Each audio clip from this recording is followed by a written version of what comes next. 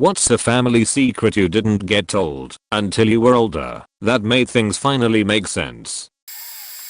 My grandfather did not die of a heart attack in the garage. My grandmother accidentally hit him with the car. I never knew why my grandmother refused to drive anywhere and preferred walking. What happened was she was in the driveway trying to back out. He was standing in front of the car guiding her. She thought she was in reverse. She was looking back, pressed the gas, car went forward, and pinned my grandfather against the garage door. He died later that day at the hospital. Again for all the people accusing my poor grandmother. I was 6 at the time, and I still remember her sobbing uncontrollably at his wake, almost screaming. She kept calling out to him. She had to be removed from the room.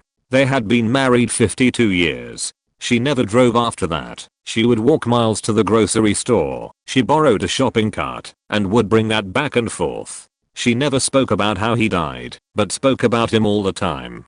She would always tell me stories and ask me about my memories of him so that I wouldn't forget them. She would tell people he died of a heart attack, that she had found him in the garage, which is where I got that story from. I think that was a kind of coping mechanism so that she wouldn't have to deal with the truth. She lived another 23 years with that guilt.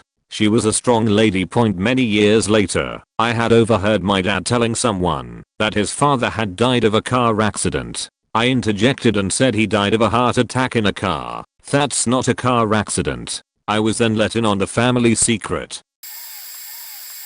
My father always talked about how his brother lied to a doctor so he could get on disability. I thought it was so easy for anyone to get a disability check. All you had to do was tell your doctor you were abducted by aliens. Years later, my father had a mental breakdown. He started telling stories about the government implanting a chip in his brain. He went out and got a CAT scan as proof, and he would point to things that weren't there. My dad was diagnosed as a schizophrenic, and years later, he started collecting a disability check because he couldn't hold a job. Kind of hard to perform any job when every conversation, including interviews, veers into the government trying to fuck me in the ass. As an adult, it dawned on me when my aunt mentioned mental illness runs in the family. My uncle had never lied to his doctor. He told that doctor what he believed to be the absolute truth. He had been abducted by aliens. That a huge number of my relatives on my dad's side have killed themselves. My brother, grandfather, 4 cousins, 1 uncle, and 5 great uncles, and of those remaining most have schizophrenia. There are usually only 1 or 2 people per generation that don't kill themselves, or need medication, or need to be put away. This was a big unspoken family secret. Both my mom and I had no idea until my brother killed himself. To answer some of the more common questions, yes, all of the people that have killed themselves in the last few generations have been male. Almost all of them, with only 2 or 3 exceptions, were between 16 to 19 years old. Some of the girls in my family have attempted suicide, but haven't succeeded, including myself, but that was 16 years ago, and I'm doing fine now. Of my siblings, my oldest sister was diagnosed with bipolar. My second oldest sister is completely fine and well adjusted. It confuses everyone. My brother killed himself, and I was diagnosed with schizophrenia, but between medication and therapy I live my life 100% normal. I don't try to hide it, but most of the people I know don't know I have any sort of mental illness. In regards to having children, my husband and I decided to not have children, but that has very little to do with my family's medical history of mental illness, or my family's medical history of heart disease and strokes. It was our personal decision. Both of my sisters have children, and not a single one of them has killed themselves or even tried. After my brother died, we have put a lot of effort into making sure that everyone in my family understands that going to a psychiatrist is just like going to a family doctor or heart doctor, and that it's stupid to not take care of all of your health. Obviously it's not 100% perfect. My oldest nephew has substance abuse problems, but it's nowhere near the chaos that it was in my family when mental illness was treated as some sort of shameful family curse. From my father's family line, my great-grandfather killed my great-grandmother with an axe while she was sleeping. My grandma, who was the oldest one, raised all of her siblings. She was 19 at the time and just married my granddad. who was 19 too. Youngest sister was just 2 years old. They were 9 in total. I knew my grandma raised all her siblings, but I always thought it was because her mother died from some illness. I just found out when I was 17 and asked my aunt. Edit. Wow. This really blew up. Thanks for the upvotes and the kind words. Grandma is a real hero indeed. She always tells stories of how she managed to feed so many people. They were really poor back in those ages. First of all, mandatory. English is not my first language. Sorry for any grammar mistake. It's crazy and sad at the same time how many people have similar stories. I'll try to answer some questions. But why did he kill her? Did he go to prison? He was an alcoholic, came home drunk one night, and had the idea that she was cheating on him. She wasn't. Actually, he was the one who was having an affair and even had a kid with another woman. I never met them. He went to prison, got cancer and died. Nobody wanted to claim the corpse and give him a funeral. Sorry if this is intrusive or offensive in any way, but schizophrenia or some related mental illness wasn't the reason for the murder, was it? I suspect he had some mental illness, but he was never diagnosed. This was in the 50s, and we are from Uruguay. Mental illness was a taboo back in those days. So did your grandparents end up having biological children as well? Yes, my father was born 10 years after that, and my aunt, the one who told me the story, was born 25 years after that. Last year, I found out my dad isn't actually my biological father. He got my sisters and me those ancestry DNA kits for Christmas to do for fun as a family, and once we got the results, it showed he wasn't my biological father. The faked up thing is my mom knew the whole time and never told anyone. For 26 years she kept this a secret and never had any intention of telling the truth. When I confronted her about it, she denied and denied, and then once I showed her the results, she finally confessed. She'd had an affair with her college boyfriend while my dad was on a business trip for a couple months. After I found all of this out, things finally started making sense. Her and I have never had a great relationship. I always envied other girls growing up that had great mother/daughter relationships and never understood why that couldn't be me. She was very verbally and sometimes physically abusive towards me growing up, but never towards my sisters. She knew I was the product of her affair, and she was ashamed, so she would take it out on me. I was always told I was 6 weeks premature, but now I know she was lying, so she could keep her timeline straight so my dad wouldn't find out about the affair. She had another affair with my soccer coach when I was 10, which led to my parents' divorce later that year, and blamed me for it. All of her wrongdoings, she would blame me for, and now it all makes sense. She's a really messed up woman. I'm not on speaking terms with her anymore, nor do I really care to meet my biological father. Maybe someday, but I'm not ready to. My relationship with my dad has never been better, and that's all I really care about. Edit. Holy shit, I did not expect this thread to blow up like this. I added some more text for clarification about a few things. Also, thank you kind strangers for my first silvers and my first gold. Edit 2. Forgot to add thank you to everyone for your comments and kind words. It really does mean a lot to hear such nice things, so thank you. My grandma remarried when my mom was a toddler.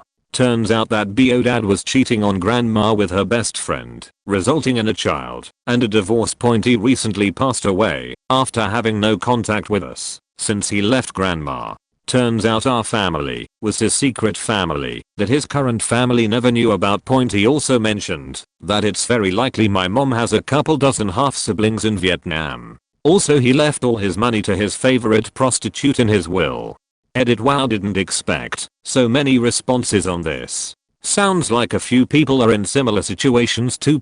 Let me clear up a few things people have asked about. While in Vietnam, it was common for soldiers to rape many women. He did this in several villages and farms. None of it was consensual. While the prostitute did get the money in the will, it was hardly anything. He was in a lot of medical debt and didn't have much. His other family did take it to court to contest the will, though I'm not sure how it ended because my mother made it clear that she didn't want a penny from him. His daughter, my mom's half sister, had no idea that he had another family before having her. She only found out as he confessed it when he was near dying. She got in touch with us, but my mother perhaps rudely, but what she felt she had to do made it clear that we wanted nothing to do with them. My grandmother was a hard drug addict. She was a nurse and basically Nurse Jackied her way into stealing Dilaudid hydromorphone from the hospital and shooting it up for a decade or so. I still don't know the real specifics, but this was happening when I was roughly 1 to 10 years old, and I was told about it when I was in my mid-20s. She was never noticeably out of it, but I remember her being super chill every time she watched us and rarely ever drove us anywhere. Now I understand that she was just stoned sideways and wasn't going to risk driving us kids around while she was under the influence. Another odd thing, when she was stoned she would always eat ice chips. She's sober now and doesn't anymore, but I remember her chomping on ice cubes all day long when we were little. Edit. I just spoke to my mother to make sure my facts were straight. A few things to add. I was younger than 10 when this all went down. Changed my age above to 1 to 10 years old. She was not shooting narcotics for years. She was abusing pain pills, Demerol, 4 years 1 to 6 months. After she switched to injecting Dilaudid/Demerol, she was noticed at the hospital and drug tested on the spot. Her license was revoked, but she went through the rehabilitation programs and got her license back and continued working as a nurse until she retired. Mom said that she had always chomped ice because she is anemic and because of pica. Though plenty of people have suggested that opiates and ice chomping run hand in hand. Mom tells me that grandma isn't the same woman she once was. She used to have a confidence about her like aura that followed her into every room. She demanded respect and fought hard for the things she believed in. Her strong will is no longer a part of her. Almost as if the shame and ridicule of her character has snuffed out the flame she once had. I always have and always will love her unconditionally. She is our matriarch. My mom was in the hospital, so I flew home. Me and my dad were hanging out getting drunk, and he started telling me family secrets, almost like he was trying to get a reaction out of me. An uncle was molested, an estranged aunt might actually have a different father than we thought, etc. The one that really got me was when he revealed that he used to do coke. I was imagining he meant like in his 20s. I said, when did you stop? And he said, I think you were about 19. Like faking what, man? My entire childhood? And he said, yup. Did mom know? Yes. How much? About a gram a week. At first it was completely insane to me, but looking back it made a ton of stuff make way more sense. Crazy mood swings, explosive fights. 1 minute he would be fine, and then suddenly he would be raving about something. I knew he drank, so I always blamed the instability in the house on that. But finding out he was regularly doing coke all my life was both astounding, and it made complete sense. Shortly after I met my now fiance's parents, I met her dad's parents. They both lived in a trailer, and when I walked in, I only saw grandma, so I asked where grandpa is, and she says, oh, he's in his room. Come to find out later, he's actually locked in there all the time. He's not allowed in the rest of the trailer. He can leave, but if he's there he has to stay in his room. After talking with fiance some more, I find out grandma would always tell the kids that grandpa was a bad man and they should stay away from him. Now that struck me as a bit fucking odd. A couple years later, they're both dead, and I find out at their funeral that grandma was disowned by her very Italian, very Catholic mother after she got pregnant with some guy from the Navy. She married him, but never forgave him for it, and he lived the worst life imaginable till he was 88. Edit 1. How is this more upvoted than the meme I made? Ugh. Edit 2. A lot of people are commenting that he lived this way for 88 years, but he died at 88, still a long time, but he wasn't married from birth, guys. People have wondered if there was rap involved. I seriously doubt it. This woman hated most people, including me. Her husband was frail and very quiet when I met him, which doesn't mean he was always that way, but he seemed like a very sweet old guy, if a little oppressed. When I met her, she was essentially Tony Soprano's mom, only her husband wasn't dead yet. Edit 3. Clarification on some details from the fiancé. The biggest problem was that she was Catholic and he was Serbian Orthodox, a major factor in her being disowned. Here comes some religions planning. You see, Catholic moms apparently really don't like it when their daughters fuck Orthodox dudes apparently. So that just adds to all the issues. We are only scratching the surface of grandma here. She constantly lied to her family about petty things, constantly guilt tripping, verbally abusing her husband who was an alcoholic, but from what it seems, a pretty quiet one. People are wondering if he actually did something wrong. Probably, but she was the kind of person that expected literal perfection from everyone, so I don't exactly trust her. I have a great aunt whose children look nothing like her husband. Turns out he had mumps as a kid, and it left him sterile. So he asked a buddy to contribute, because he and his wife wanted kids. They kept this secret, insisting that the kids looked like someone on great uncle's side of the family. We never met any of them, 4 years until his funeral, when she decided to tell her kids that their biological donor was a man who died in the army. Yeah, it was weird. But it caused exactly the kind of chaos that great uncle would have loved. He wasn't a bad person, but he loved to cause some shock and horror on occasion, and the idea the whole family would be freaking out over this instead of crying for him would have made him laugh himself sick. Things he did while alive included the time he gave me a pet chicken without any input from my parents, the day he packed up a bunch of cousins and took us all to a theme park instead of to the boring family gathering he was supposedly headed. 2. In the days before cell phones, and how he handled his son being gay. Long story short on that last one, he was scolding his daughter about being sexually active at 15, and lamented, "I specifically told you all to be gay until you got out of high school. Did no one obey me?" His son replied with, "I did, I'm gay, dad." And his response was, "See, he knows how to obey his father. This is why he's my favorite, you know." This was all done in a restaurant, while other family members looked horrified. And yes, my cousin really was / is gay. His sister had a baby at 17 and her father's reaction to that was, "Well, the time to yell at you is over. If you're keeping it, we'd better start buying clothes. Kids are messy." My dad never called his stepmom anything but her real name, Margaret.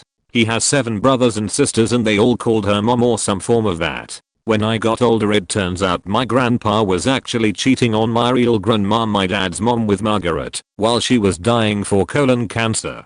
My dad was 5 when she dies, and as she was dying my dad had to call my grandpa to tell him to come home, because she was dying.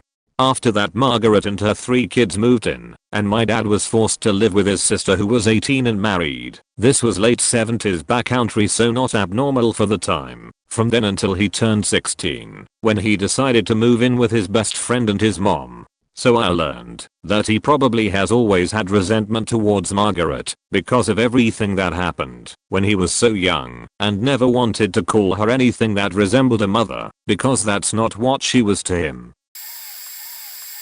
My late father was a great dad, went to work, came home every night, and nothing was really out of the ordinary, except that he would ask my sisters and I to let him use the money from our piggy banks. My granddad lived with us, and he had a great pension and relatively no bills, so he spoiled us rotten, and would always give us money, because he knew we had it, but told us not to tell anyone, and that he'd give it back.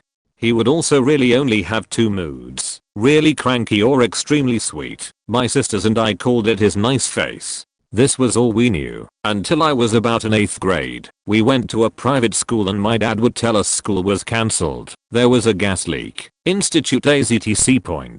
And we would stay home. When we would go back to school, nobody else would know what we meant as they had been in school. One day, just before my graduation, my mom let out a scream and started screaming.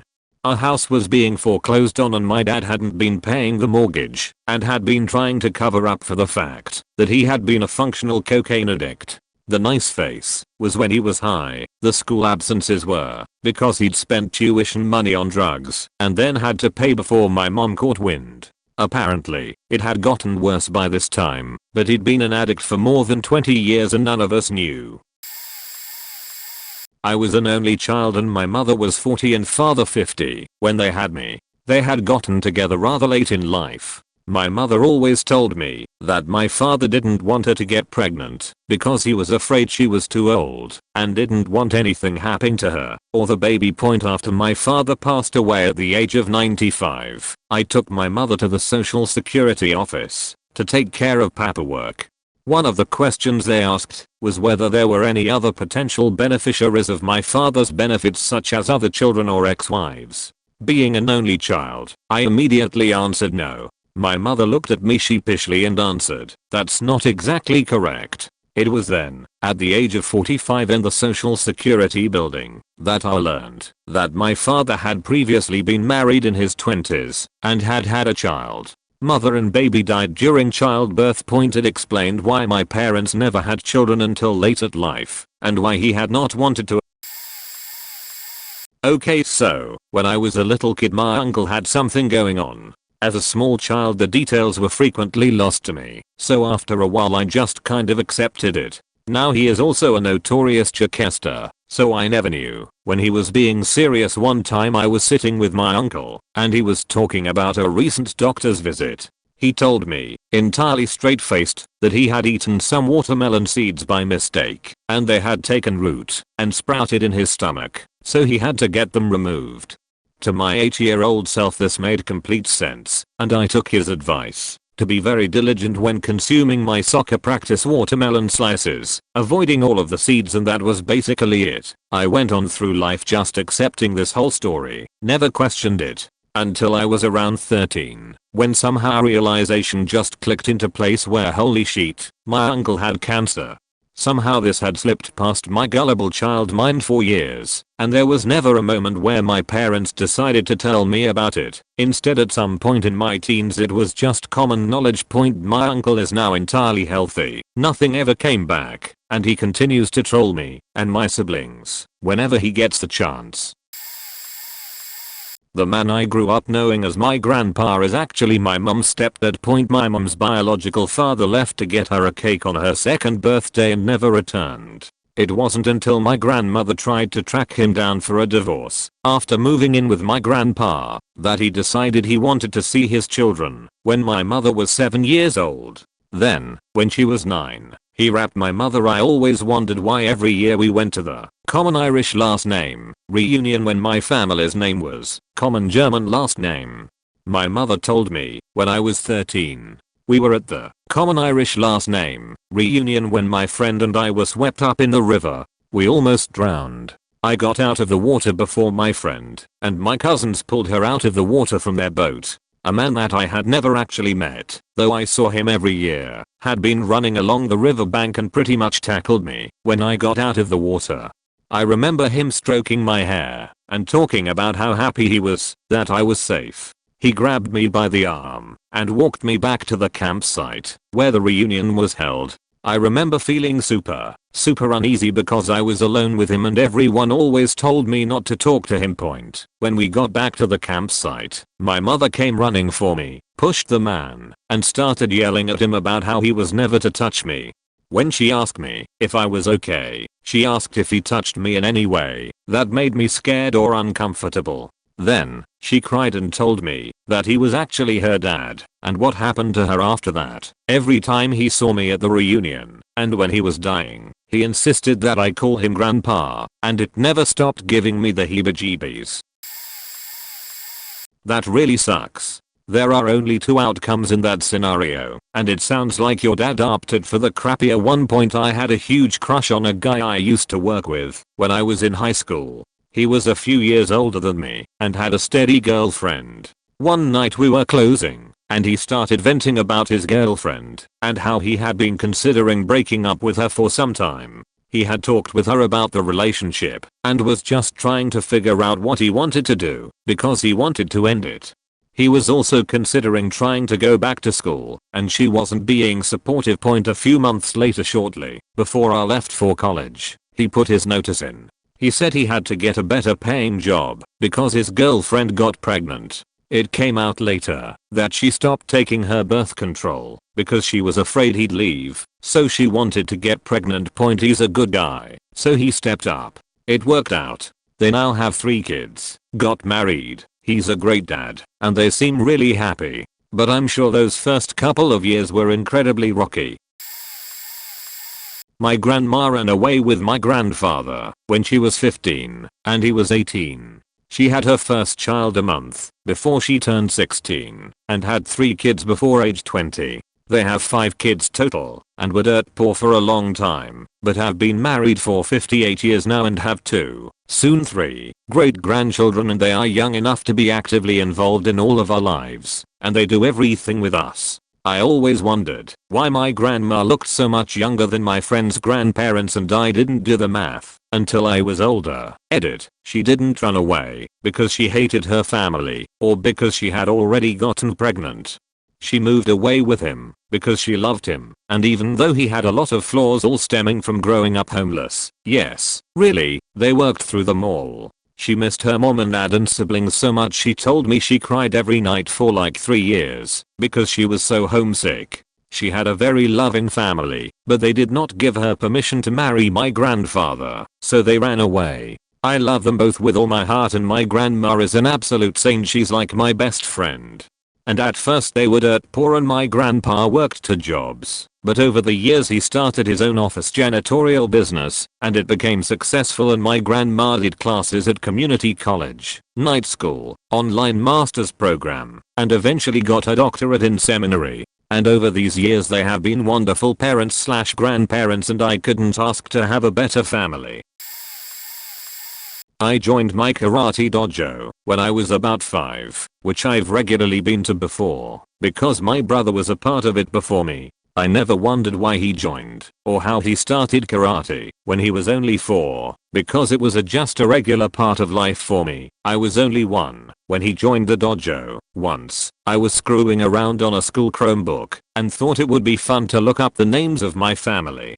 At some point, I looked up family name, city I live in, and found a news article which featured names which were suspiciously exactly the ones in our family. Apparently, a dude who was getting chased by the police for stealing cars and high out of his mind ran into a home of 4. In Canada it's actually common to leave your front door unlocked when you're home, and took my father hostage with a knife to his throat.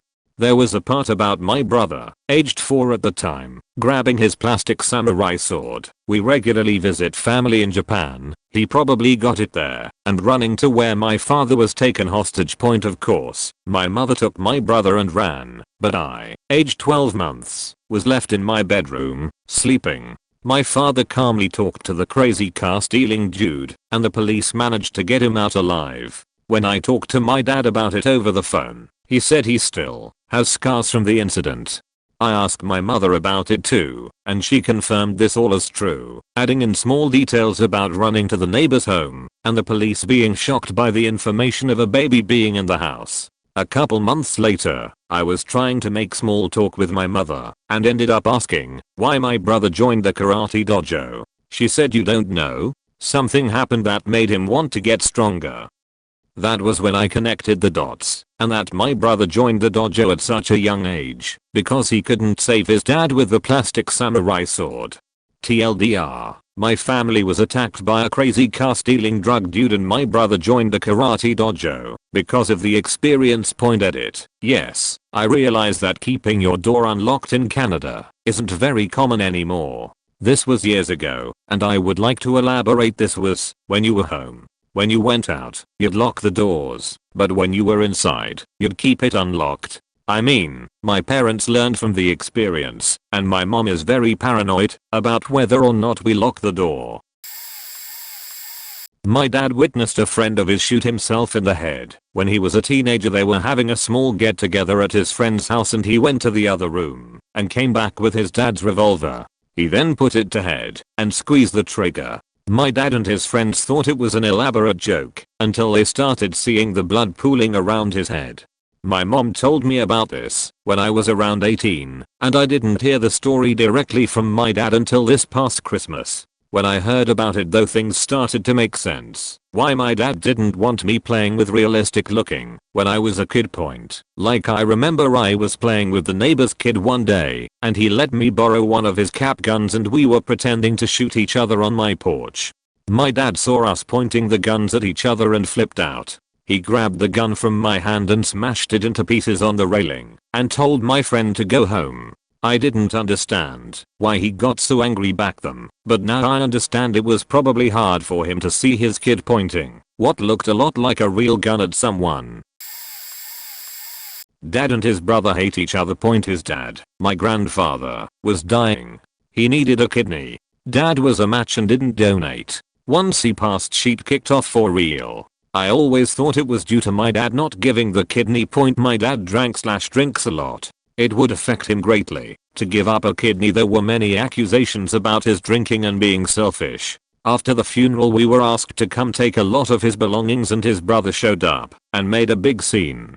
I broke it up and went to talk to my uncle. I was like, what the fuck, and didn't make progress.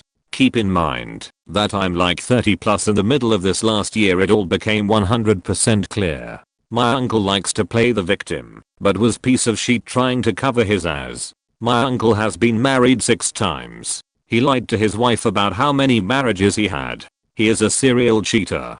During the numerous hospital stays of my grandfather, my uncle would travel to be with his dad, but in reality he was out faking everything that moved, namely a nurse looking after my grandfather. At this time he is married to wife 6. She thinks she is 3rd and has his first child who is about 10. Uncle had always been this guy, but it blew up when my dad was hanging out with his bro and his brother's business partner. Dad got drunk and laid all his brother's dirty laundry out to the business partner. All of it, every detail. The business partner jokingly made comments about it in proximity of the current wife. This obviously caused tension. Tension that eventually had the partners separate. Uncle went nuclear on dad about it. Dad told him 1, if he was that upset about it, why does he keep doing it, and 2, back the fuck off unless he wants him to lay all his shit out to the current wife. So all this time, all this hate due to uncle trying to keep his secret and masking it as my dad being a piece of shit alcoholic or wanting to stop drinking and save his dad's life.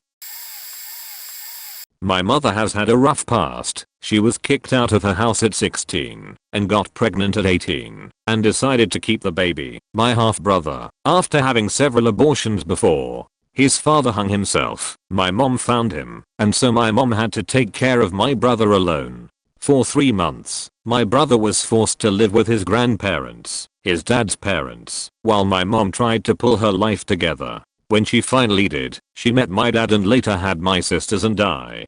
My grandma, mom's mom, moved in with us. She was only supposed to stay with us for 3 months, but ended up staying for 10 years, and I always wondered why she lived with us. Turns out my mother didn't want to throw her out on the streets like my grandma did to her, and so she let her stay with us. I later found out my brother moved out when she moved in with us because he resents her for not supporting him, and my mom. Addition story. I just recently found out my dad watched his stepdad and uncle die in a motorcycle accident, which is why my parents never let us ride on / own motorcycles.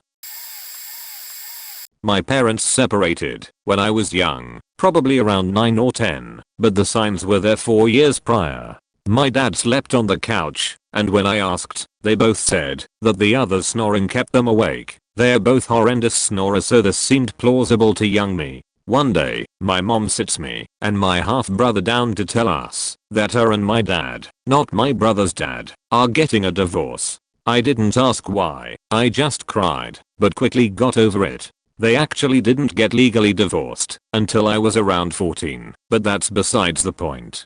Fast forward to the present, I'm a freshman in college, and I'm on the phone with my dad roughly a week ago, and we get on the topic of my mother divorcing my stepdad and her getting a new apartment. He starts just talking about my mom, and how apparently she accused him of cheating, and that's what started to drive them apart, and eventually she confessed that she was seeing someone else. My parents got divorced because my mom tried to shift the blame. I'm not allowed to let my mom know that I know this, and I can't really look at her in the same way, but I still love her because she's my mother. At least I wasn't the reason for the divorce, right?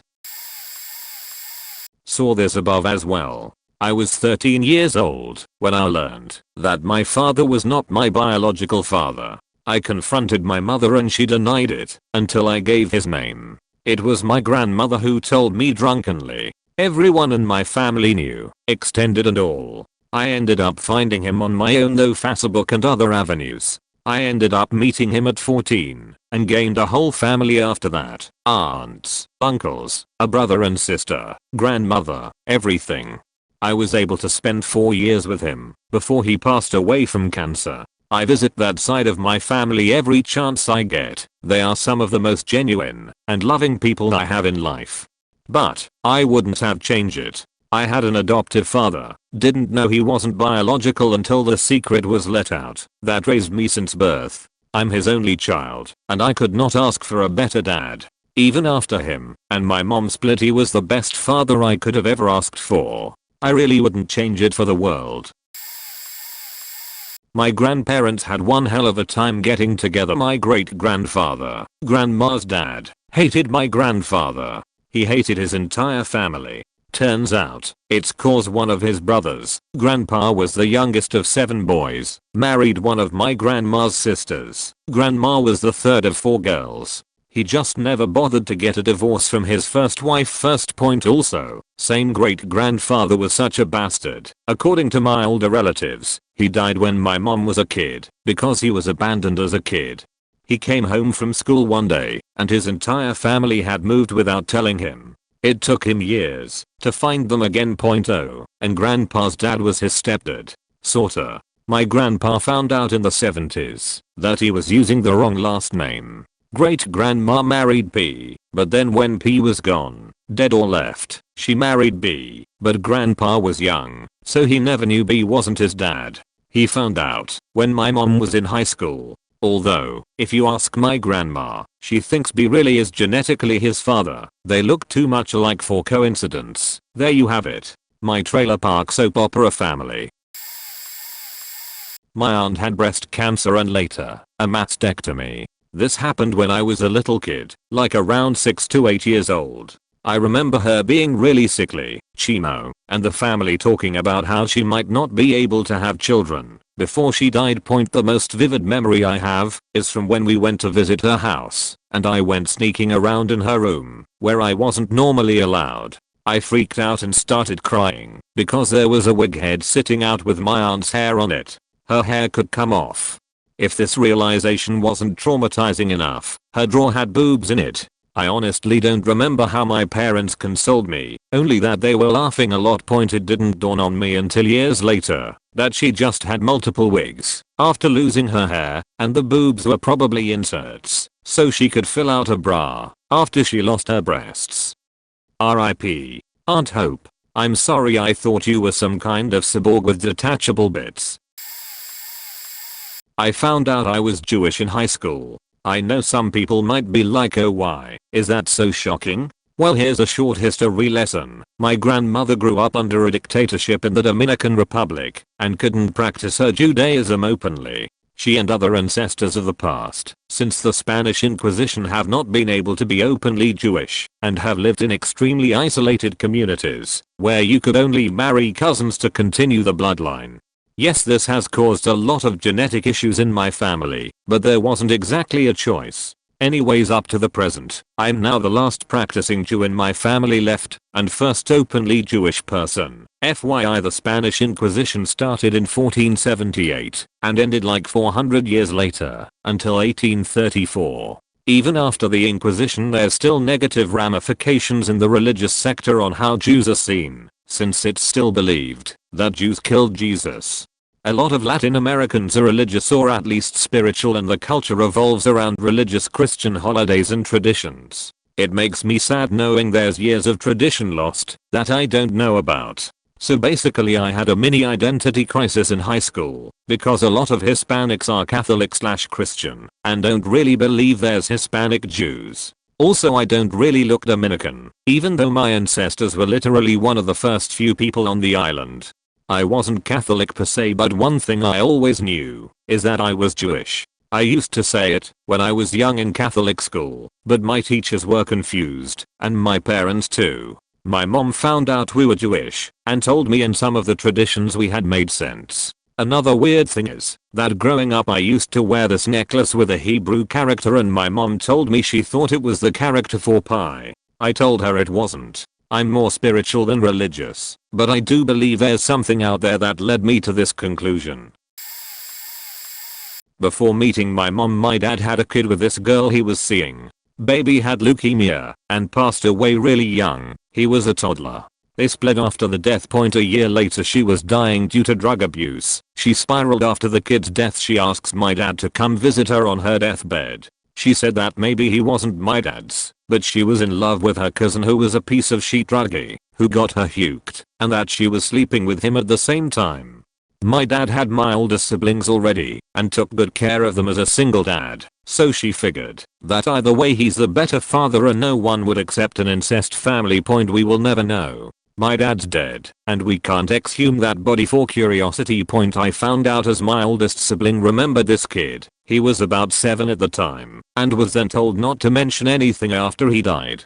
We were having drinks, and he decided to tell me as I joked that dad was a player. Are we sure we don't have more siblings? Then another incident from a few years ago clicked in my head. My dad was so bent out of shape of my stepmom being close to her cousin visiting that a bar fight broke out during a house party with the two of them. Now that made a ton of sense. My mother never let my siblings and I go over to my aunt's house for long periods of time, i.e., more than one night, to have a sleepover and watch movies and eat junk food, usual Friday night stuff. My mom is #7 in a line of 8 kids, so my sibs and I are next to youngest in the cousin lineup, and I'm the only one my age. My oldest cousin now is almost 50, and I'm 27. Background set: we never stayed longer than a night. When I was a teenager, mom cautioned me against hanging out with female cousin 1 and 2, for the sake of anonymity, no names.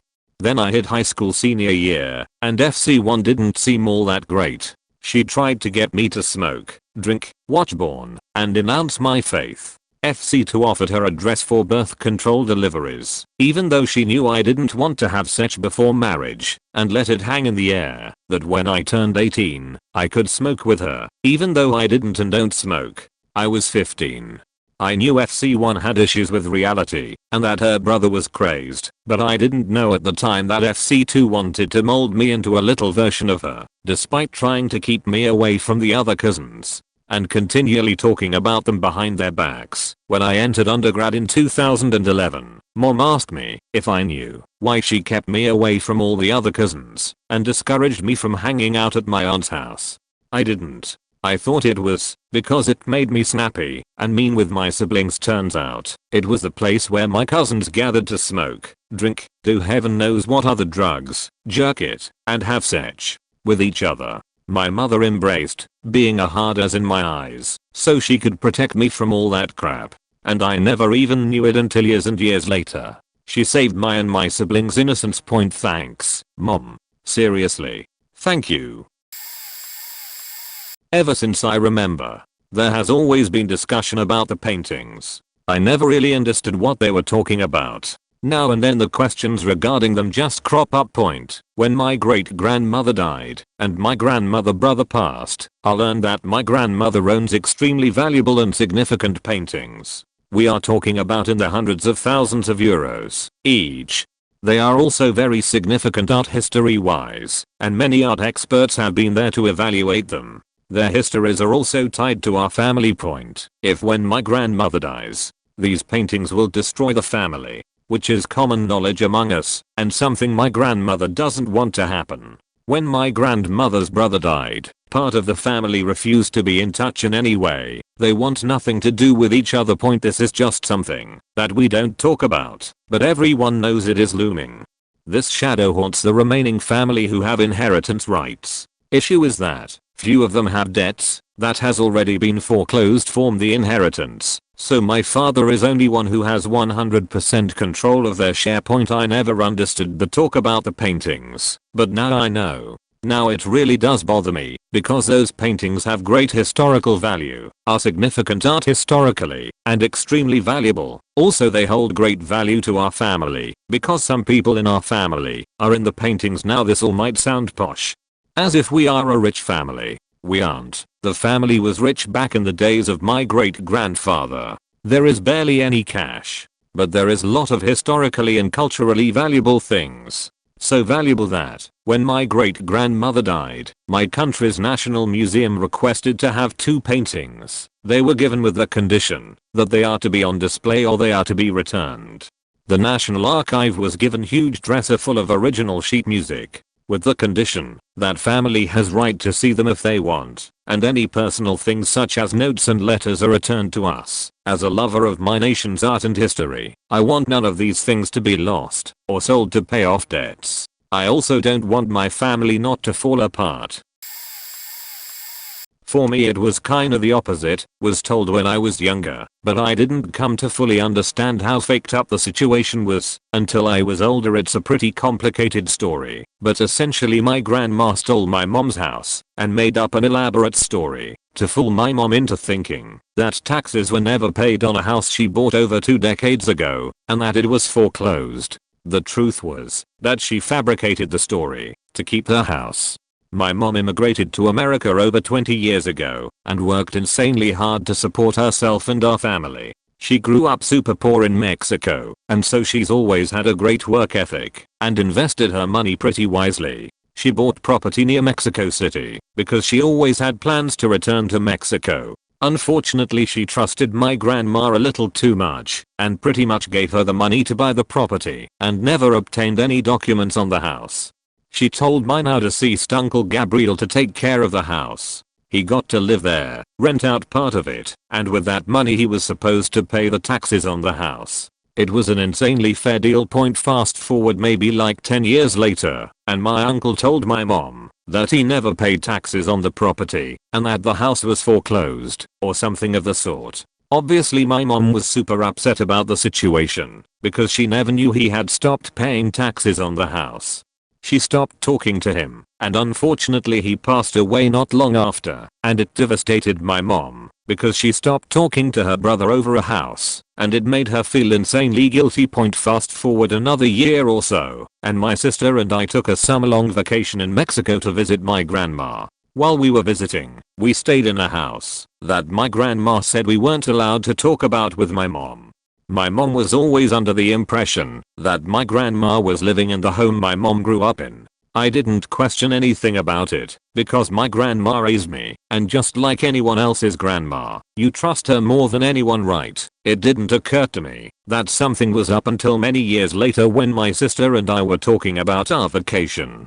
It was weird that my grandma kept this secret. And we also remembered that my other grandma once said it's oddly strange that the house your mom lost is in the same location as the house your grandma currently lives in. Yeah, after putting these obvious red flags together, I 100% can confirm that my grandma stole my mom's house. There's a ton of other details that play a big part into this story, but it's insanely complicated. My cousin is not my aunt's actual child, but that isn't the craziest part. My cousin looks Hispanic and has traditionally Hispanic features, darker skin, and blackish brown hair, and my family is German/Irish. We all either have red or blonde hair, blue or green eyes, and freckles. So it was pretty obvious, and all us kids just thought she cheated on my uncle, and it's whatever, people do that. However, about 5 years ago my mom told me that my aunt didn't cheat, but that all the adults are 100% positive that the hospital mixed up the babies. My cousin was born on the same day another little boy was born in the same hospital. My aunt and this woman both named their sons the same first and middle name, but the last names were very similar. For example, this isn't their name, but to give you an idea, my family's last name, Gomez/their family's last name, Gomez. This was the late 70s, so I guess the record keeping wasn't fantastic. But that really pieces it together why my uncle didn't leave my aunt for straight up cheating. They actually have a wonderful relationship, and as a kid I was always like, that's so weird, why isn't he mad? When I was really young, 6 to 8 years old, my dad was in jail. That I didn't know until I grew older. Since I stopped seeing my dad, actually he's never really been part of my life. People would talk to me a lot about him and wouldn't mind talking about his bad sides. I always acted as if I knew the stories, but I actually learned them as they told me. Family from mom's side, dad family side I'm still in contact with, friends of my mom that knew my dad. When I think back about it, it made sense. I would always be sad because my dad went missing for a while. I got to see him in prison though. When he was almost done with his sentence, he was allowed to see his family in some kind of condo for the weekend. My mom made it look like vacation because it was 2H right point. I also recently learned the reason why he was in jail, and so many of my other's uncles, his brothers. One died 5 years ago after being shot by the police after a failed bank robbery. Doesn't happen often here in Quebec. My mom's parents divorced because my grandma cheated on my grandpa and then married the man she dated while she was still married to my grandpa. Apparently, while the divorce was going down, my mom used to hang out with skinheads and warlocks at random graveyards. She was a stupid teenager. My grandpa was depressed, and my grandma partied with her new partner almost constantly, so my mom didn't have much support outside of her demon-worshipping skinhead friends. My grandparents divorced, and my grandma married the man she was dating through all of that, and they've been happily married ever since. My grandpa got married too, when I was a toddler. Thanks to that, I have 2 sets of grandparents on my mom's side. I still love my grandparents as any kid would, and my grandparents love me, just as any grandparent would, despite the messy situation, because that's all I've ever known. Things calmed down when I was born. I was born with cystic fibrosis and pulmonary atresia, so it was all hands on deck. My birth essentially healed everyone's relationship with everyone else, because I needed everyone to take care of me, so I wouldn't die. Now, I'm almost 18, and thanks to them, and the good Lord above, I'm just as healthy as any normal person. I'm the only person in the history of ever to have been cured of pulmonary atresia. My heart valve just grew back when I was 6 years old, which is technically impossible considering stem cells don't last longer than several years, and I went through 2 open heart surgeries to remove and replace chunks of my heart prior to the healing. And my CF, while a severe and an aggressive breed of CF that affects everything imaginable, hasn't gotten in my way like it has to others with my same kind of CF. While the family secret messed me up for a few months, it wasn't detrimental to any of my relationships in my family. If anything, the honesty helped me to trust them even more. My mom's mom and her husband take me to play paintball and introduced me to some of the best video games and movies I've ever enjoyed. And my mom's dad and his wife have taken me to the family farm where grandpa grew up and taught me how to ride horses, hunt and fish, and gave me total freedom to explore the 1,000-acre farm on my dirt bike. But, best of all, my grandparents have shown me unconditional love and support. I'm truly blessed. My grandpa on my mother's side is from Italy. He lived there for the first few months of his life, maybe a year or 2 before my great-grandparents immigrated to the US. He has lived such an interesting life he could write a book on it, I swear to God. Here's a few examples of this man's insane life. He fought in Vietnam and served as a radio man in active combat. He was almost killed multiple times, but the giant radio he carried around stopped bullets from hitting him on multiple occasions. He was the first chair violin for the Houston Symphony. He taught Janis Joplin the chords to Summertime. He has played with numerous famous musicians. The list of instruments he is prolific with is insane as well. However, going back to the family secret that I learned about him. His parents fled Italy because my great-grandfather pissed off the mafia and had a hit on his head, so they fled here to the US to get away. It worked and they all live thankfully, but it is so crazy to think about. I had always known from a young age that I was adopted, but was never told who my birth family was. Being a very imaginative child, I used to make up these grandiose stories of my real parents being royalty and whatnot. I started questioning my parents and they would always either change the subject or tell me they didn't know who my parents were. By the time I was 13, it had become painfully obvious that they knew and were hiding it from me. I had a full-on breakdown and told my dad that I knew they were lying to me and that I really wanted to know. Finally, he decided I was able to handle it. His sister had me when she was just barely 16. Since his wife had already had 4 children and a hysterectomy, they wouldn't be able to have any kids together. So when an ill-equipped teenage mother gave birth to a 3-month premature baby, they stepped up and got her to sign full custody over to them.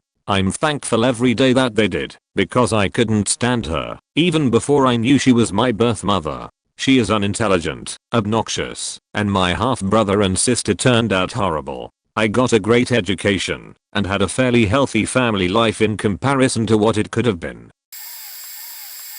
That my grandmother was sold to my grandpa at a very young age, and he was a super old bastard of man. When he bought her she was like 14, and he was well in his 50s, and she was his third wife. His first two wives died because he refused to take care of them when they fell ill.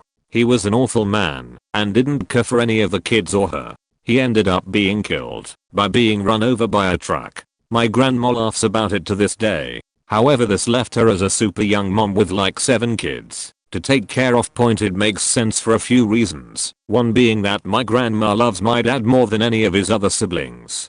I learned it's because he was born prematurely with some medical issues and my grandpa wanted to just get rid of him instead of caring for him, but my grandma refused, and he eventually recovered and grew up just fine. My dad also laughs about his death. The second reason is just the way my grandma is. She is a hard-working woman, but she doesn't take any fucking shit.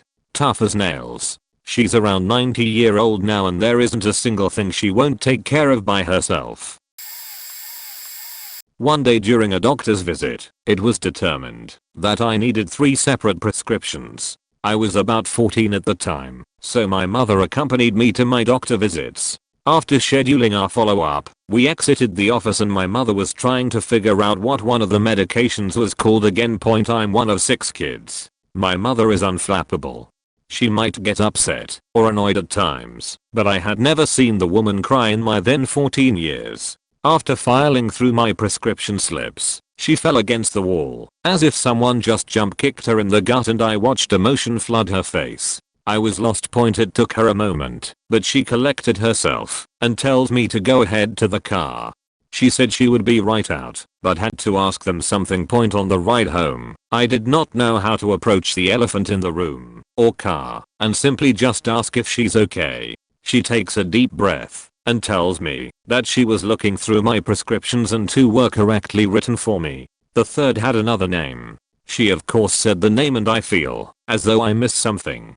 And I ask. And that was the name of a sibling that was lost, and I was not exactly #6 after all.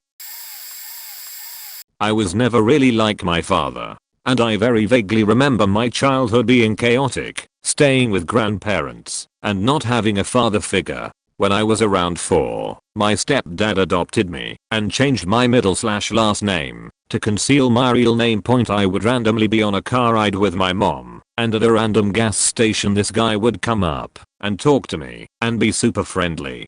I didn't find out he was my dad until I was about 15, when my mom divorced my stepdad. Turns out that my bio dad was a meth addict and shot someone while hallucinating, so he was in jail most of my childhood. It made so much more sense why 2 of my siblings were treated better by my stepdad, as they were his biological kids. My little brother got on box on my 14th birthday. He was 5. Who TF does that? And I got wrestling shoes. My biological sister and are just barely adults now and have reconnected with our biological dad and stepmom. They are quite poor and make some poor life choices to boot. However, they are super fun to be around, and I feel like I have 2 families now. I just recently changed my middle and last name back, and I'm happy to have my life just the way it is. My grandfather left my grandmother on my uncle's birthday. I believe it was for another woman. Growing up my dad really took care of his dad. We would visit and hang out. My dad never badmouthed his father despite what he did. We grew up thinking everything was fine. The only weird part, honestly, was how my 3 uncles never really came around to see him. One uncle, the one whose birthday it was when he left, even raised his kids to detest my grandfather. This made conversations with my cousins about our grandfather super awkward growing up, because no one ever bothered to tell me why they never talked to him and didn't want anything to do with him. It all makes sense now. But I'm glad my dad didn't tell me. I'm glad I had him as my grandfather, because he loved me and my brothers, and I have many wonderful memories of him growing up. I'm sorry my cousins missed out on that. Edits. Typus cause I'm on mobile and my phone hates me.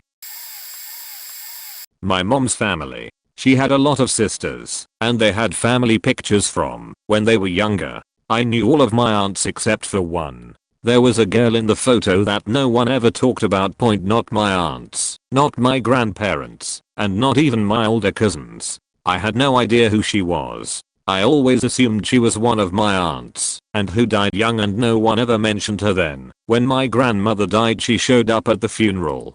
So, this is the story. My grandparents only had daughters, 11 of them in fact. Whenever one of them brought a guy home, my grandfather told them, you better be happy with the one you came with, because that's the only one you're allowed near. He didn't want his daughters fighting over men. Well, apparently my secret aunt had an affair with the husband of one of her sisters, and this caused her and the guy to be kicked out of the family.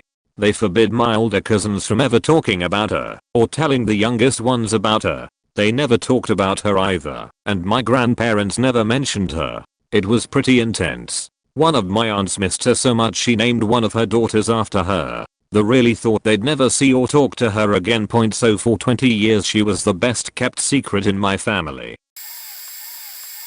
It's so faked up how many people say their mothers, sisters, cousins etc. were raped or molested. I also found out that my grandfather had raped my grandmother repeatedly while they were married and hadn't let her use birth control. Explains why she had 7 children. Also, that she was probably a closeted lesbian all her life. She got a bit more forthcoming when her dementia started, and she lost some inhibitions she'd never had an orgasm in her life. My grandfather asked her to marry him when she was 18, and she said yes, because he was about to go off to war, and she felt bad about saying no. He lived, came back, and made her life hell for 60 years. He beat her, raped her, and forbade her to follow her dreams of a career. She was an artistic genius, but was not allowed to sell her paintings or go to art school. He kept her pregnant for years. To make sure of it, he abused animals too, and abused his children and grandchildren.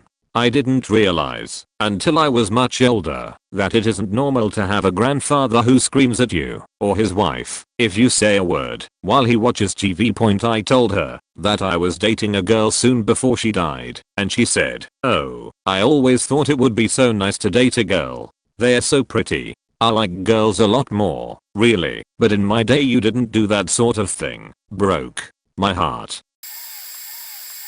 My mom's father, I refuse to call him my grandfather, had abused my grandmother when they were together, and he sucked as a father to my mom. Few years ago he got in a big fight with my mom when I was 6 and my brother was 11. After that he tried to get custody of me and my brother, even though he was crazy. Last year, he tried to call our home phone. After he went off the grid, still managed to get our number. I didn't like him, so I didn't answer. A month after the call, my best friend came over, and we were talking about how I don't know if my mom's father had died yet, and me, her, my dad, and my sister were all playing outside together. Brother was inside, and the police pull up. Officer says, insert my dad's name here, here. Brother's name insert here. Said you were out here. My dad confirms that he is who they need, and they talk to him for a bit. Me, sister, and friend are worried. Dad comes back. Police drive away. Dad looks happy as heck. He told everyone that my mom's father had died and everyone was so hype. Me and my friend laughed cause we were just talking about him. Also found out the call from before was to talk to my mom because this fool was dying. He died alone in his house and deserved it. Growing up, my favorite cousin and I would play doctor and house while using the opportunity to explore the opposite sex. Secretly showing each other our genitals quietly in the guest room closet. Playing husband and wife while playfully kissing like they do in the movies. So my kissing cousin, I suppose. One summer, around the age of 8, we demonstrated our ability to kiss like they do on TV. My aunt, her mother, almost lost it, and we walked away humiliated for almost 10 years.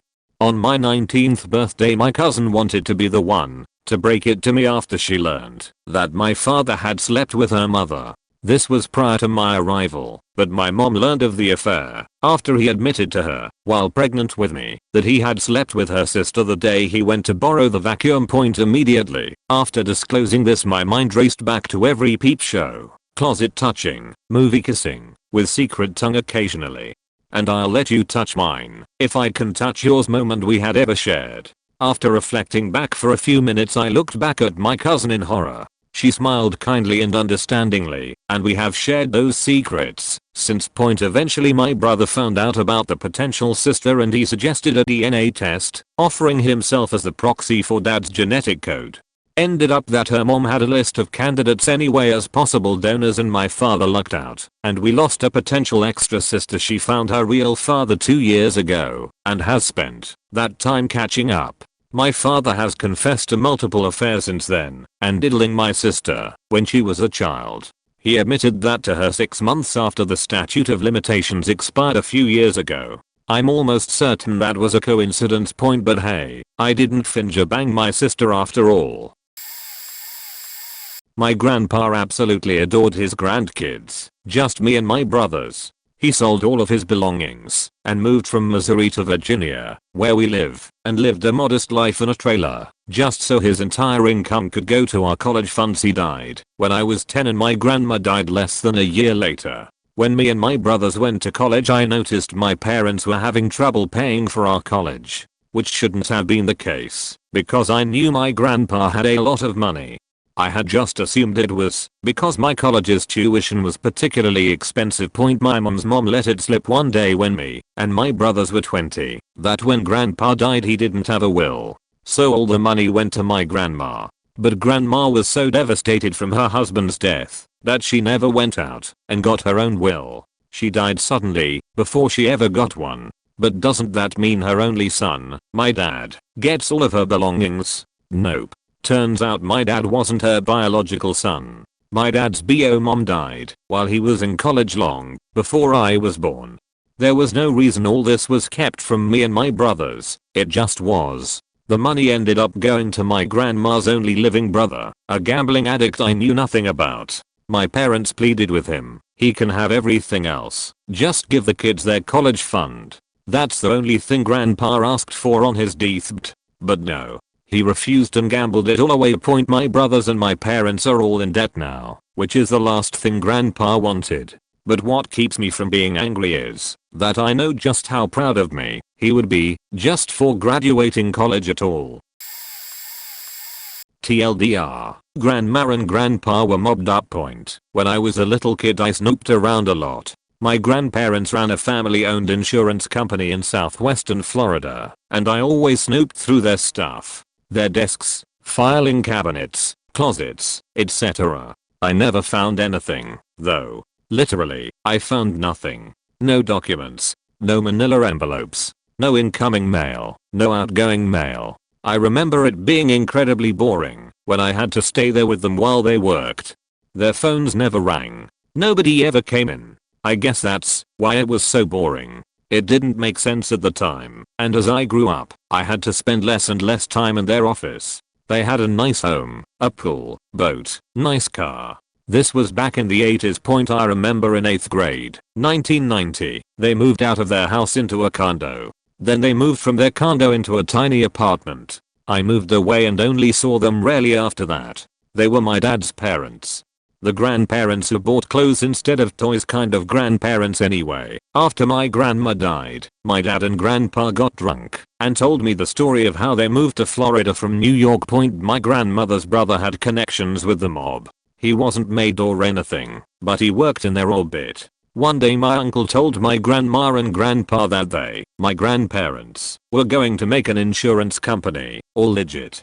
Then they had a guy, I don't know how this works, but it's true, and I'm sure I'm mangling details, who had a list with the SSNs of a bunch of long dead people. I guess they were using the SSNs to buy insurance policies, and using huge stashes of cash to pay the premiums. It was some kind of money laundering thing. It was a lot of cash at the time. I don't remember the details exactly, and if I did, I wouldn't share them on Reddit anyway.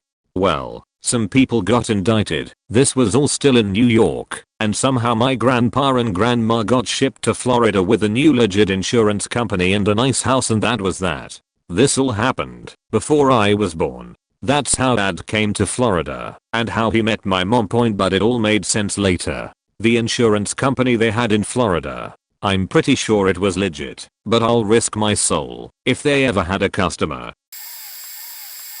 That my dad, who died of cancer when I was 4, I'm 28 now, wasn't my biological father. I found this out last year through Ancestry DNA. I matched with a half-sibling who told me she was donor conceived. I called my mom to ask if it was true, and she said yes, I was donor conceived, and the minute I put it together, I thought about a specific moment 2 years prior, when I found a picture of my dad when he was, probably, 7, and I kept thinking, where am I? I had a momentary thought that perhaps my mom had an affair and kept it from all of us, and just as quick as I tucked that thought away, I tucked the photograph back into the drawer of her nightstand, never seeking it, or the thought again. Having rejected the afterlife idea, I clung on to this mantra that he was in my DNA. He was the thin blue line around my green and brown eyes. He was the sarcastic humor that was instilled in me. He was why I had such an intense connection to music. And all of that was taken away in a sheer moment of overdue honesty with my mom. My mom, who raised 3 kids on her own. My mom, who sacrificed everything for us. My mom, my life cheerleader and supporter. My mom, a human with one of the biggest hearts. My mom, a woman I haven't spoken with in over a month, because I tried to make space to process my anger, but am now stuck, scared to move, and unsure of what forgiveness looks like. The foundation of love and respect I had and still have for her has been shaken and cracked to the core. Edit. Also, my older brother, whom I've always had this emotional bond with over losing our dad, doesn't have the same donor as me. I had a stepdaughter. When she was young and did something amusing and silly, I turned to her mother and said, "You made that?" She replied with, "No. I just gave birth to her. You made her what she is. You may not carry his DNA, but you mimic his actions, his humor, his wisdom. You like the things he taught you about. You have his intonation when you speak, his mannerisms and his passions. You and your brother carry his memories within you. Anyone can donate their genetics. It takes a moment, but he gave you the 4 years that formed your foundation. He made you what you are today. Talk to your brother and talk to your mum. She obviously loved him and still does. His picture is still in her nightstand 24 years later. You do share genetics, and also the memory of the lovely man that chose to be your father, committed to raising you, and formed the basis of the person you are now. He would want you all to stick together. I grew up in witness relocation. I knew we were on the run. I didn't know who from, until after my father died. Lots of, "Go inside while I start the car." He always had a gun with him. I understood proxy votes, corp structure, life insurance and trusts by the time I was 8. All assets were in my name at 6. I wasn't allowed to go outside and play. Friends were screened carefully. They were worried I would be kidnapped. Conveniently, my father owned a moving business and we relocated frequently. He died 18 years after he kidnapped me at 3 and saved me from a crazy life. Well, I guess crazier life. I met my mother and half-sister 3 weeks after he died. My uncle convinced me to reach out. It took years to get as close as we have, but we are not as close as I'd like to be. What a long strange trip it's been. I only wish my son would have been able to meet him. My family puts the fun back in dysfunctional. My cousin on my dad's side had been battling anorexia for almost her entire life. Dad's side doesn't really talk about things that aren't nice, so I was aware of it, but knew not to bring it up around my aunt or anyone else for that matter. Mind you, 14 years for her of battling this eating disorder. I always thought it was because her family moved every couple years, as my uncle has been a chaplain in the Navy for her entire life. Found out last year by seeing that my cousin had been tagged in a post on Facebook that was a Washington Post article about intersex people, that she was in fact born intersex. She was born with both male and female parts internally, and when she was very young her parents, my aunt and uncle, gave permission for her to have surgery to remove most of the male genitalia. She was told at 12 that she would never be able to have children, but never told why. And when she was 16, I believe, don't remember exactly, she was let in on what had actually happened with / to her body.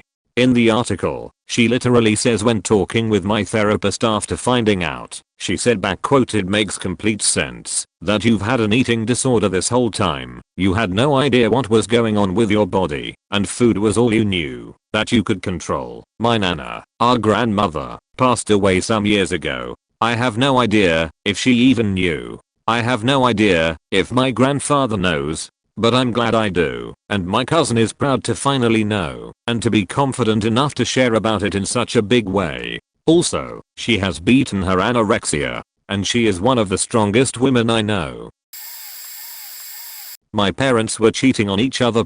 It started when I was 8, after our trip to Australia. My parents started talking less and less to each other. My mom moved all her items into the guest room and claimed it was because there wasn't enough space on the bed for me, her and dad. At the time I was extremely scared of the dark, so I was still sleeping with my parents, and I was an only child, so it was only 3 of us. I knew something was going on, but me being the innocent 8-year-old I was, didn't think anything of it. Fast forward a year later, I'm 9 and things are still weird between my parents. It was 11:30 p.m. and I couldn't sleep. I guess my dad thought I was asleep because he picked up his phone when it rang. I just managed to catch a glimpse of the name on the phone before dad picked it up. Linda. My mom's name isn't Linda. He answered the phone and spoke with a nice, sweet voice, something I haven't heard him use on my mom since a year ago. I heard the entire conversation, and by the end everything made sense. He was cheating. At first I didn't want to believe it, but I knew it was real once I heard him say, "Can we have sex tomorrow?" I was only 9, but I knew what that meant. After that day, I moved back to my room and learned to suck it up about the dark. I found out about my mom because I was walking by the guest room and her laugh and say, "Love you too baby, night." So it was confirmed. My parents were cheating. At first I was really sad about and cried every night about it, knowing the only reason they were still together was because of me. It's been 4 years, and I'm 13 now. I've learned to get over it, but I still hang on to the small amount of hope that my parents will get back together. Well, this is a bit of a long one, but it's absolutely wild. My family is from Denmark, and my grandparents were alive there during the Second World War. My grandfather's brother fought with the Danish underground and was involved in a number of sabotage campaigns. One day the quarry they had set up camp in was raided by the Germans, and the only one who managed to slip away was my great uncle. His best friend and everyone else there in that camp were all executed in that quarry. They were also unceremoniously buried there. So after the war had ended, my great uncle tracked down and found the German officer who had coordinated the raid that resulted in his friends being killed. He found him, brought him back to that same quarry in Denmark, and shot him in the back of the head. He buried him in that same place and had the body of his best friend exhumed and given a proper burial. My family doesn't like to talk about this. My dad only told me the story when I was well into my 20s. When I was in kindergarten I woke up one morning and my mom was gone. My dad said she was dead. My whole family including my cousin said this. Whenever I asked my dad about my mother he would beat me very badly and scream she is dead. I grew up out in the country 10 miles from the nearest neighbor so no one could hear my screams. I was sexually, physically, and mentally abused for many years. The teachers and everyone else just turned a blind eye. I would get on the school bus with blood going down my legs and the other kids would make fun of me. No one was allowed to come to my house because all the parents of the kids knew what was going on and they would never put them in danger. I could not even get a babysitter because he would have sex with them. Fast forward to 6th grade I was put into my grandparents' house in a different town because the school finally said if my dad didn't give me up then the school would report him. I was doing a report on my family tree in my new school. I had my father's side all filled out but only my mother's and grandmother name on each side of the family. I got a 0 and was told to look up my grandma in the phone book. I called my grandma on my mother's side. My mom answered. My family basically said they were too scared of my dad to do anything. Literally my whole family was in on it. I ran away from home at 16. Have had lots of problems because of the way I was raised. Oh my god, I've been waiting for a post like this. So there's a woman in my town that my family has always had a distaste for. I played ball with her daughter and they seemed like nice people, so I never understood why everyone disliked them. Point that is, until I found out that my great grandpa had an affair with another woman and got her pregnant. He didn't acknowledge this child and pretty much paid the family off. This nice lady everyone in my family dislikes turns out to be my half great aunt.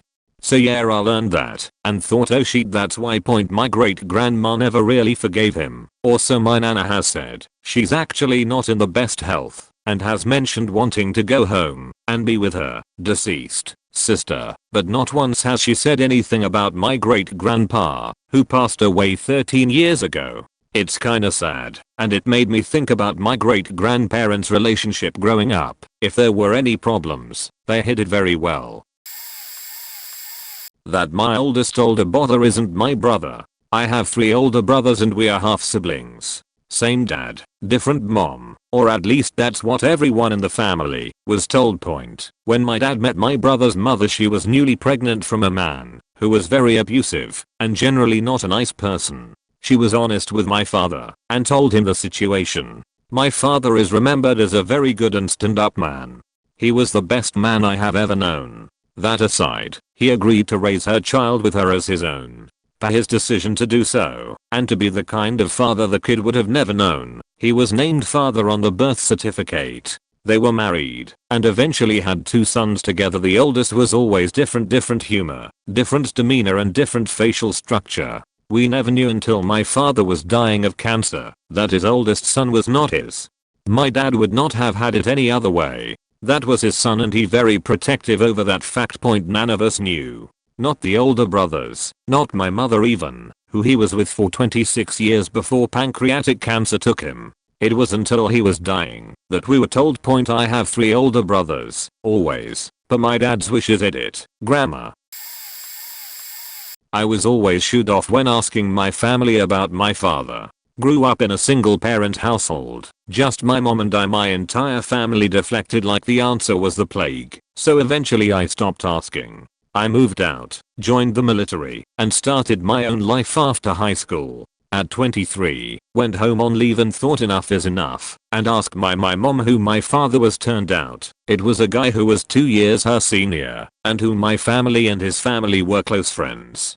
He had a kid from a previous marriage, but got a divorce. He met my mom and said he spent weekends with his son, custody agreement. Turns out, he didn't. He was seeing someone besides my mom. She got pregnant with me. He bolts fast forward to when I ask my mom. Turns out I have a brother. And by the way, Sheetbag has remarried and has 2 daughters. My whole entire family knew him, knew he was my father. Yet not a single one of them would say a thing.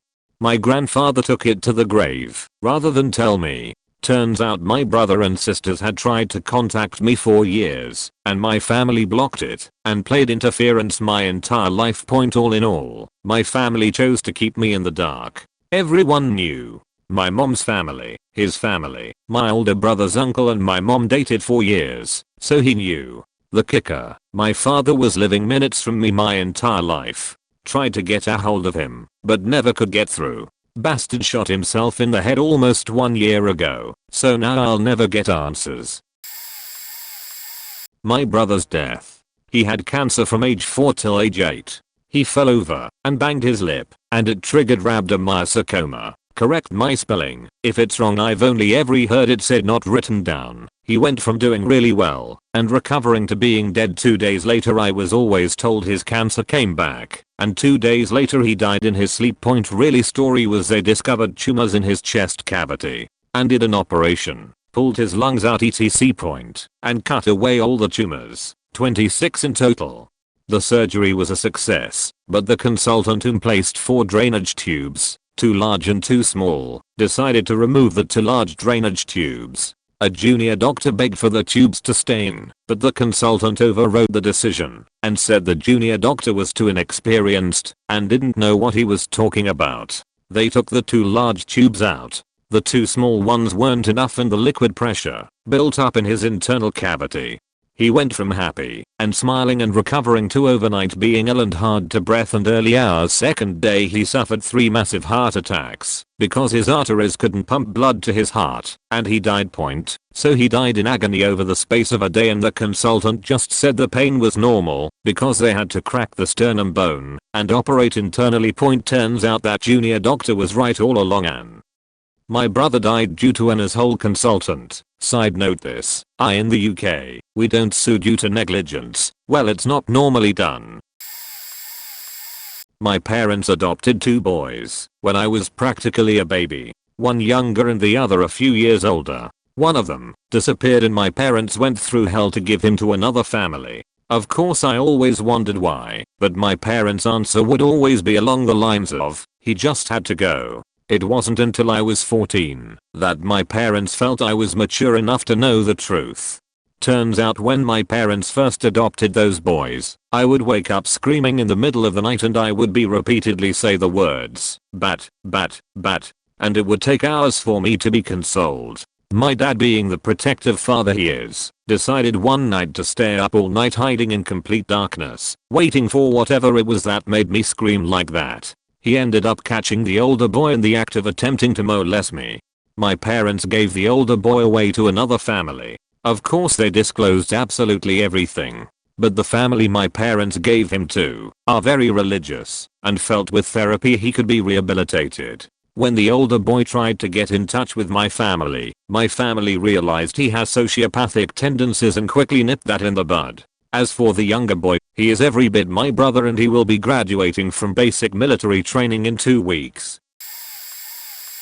My grandfather is a fascinating man. He was born in the US to Dutch immigrants that moved back to Holland before WWII. He grew up and captured Amsterdam. He was taken off the street for looking Jewish. His mother's father is the only Jewish ancestry we are sure of. He was put on a train to a concentration camp and luckily the train stopped on the way due to engine trouble. 2 nuns saved him and everyone in his car under the cover of darkness. They hid him and everyone they could in a nearby barn. He tells us it was searched a number of times before they left, and it was safe to travel home. After the Nazis were pushed out of Holland he decided to run away with a friend to Belgium because he heard they had chocolate. I'm told he had to cross enemy lines to get there and ended up finding they had nothing, just like he did. He returned to Holland in time for his parents to pack what they had left and hop on a ship back to the US. He hated it. He got his parents to sign a permission slip so he could join the Navy at 16.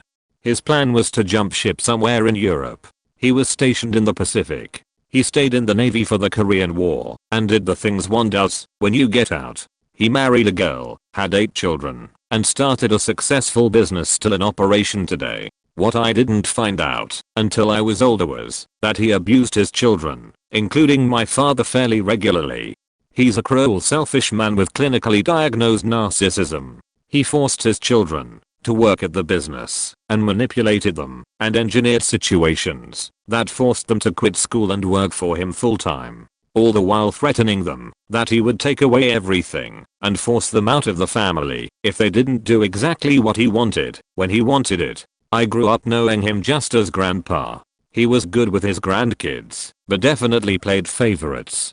I grew up hearing about how incredibly hard he works, what an amazing life he lived, and how generous he's been to employ his children.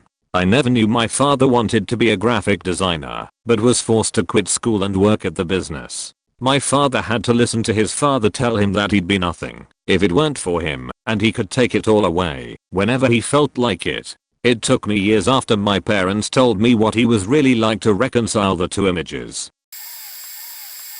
Just a disclaimer, I'm new to Reddit and this is my first post/comment thing, so I don't really know how this stuff works. Sorry. My great-great-grandmother, Mary, told my great-grandma, Josie, her daughter, and her other siblings that their father, August, had died of a heart attack in 1917. My great-grandma, Josie, was 3 at the time. My grandmother, my mother and my siblings all had stories about August and how he might have been a spy in WW1, so he had to be very secretive, and how he had a heart attack and died on the spot.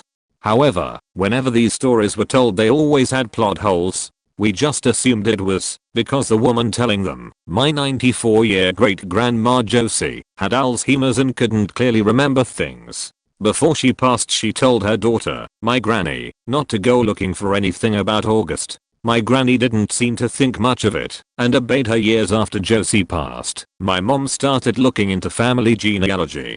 She wanted a better family tree, and I thought it would be interesting to know more about where my family came from. Well, she had some trouble finding information about Mary and August. However, she found birth certificates in German, marriage, immigration, through Ellis Island, and Mary's death certificate, but not August's, or the place he or his wife were buried. My mom finally found his death certificate. It said he had died in 1949 at 60 years old. 32 years after he died of a heart attack, my mom kept digging and found that he was sentenced to life in prison at the Fishkill Correctional Facility for the Criminally Insane in upstate New York, just a 4-hour drive from his family. In 1917, his wife Mary told her children that he was dead instead of the truth. After his death, she quietly made arrangements for his body to be buried somewhere in a New York City graveyard without a tombstone. We just barely found this out in 2014. I can only assume August's daughters figured it out when Mary died, and they buried her in the plot she picked out for herself, right next to her late husband, and wrote in her will she did not want a tombstone. I'm still amazed they kept that secret till they died. TLDR great-great-grandma tells her kids and family her husband died. Turns out he lived out the rest of his days in the Fishkill Correctional Facility for the Criminally Insane. Not my immediate family, but I just found out last night that my uncle is addicted to pornography and had an affair. He also got drunk a few times in high school. A little backstory. We are all Mormon, so even alcohol is a big no-go. My aunt and uncle just got divorced last year, but the affair happened years ago. Things were never great between them, but we always figured it was because of his pretty bad dad causing him to not hold a job well, and her bad anxiety and possible bipolar. Mental illness is really prevalent in our family. After the divorce, he now lives with his parents. He's around 50, and she supports the kids. Anyway, my 16F cousin told me last night, I guess she found out a few months ago when she was so mad about it, and her mom was mad that she just asked. She hasn't told anyone else. Her siblings, 18F and 11 meters, don't know. My aunt has always been really intense and mean, but especially the last few years. She blames everything on the kids. If they don't drop everything for her, she says they don't love her. She calls and screams at them out of the blue. Just all kinds of things. And then she's totally different around like the whole family. It finally makes her behavior a bit more understandable. I know this probably doesn't seem like such a big deal, but Mormons don't really talk about stuff like this, even when it does happen, and it happens way less often. Feels good to get off my chest though.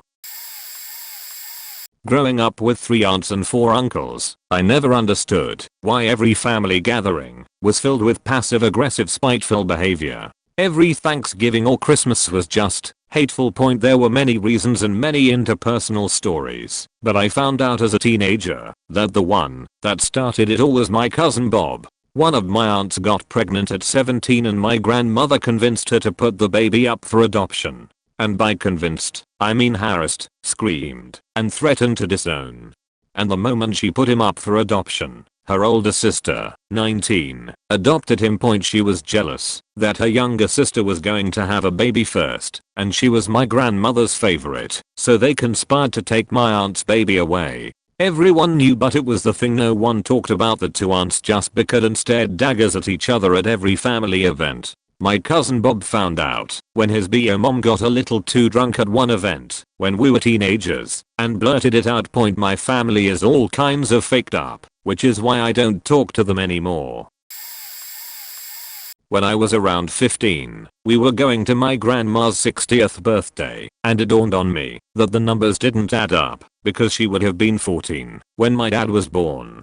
So just a few hours before her big party, I found out that she was not my biological grandmother, and I felt so betrayed and was so angry. In hindsight, I now know that it wasn't her fault that my parents hadn't told me. 2 years ago, I'm now 30, I asked my dad what had happened to his mom, and apparently she had hung herself on my grandfather's 30th birthday, and I think my dad was the one who found her. At least he said, well, she just hung there, in the attic. He can't have been more than 5, but now it makes sense that my dad grew up with his grandmother, and that my granddad only ever drank lukewarm beer. It literally had to warm up on the radiator before he would drink it. At least I once heard that recovered alcoholics can't really stomach cold beer. Please back me up, or tell me if I'm wrong.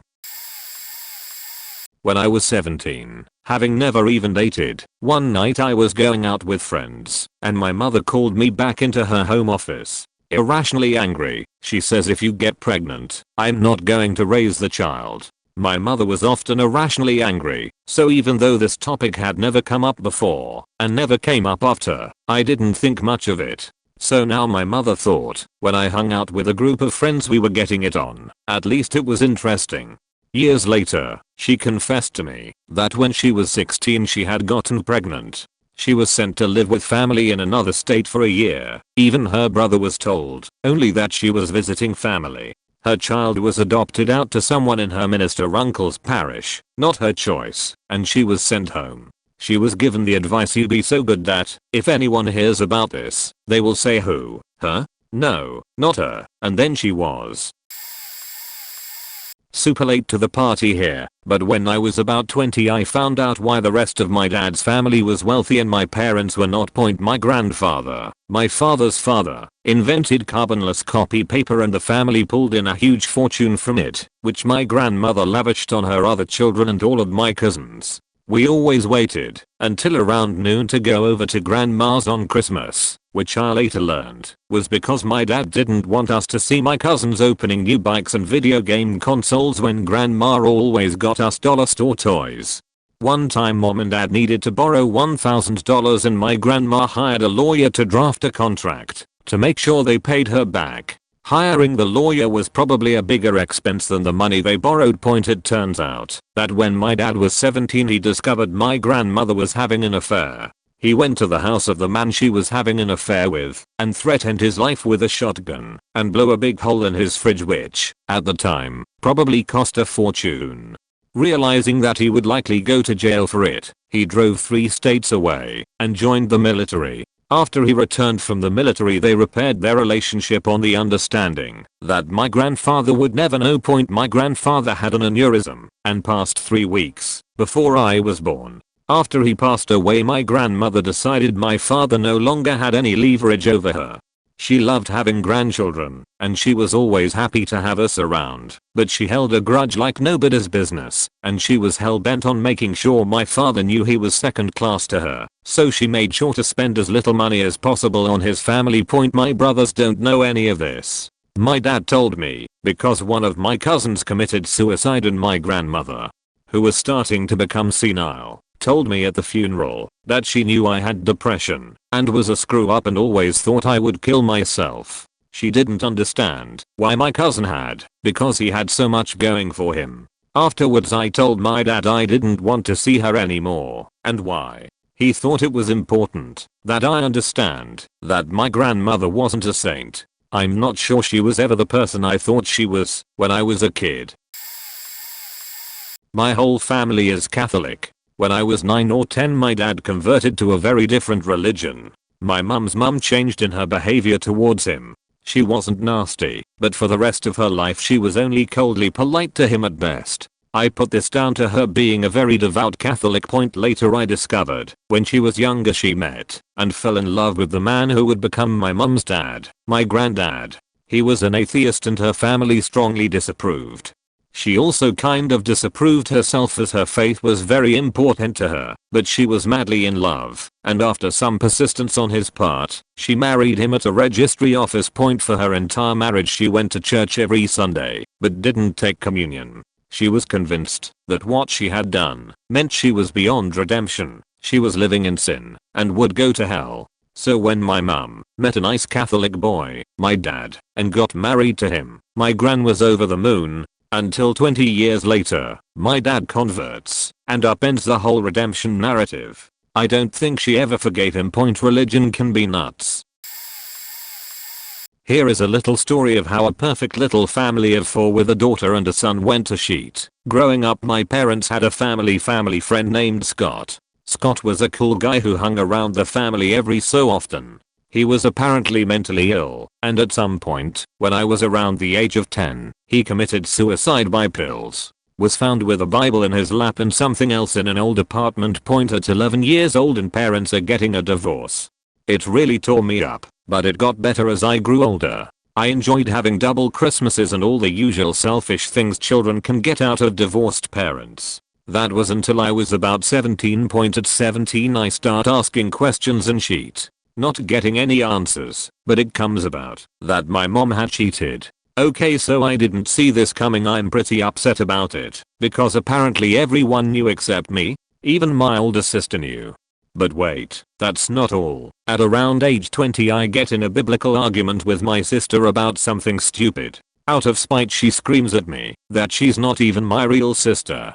I'm like, da fuck you talking about? Apparently my sister's real father is Scott. Also come to find out the reason why he killed himself is because he was convinced my sister was his child, but my parents claim it to be theirs. My sister is 5 years older than me, so when I'm 11, she's like 16 over 17, and is growing really tall.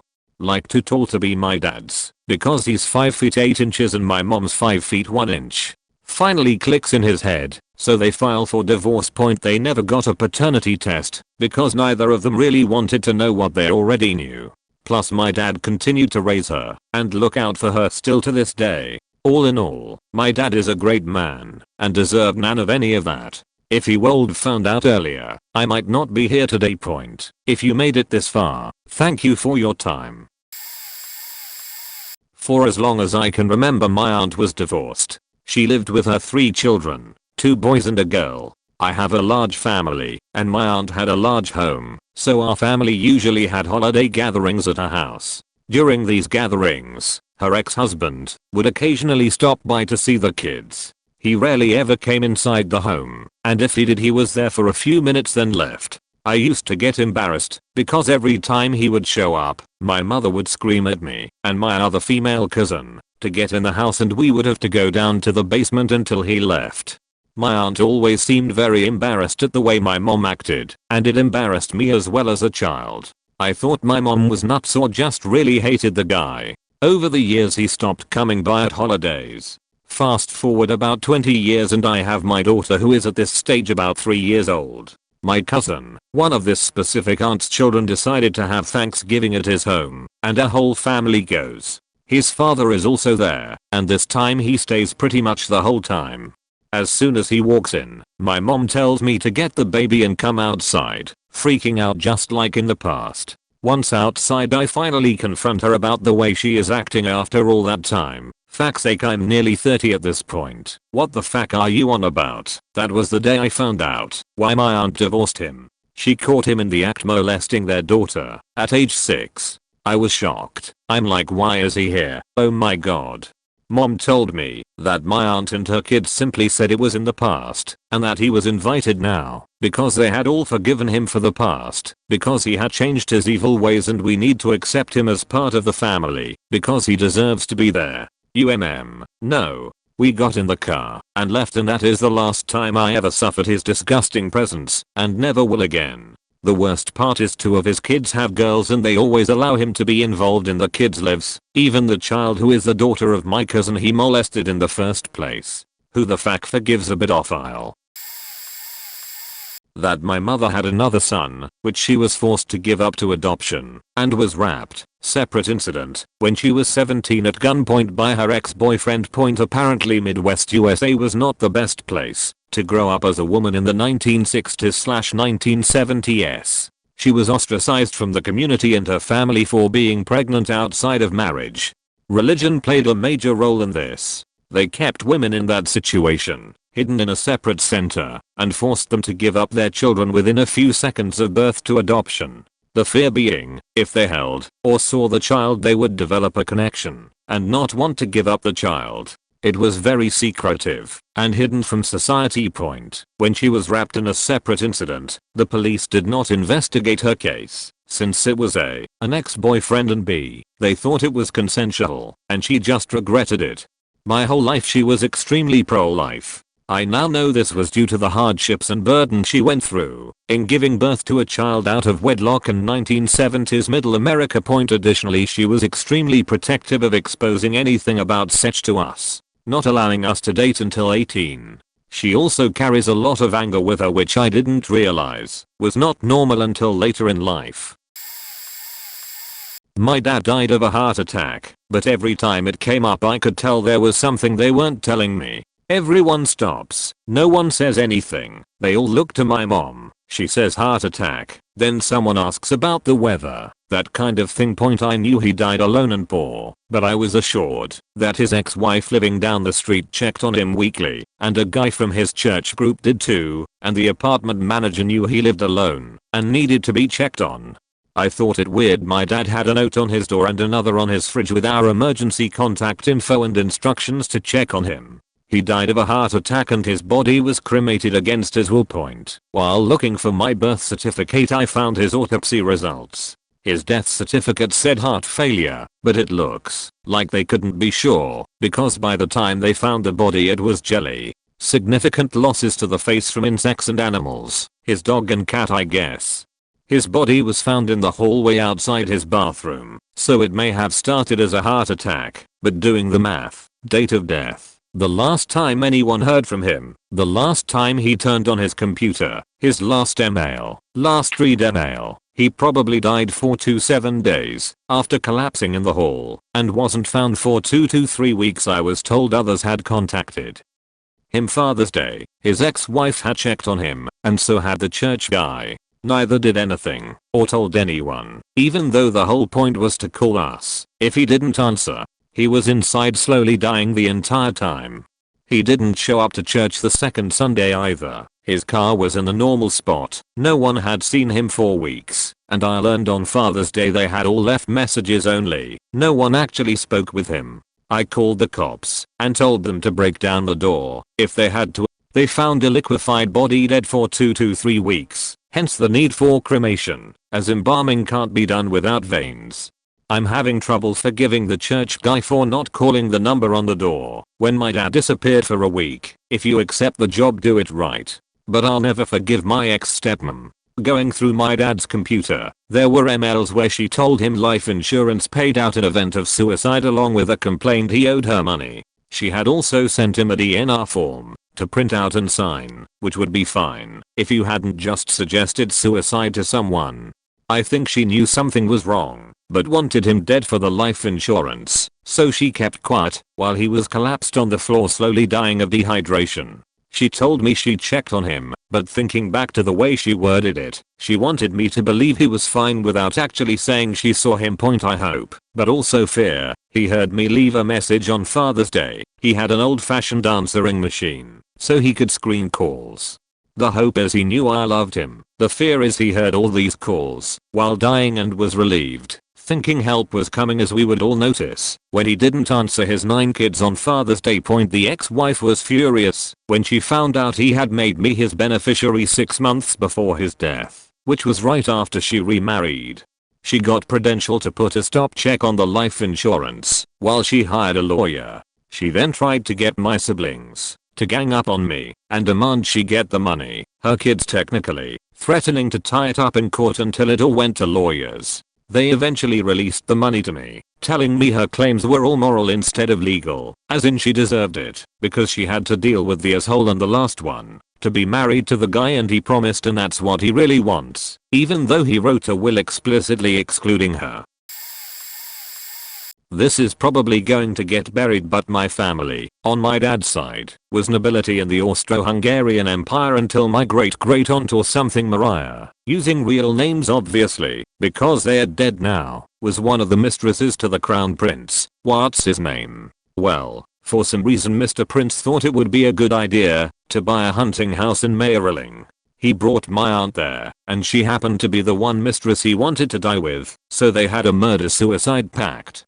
Based on what the Wikipedia article says, he shot her and waited a few minutes and then shot himself. He was the only prince born to that family, and this was during WWI era, so there was no king, because he did something or other, and I need to learn more history. Then my family was banished from the empire and moved to Bohemia, I think, and stayed there. It became modern day Czech Republic, and that's where my dad is from, before he moved to America and met my mom. There's another story involving WWI and some Jewish money and pissing off the Nazis or something, but I can't really remember that one. My nana died very suddenly, aged 43, when I was 5 years old. It caused a big split in my family, with many members refusing to talk to each other, and growing up I never put much thought into it. When I was 14 I was sat in the living room with my mum and asked how Nana had died, as it had never been spoken about in front of me. She told me to sit down and went upstairs, returning with clippings from the local newspaper. The clippings detailed my Nana's suicide, and everything suddenly made sense. The fact my uncle blamed himself for arguing with Nana the night before she died, and how the family had abandoned each other, with blame being thrown all around. My granddad has sworn the older generation to secrecy when it came to us grandchildren, as he didn't want us to have tainted memories of Nana. I was angry for a long time afterwards, but at 18 was given the note she had left for me when she died. I still read it occasionally and wonder how life might have been different had she not overdosed. Seeing firsthand how suicide affects a family has made me much more compassionate and empathetic to people who struggle and contemplate it. And I understand why Granddad wanted us kids shielded from the truth. My dad shot himself when I was 11. It was a terrible time and shaped who I became, as after that I practically raised myself. That's a whole story by itself. My mom remarried after a year or two, and a month after my 16th birthday my stepdad tells me to sit down so we can talk. He tells me that because I'll be getting my driving permit soon, I'll need my birth certificate. He then tells me that the man I thought was my father was actually someone my mom met in college a few years after I was born.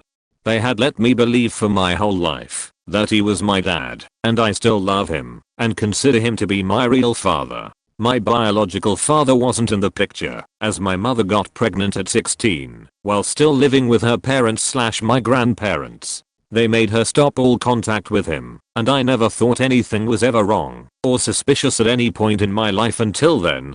Sometimes I get angry and depressed because of this. Because they lied to me, because my father killed himself, because my biological father was never in the picture, because my stepdad is a waste of space, because I never got to grow up being mentored by a loving father that I loved back. But who am I angry with? Myself? I don't know anymore. I never did point at it. Turns out only my mom was on the birth certificate anyway. I cold gone my whole life never knowing if it hadn't been for that.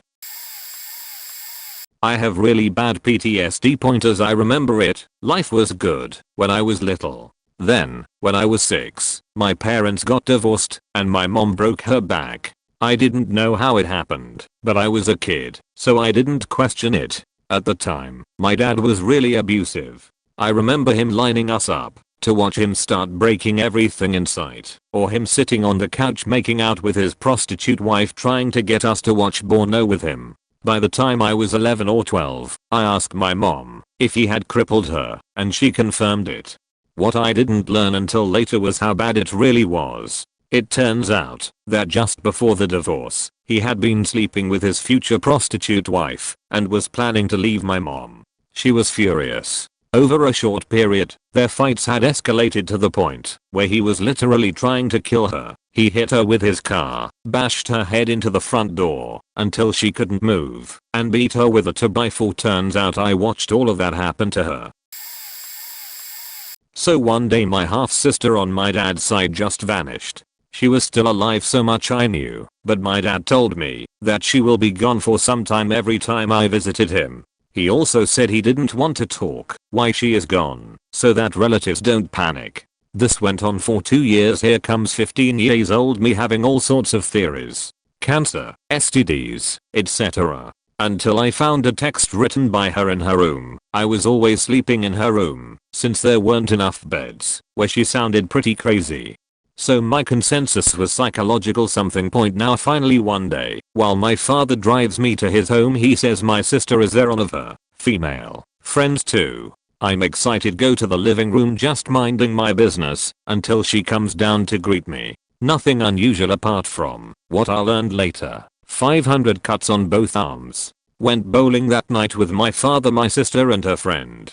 While bowling, my sister has permanent physical contact with her friend, and when they kiss I felt a bit stupid point. Yeah, she came out as a lesbian, couldn't accept it, and started cutting herself. Then she went to a mental hospital to be treated there. Judging from the size of the cuts, maybe also attempted suicide. I mean, it made sense that they didn't want to talk about it, but still for 2 years I was fearing next time we meet would be on her deathbed. So she is doing fine now. That my family name is linked to a special star above our heads, which only gives luck and always makes us be at the right place at right time point. Thought it was always a dad philosophy to not stress and be happy/confident. That his educational background and experience always made him feel this way point. Grew up finding out he's just been a lucky bastard this whole time. Climbing up the ladder was always because someone quit at the right time or had acquired an accidental experience a month earlier. I see this reflect on myself now in my early 30s. Only got the jobs because of something weird happening. Only climbing because of something else. Always getting salary increases and contracts because this. Just the other day a guy parked at my side saying he went to a fashion convention and got a bunch of Armani suits which he can't bring on the plane without paying a bunch of duty tax on his way back to Italy. Do you want these 3 free Armani suits? Got home with the suits and they're registered as legitimate. Happened a week before an important interview. I needed to dress the part point. This shit happens to me all the time. Right time, right place, right wife, right connections. Right everything out of nowhere that only affect the next scheduled luck about to come my way point. Love you, star.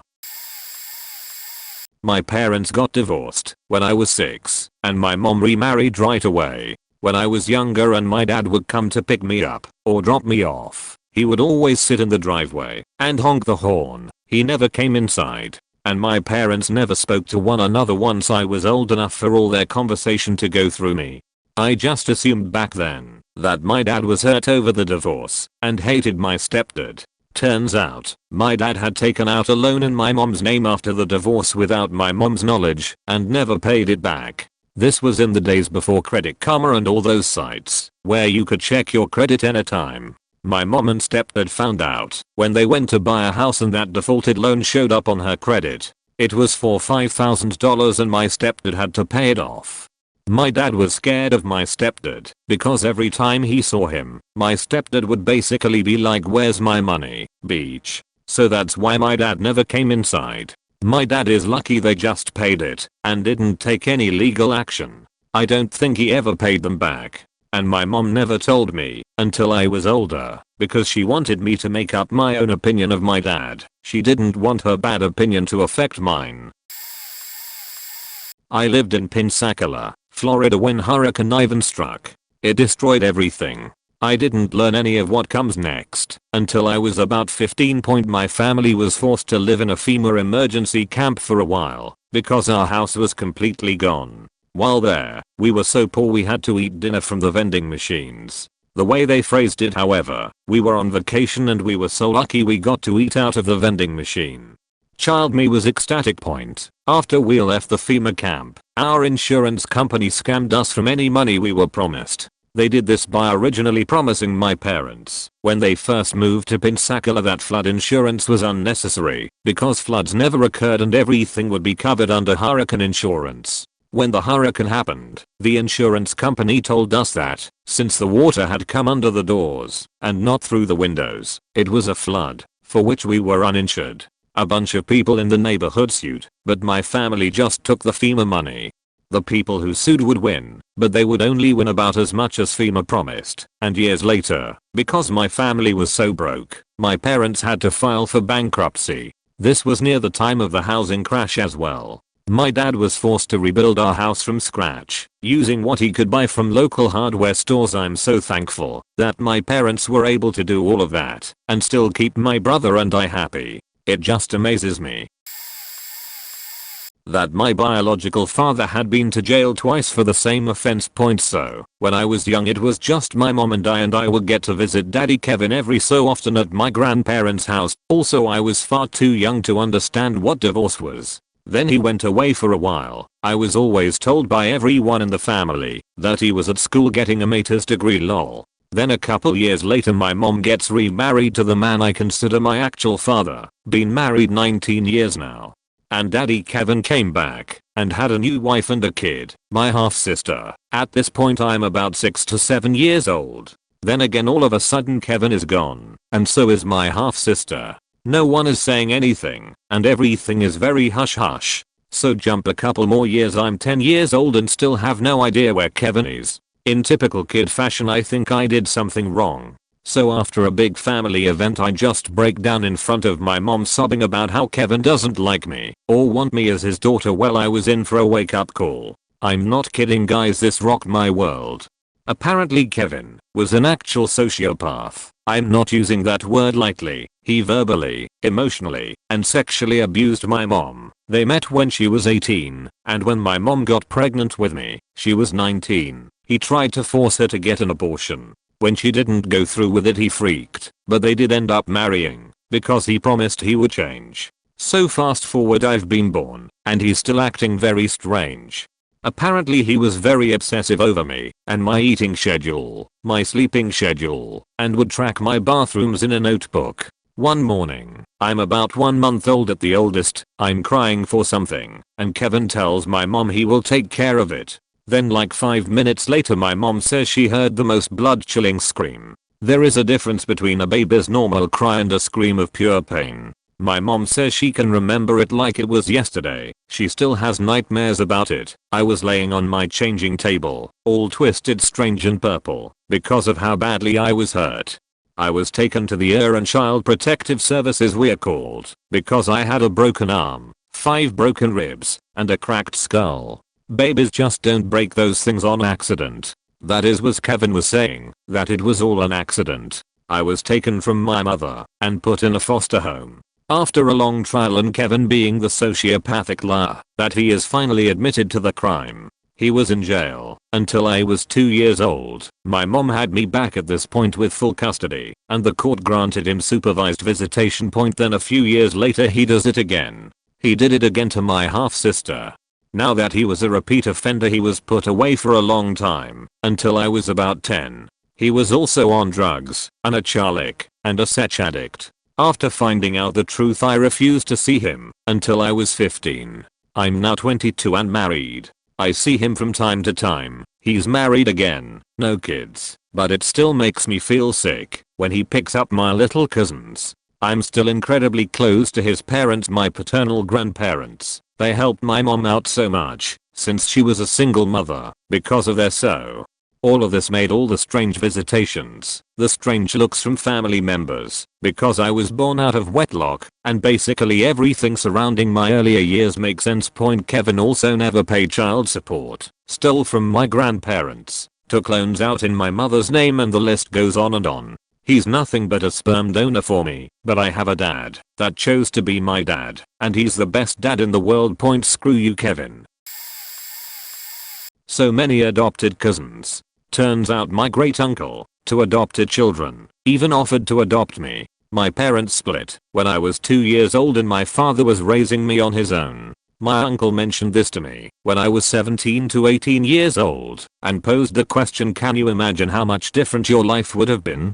At the time I was secretly faking furious with his insinuation. He was an educated man who lived a successful life in upper middle class society, while I grew up in an upper lower class home, borderline on poverty. A huge socioeconomic difference. At 18 I thought, how dare him. Dad had done just fine with me, and eventually 2 more kids/ex-wives, and he also got custody, and raised my brother and sister. Now, as an adult looking back, I see the huge difference in opportunities I would have had, not just financial, but I would have had a mother and parents that would have helped me go to college/plan a future.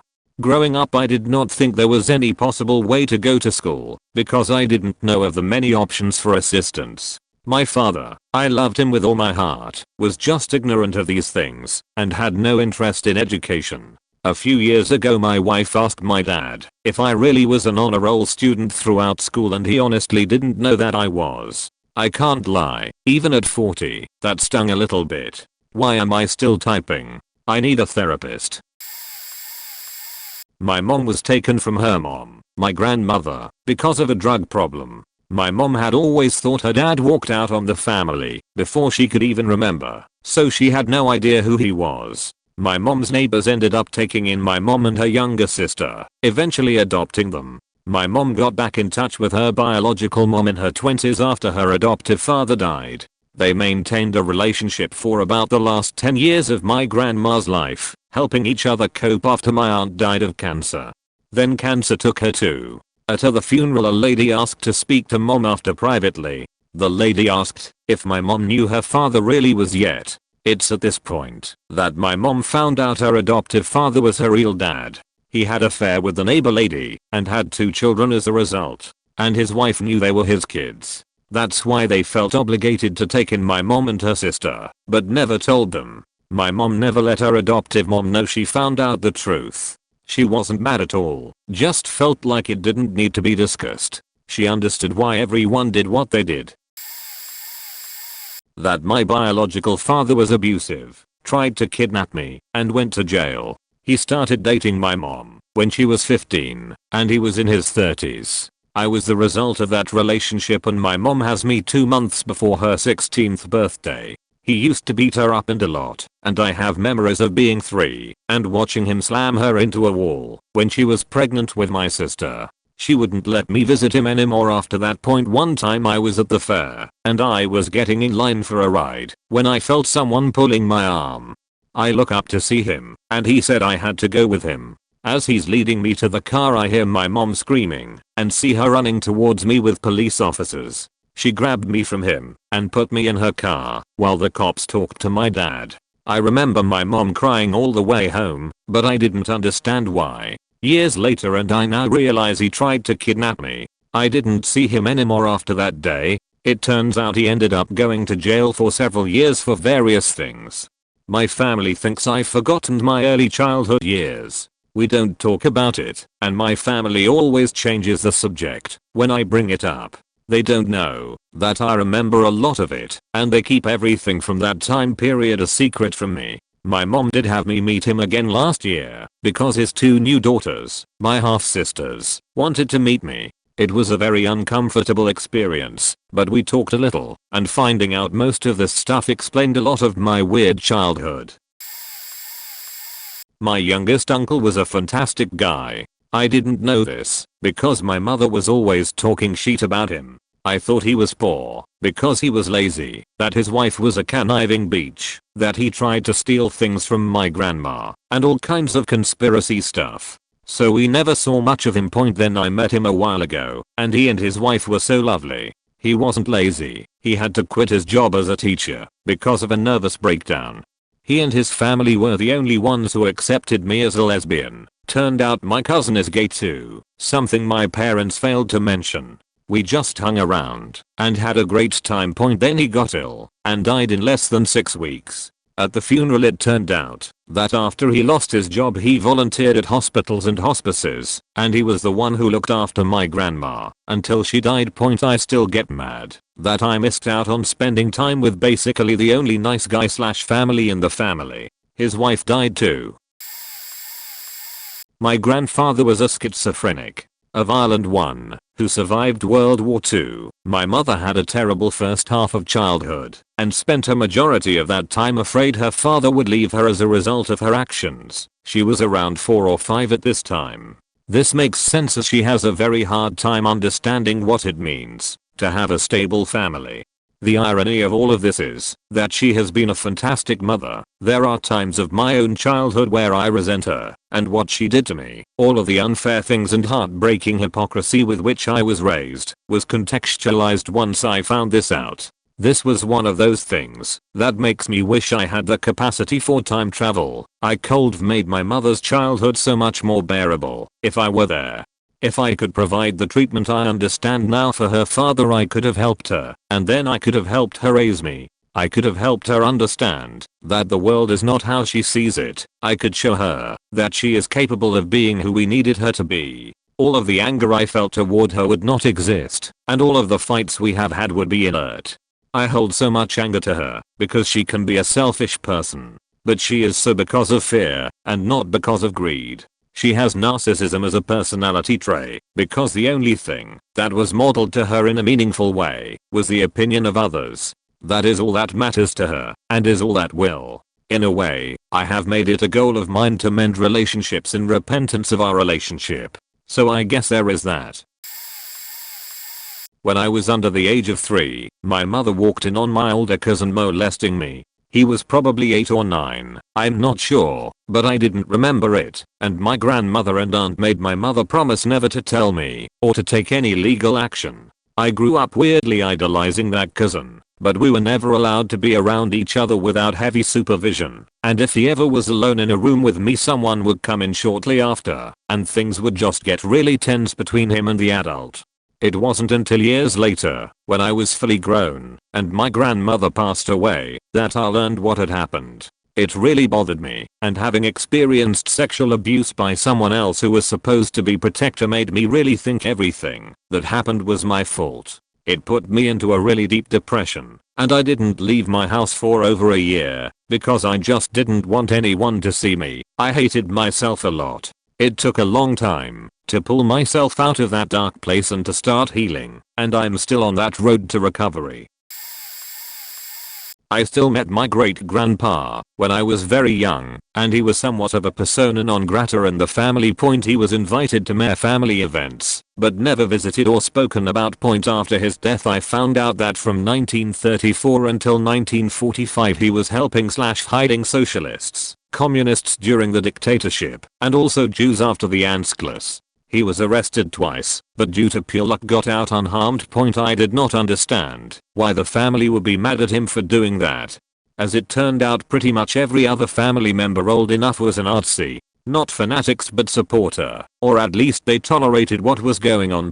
My great-grandpa was the only family member who pretty much from day one was in opposition to the Nazi, and did something about it, much to the dismay of my great-grandma. After the war they could not reconcile their excuses that they did not know what was going on or there was nothing we could do with the actions of my great-grandpa during that period. So they exiled him, ignored him and avoided him as much as possible while living their lives. He died aged 89 in 1984. My grandma, who is and always has been a narcissist, tried to murder her youngest son back in the late 50s or early 60s. My dad is the oldest of 4 boys, and his youngest brother was rather hard to control when he was a toddler. He was disobedient, frequently wandered away, etc. Grandma was apparently embarrassed by his behavior in public and decided that she didn't want to deal with him anymore. Her solution: sent her husband and other kids out of the house, put her youngest in bed and burned the house down with him in it. She started a fire in the kitchen and left the house. Her plan failed. The house didn't completely burn, and her son survived. My uncle is now in his late 50s, has scarred, burned skin, lives in a group home, and has the mental capacity of a 5-year-old. The really faked up part is that he loves his mother unconditionally and doesn't have the mental capacity to understand that she tried to murder him as a kid. Not sure if this counts, but my grandparents are both heavier set people, and my whole childhood never slept in the same bed. I was always told this was because they were fat and were afraid of breaking the bed. 10-year-old me was perfectly content with this answer. After my grandpa passed away, my dad and I were moving his stuff out of their house, and my dad told me, out of nowhere basically, that the real reason my grandparents never slept in the same room was because my grandpa had cheated on my grandmother in their bed. Not with some coworker lady, but with a mutual guy friend. As a very religious person, she couldn't understand why he'd want to sleep with a guy. She stayed with him because she had kids with him and grandkids, but she never saw him the same. Thinking back on their relationship, I definitely should have known about my grandpa. He would always point out good-looking guys when we were together, and I thought he was being funny, but now I think he genuinely found these men attractive and just wanted to share with someone he knew would understand. I'm bisexual, He loved my grandma and his kids, but I feel like he missed out on a big part of his life, and it showed later when he started to deteriorate due to his bipolar mania. I miss you papa. TLDR, I thought my grandparents didn't sleep in the same bed because they were fat, but it turns out my grandpa cheated on my grandma with a man. My dad, my mom, and my stepmom all went to high school together. My stepmom and dad dated briefly and split, and he dated my mom after and got married, had 2 kids, and they divorced. When she had me, my mom developed postpartum depression and already had other existing mental disorders, which caused their marriage to dissolve. Years later, my stepmom found my dad on one of those yearbook sites and contacted him, and then later on my dad married my stepmom. My stepmom took out all of her anger out on me and would always say I acted like her and hated that my hair is partially red and would try and throw away anything my mother gave me. It didn't make sense until I was told the order of things in high school. This whole time my stepmom has held a grudge against my mother for ultimately choosing her and having kids with her first, and then he got his tubes tied, so when they married my stepmom couldn't have kids with him, so she took her anger out on me. It's a secret that even my own mother doesn't know. My grandma told me this last summer. My grandpa owns a RV. At one point he loaded up all my aunties and my mom and took a little trip without my grandmother knowing. My grandmother gets a call from him. He's hysterical, telling her he's going to drive the RV off a cliff in the Badlands and start over. Apparently he had some major depression and suicidal tendencies, like how he jumped out of a moving car once. Anyways, the only my grandmother was able to talk him down was telling him to wait for her so at least she could die too. Once she arrived, she got all the kids. They didn't really talk anymore, and they got divorced. Decided not to tell anyone of the incident, not my mom or aunts. Just me and my brother know, and I don't know if I could ever reveal it either. He's better now, and she's really close with him, but my mom still doesn't know why my grandma no longer speaks with him. My grandfather served at Germany in the 60s, US. He was military police on a base. I don't know which, because he never talked about his war experiences. And then I found out why. During his time here, there are a number of serial killings suspected to be the work of a US soldier. My grandfather, being MP, was the first on the scene to the first to crime scenes. Over the next 40 years that he lived with my family, no one, and I mean no one, has ever got a description of what he saw that day, but whatever it was enough to shake him to his very core. There were about 4 more incidents before they actually caught the guy. My grandfather didn't catch him, but he was a part of the case. When he got home, he became a bodyguard, an armored truck driver, and a real estate manager before purchasing a restaurant where the owners had recently gotten arrested for running an illegal gambling ring. When he settled down with my nan, he would have night terrors and screaming fits. He eventually resorted to heavy drinking for much of my mom's childhood. He got it together when my mom went to high school, but for much of my life my grandfather would never drink in excess and he would never talk about his past. When I knew him, he was happy, but he always had a look in his eye where he was always just ever so distant and not entirely there. When my mom told me about this a couple years after his passing, it all kinda clicked. My grandfather had severe PTSD before they even used to diagnose that type of thing. And besides, my grandfather was a stubborn Irish Catholic. If something was wrong, he went on for as long as he could, until he couldn't possibly anymore. My mom had postpartum depression after I was born. Also, my dad had an affair with another woman when my mom was pregnant with me, and it resulted in a child. Ironically, I kind of knew about the affair thing from a really young age. My parents stayed together even after the affair, and so it came up a lot in their arguments. Me and all my siblings knew. The shock was that my mom had postpartum depression, which led to her seeing a psychiatrist who actually diagnosed her as extremely bipolar and put her on heavy medications. My mom quit taking them pretty early on and never went back. But of course she only got worse from there. We could never get her to go back to the doctor. She would always tell me as I grew up what a horrible baby I was. How I screamed non-stop for whole days and nights. I never really felt close to her. No matter how hard I tried, she seemed to just resent me for something I couldn't understand. I always thought it was the affair thing, but once I found out about the depression and medication it all made sense. She didn't just blame me for what my dad did to her, but also for her mental health issues and basically everything. It was my fault that my dad thought she needed to be on medication, and I think she was really convinced that was what ruined their relationship. My mom and dad bought a little 3-bedroom home when mom was pregnant with me. I have 2 older brothers and both had their own room, while my parents had the master. I was born, and my older brother got kicked out of his room and had to share with my other brother. When I was little he used to resent me for it and complain I should have just slept in the dryer.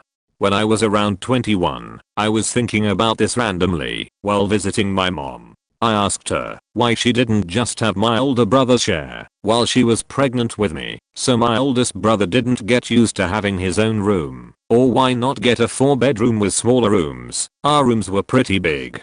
She paused for a while before saying, "Well, we didn't exactly plan to have you."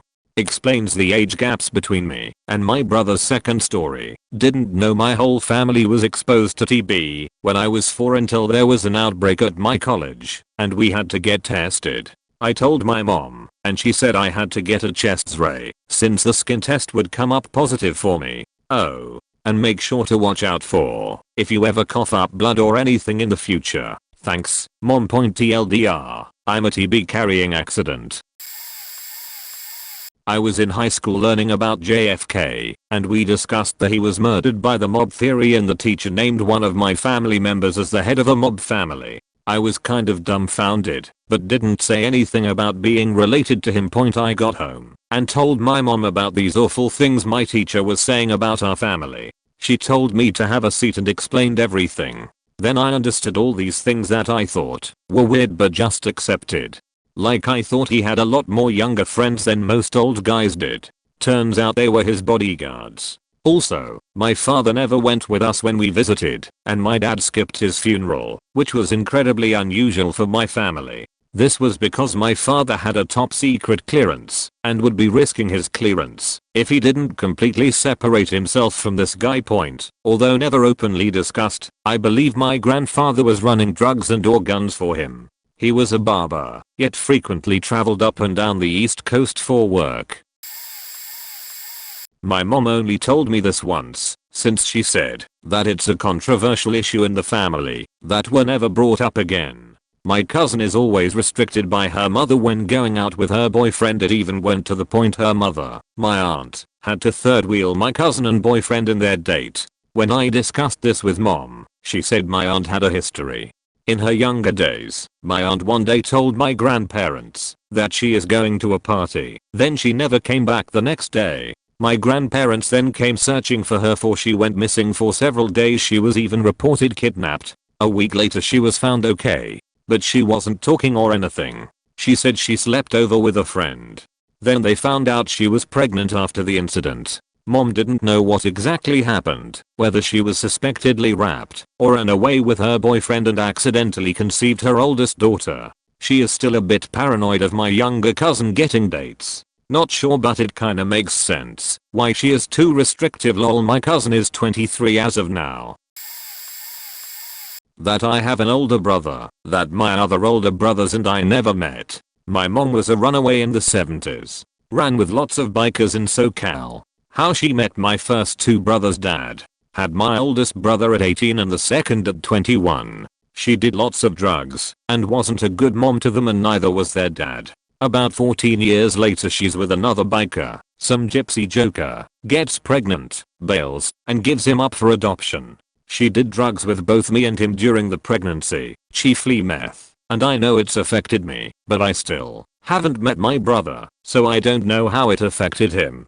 6 years down the line I'm conceived accidentally by my dad. They got married. My mom has a lot of issues and my dad is a bum. Lol. I also have issues, specifically panic disorder, ADHD, clinical depression, generalized anxiety, Tourette's, and suicidal tendencies. I don't know if there's a medical term for that last one, but I've got that one bad. Every once in a while I get depression/stress-induced psychosis. Been a long time since that though. Just remember, even with all that I still want to live, most of the time kinda. Both of my parents are Mormon, and my dad is Pacific Islander, so he has 9 real brothers and sisters, 14 counting cousins who he was raised in the same house with. I've only met about half of them and their families, and about 4/5 of those I've met are Mormon. I'd always thought that I had just never met the other ones, because they were either alcoholics, and since they're Mormon they, and I, don't really want to be around them, or just live far away. I met one of my aunties randomly in Auckland, so she was just one who lived far away.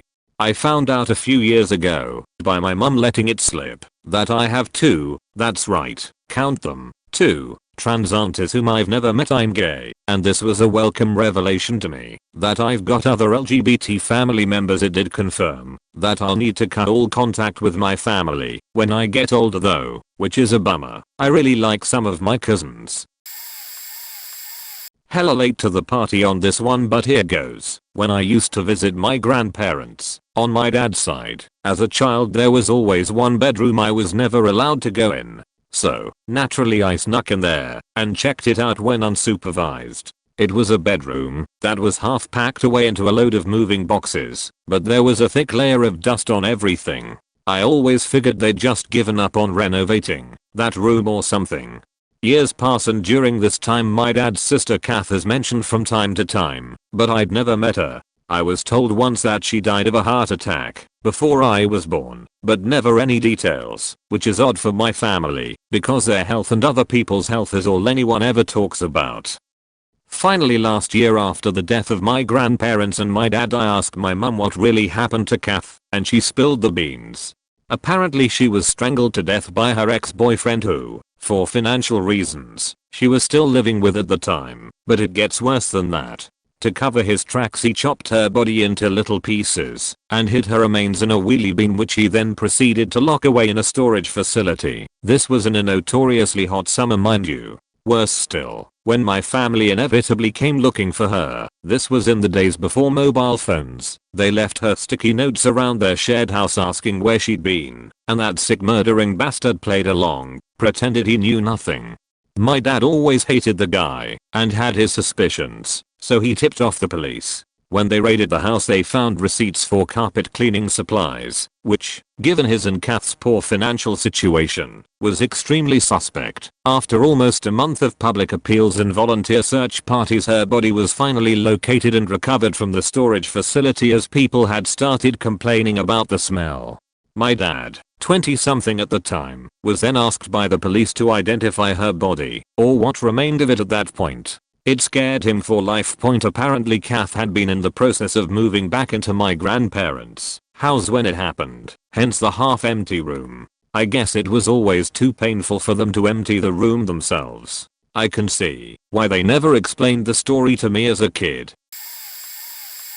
My grandfather has been in jail 2 times. I don't know why he was in jail the first time, but the second time was for sexually abusing the girl next door. He has sexually abused my uncle and quite likely my mother as well. My mom has passed away 2 months ago, and I've just come to hear of this. I now understand why my mom would get so extremely mad whenever she heard news of a man who had sexually abused a child. Mad to the point where it seemed like the news had hurt her personally. She'd always say she'd kill the man who'd ever touch her children. Also, my mom's first husband died in a car accident. I've always been told he fell asleep behind the wheel. Recently, also after my mom's death, I found out he was driving under the influence. If there's one thing my mom has taught me, it's to never get in the car with someone who has drunk alcohol, even 1 glass. She would also tell me to take the keys off anyone who intended to drive home drunk. I now get why she stressed that so often. My mom also had the opinion that the barkeeper was responsible for how drunk his customers got, and that he was supposed to call a cab for them and not let them drive home. I get that now. And these aren't the only family secrets I've just found out about, but the others are just not relevant to this question. I just can't believe this has all been kept secret until now. Apparently my mom made a promise to my grandma to never talk about these things. I wish I could talk to her. This isn't anything dramatic or life-changing, but it definitely made me realize some things about my parents, and is pretty hilarious. I didn't know my parents smoked weed until I was 18 and did myself for the first time. I told my mom about it because we're cool like that, and within that evening she pulled out her stash and asked if I wanted a hit. My dad was the same way when I told him. They are long time divorced. Funny enough, so many memories came rushing back to me. Like when I was a kid and mom asked me, "The clouds look kinda sad today, don't you think?" Yeah mom, I get that now. Clouds do look sad sometimes. Or when my dad would go down to the basement office to work on his watches, and for hours he'd take apart antique watches and put them back together again. Pretty soon, I found out my brother, sister-in-law, aunt, cousins, step-uncle, and a myriad of other relatives were all in on the shenanigans too. Holidays were forever 100x more fun after that. My dad's father was an alcoholic, abuser, and, allegedly, rapist. His mother popped pills and did nothing to help him and his siblings. My dad is faked up and a terrible person. He was incredibly destructive towards my family, and it's because he was abused as a kid. He used that abuse as an excuse. It all made sense when I eventually filled in the blanks via what my mom told me and just observation. My dad always carried his pain like it was the most important thing in the world, the most mystical and mysterious. He used it. He started out as an okay dad, but he just got weirder as I grew up, until he finally snapped and left my mom and us kids in a horrible way. Honestly, I pity him. But he isn't the only person in the world who had to deal with shitty circumstances. He acted like it. I never thought it was enough of an excuse to be cruel to us kids and my mother. He needed help. He blamed his shortcomings on my mom and left her when he couldn't get his way with her. He was repeating abusive behaviors more and more in my late teens. My mom tried to help his mental health, but he wouldn't listen. He thought mental help was a sign of weakness and for crazes. That being said, I cut him out of my life because he was being abusive to me, and I won't have it. He still talks to his dad. It's really strange. I don't talk to anyone on that side.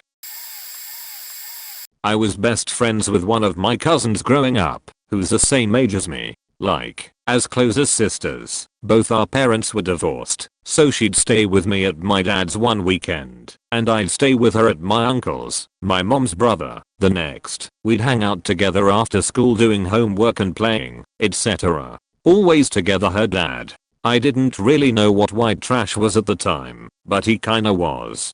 Big creepy beard, just a weird sense of humor. He always just made me kind of uneasy, but I never really knew why, so I never said anything. It was clear he loved his kids, so I just tried to ignore the vibes. I distinctly remember having nightmares about once a year of him turning into a werewolf and chasing me around my house/neighborhood. But again, never said anything. When we are 16. Cutting out the huge drama-filled series of events that lead to this revelation, it comes out that he's a pedophile. Him molesting his oldest daughter is the reason they got divorced, and he molested my mom every chance he was alone with her all throughout her childhood. He was the golden child, so their parents didn't believe her. Her other brother was the one who could do nothing right, so he refused to help. So she learned to never be alone with the pedo brother, but he still had ample opportunities to molest, if not raped, which I suspect, but I won't ask, and she's never explicitly stated her. She had panic attacks if she found herself alone in a room until she was 20, 2 years after she'd moved out. As a kid, I used to make fun of her when she obsessively would check the deadbolt basically every single time she walked past the front door, even if she'd just checked it 30 seconds later. After all this came out, I not only stopped teasing her, I started doing the same thing, and all those weird vibes I'd dismissed as a kid suddenly made a lot more sense. My family were always really chill and confident and stuff, and I looked up to them. Especially my aunt, who I absolutely adored. I always wanted to be like her, still do tbh, and she's more like a sister to me than anything else. So every time we'd all get together, the adults always went outside to smoke cigarettes, which as kids we were never allowed to do. But as I got older I wanted to go out with them sometimes, but was always told I couldn't. Finally I was about 19 when I wanted to go out with them and couldn't, and I was slightly drunk, so I started moaning about it.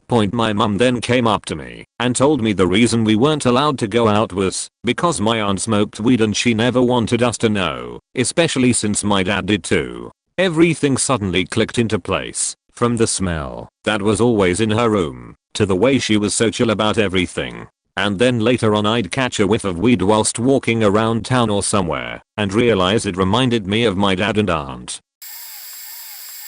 This isn't gonna get seen, but I gotta get it off my chest. My grandfather was a child molester. He molested, and possibly raped, my mom and my uncle. Not sure about my aunt. My mom told me her sister's bedroom was the farthest down the hall, which gave me the implication that she might have been spared. Not only was he a pedophile, but he was also verbally abusive. He also didn't let my mom come back home for over a year after she ran away. My mother was taken in by a Mormon family. I understand now why she remained in the church for so long and turned her back on Judaism. I understand why my mom screamed at us so much now. Why she hurt us. Why she was so goddamn mean. Why she had all those horrible episodes. She threatened suicide. She blamed me specifically for everything that went wrong in her life. She was high strung. She was a control freak, etc. When I was a teen I was angry about my parents' divorce. Hated her boyfriends. I called her a hoe. She slapped me. I had no idea what I'd done at the time, saying that to her. I didn't know. I probably brought back some ugly memories for her. I don't like the idea of an adult hitting a child, but I feel like she was justified in that moment. I know it doesn't justify 20+ years of child abuse. I know. But learning about the monster my grandfather was, that made me feel more inclined to forgive. His death was hard on her. She had a heart attack. She was the worst she'd ever been. I did drugs and stayed the fuck away from her as much as possible. Then, she got a little better. Then a lot better. My whole life. My relationship with my mother and the rest of my family. It all makes sense in the context of an ongoing cycle of abuse. I thought my mom was crazy all my life, but she wasn't crazy. She was traumatized, and now I've inherited my own trauma from her. I still haven't processed this. All I know is that it changes everything and nothing, all at once. Life is faked up. I loved my uncle dearly. He was one of those adults that never spoke to you like a child, and I always felt equal in his presence. He was my favorite and everyone knew it. He was sarcastic and funny and kind and stubborn. I saw him here and there over the years, sometimes with more frequency than other years. When I was 16 he went through a phase of calling me at 2/3 am to tell me he loved me, and no one understood him like I did. I asked him why he hated himself so much. He was always so self-doubting, and it made me sad. I didn't understand why he could see what I saw, that he was awesome. As I got older I saw him less and less, and this made me so sad. My family didn't really talk about it, but I got the vibe that he didn't want to see us. When I was 21 he killed himself. My dad rang me to tell me while I was at uni and had just got out of lectures, and with a crushing realization I understood. He didn't not want to see me. He was suffering from mental health problems. I just knew it. And I spent the next 4 hours in the bottom of the shower crying until one of my roommates found me and called my parents, who came and collected me.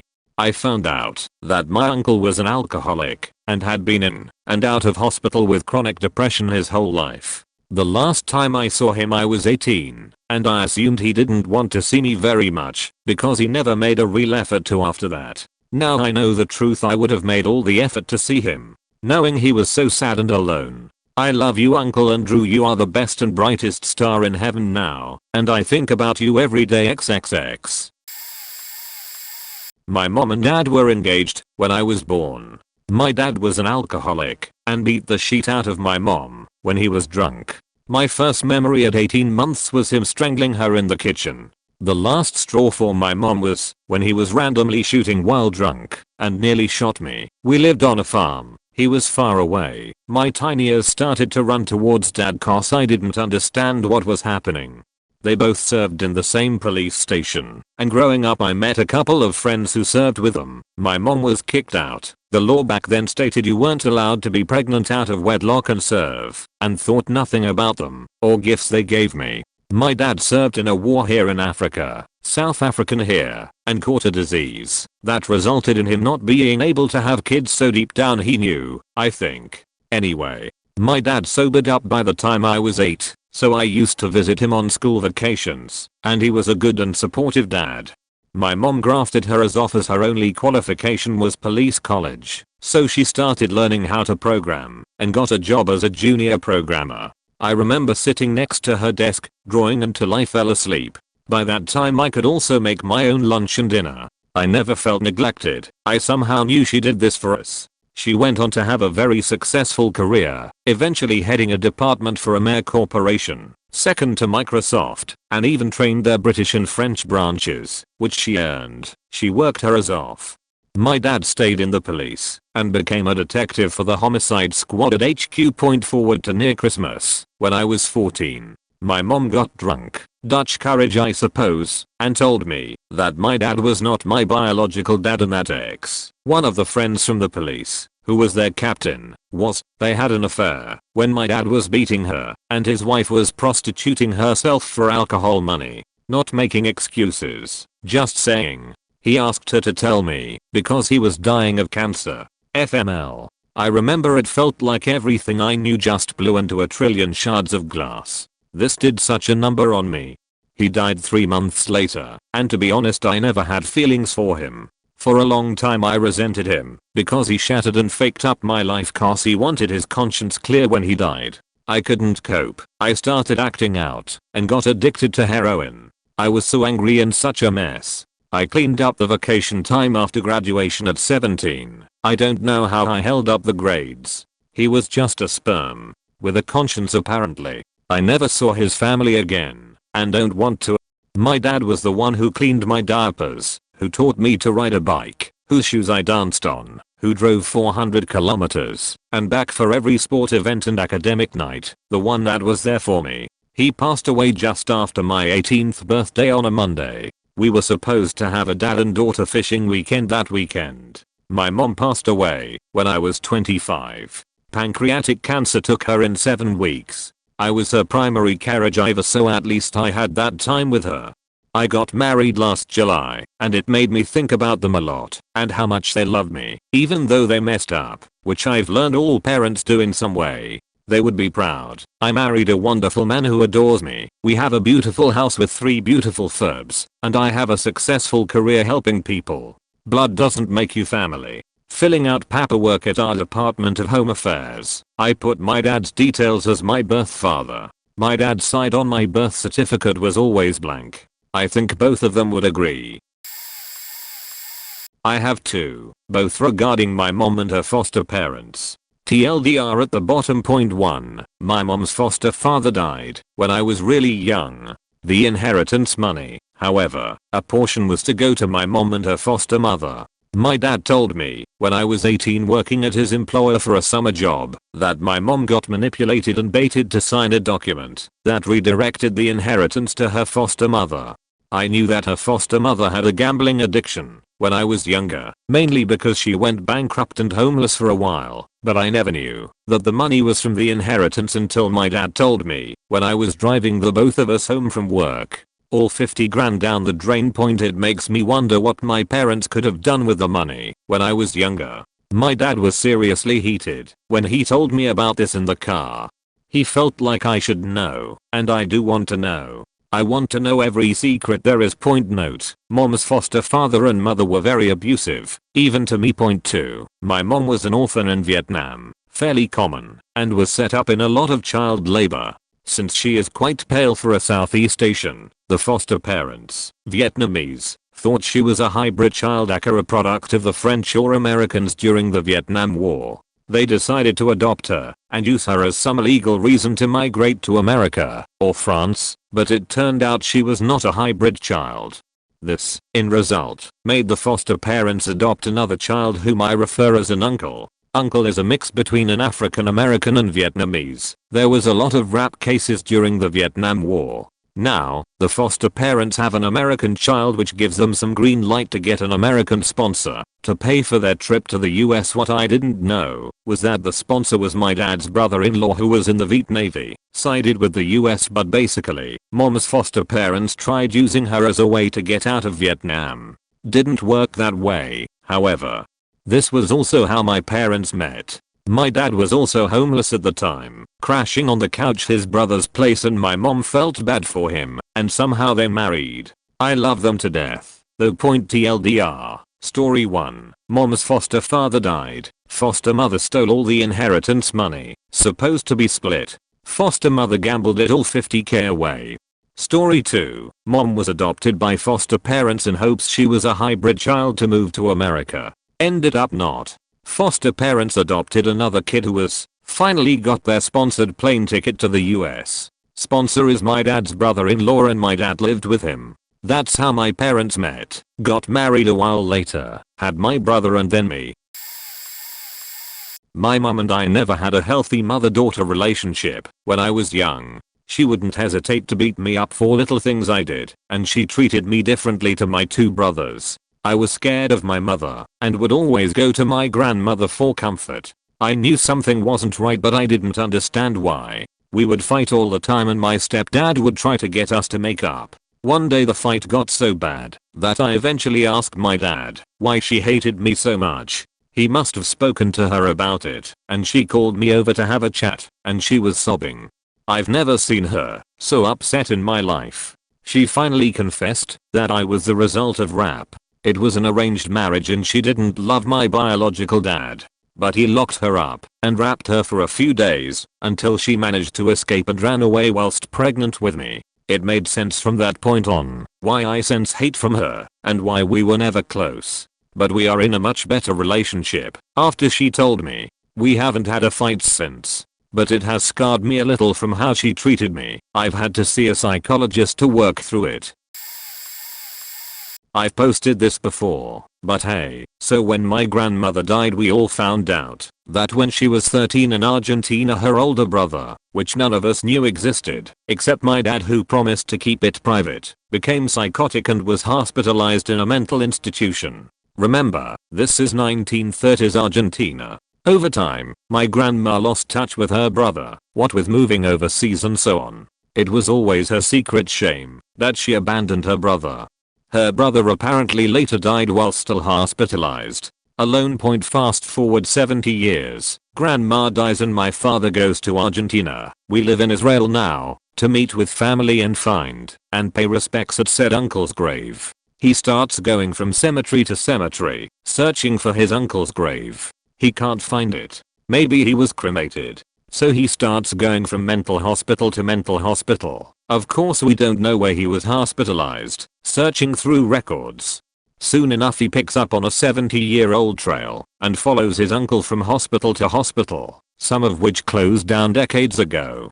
Finally he reaches modern times and plot twist finds his uncle alive and well, 96 years old, in a Buenos Aires mental hospital. Anyway, long story short, my dad took him out of the hospital, put him in a supported living environment, and got him off 90% of the meds they had him on. Thus emerged a relatively stable, but still schizophrenic, old man. Epilogue. Recently he called my aunt and said, "Susan, did you know that America has a black president?"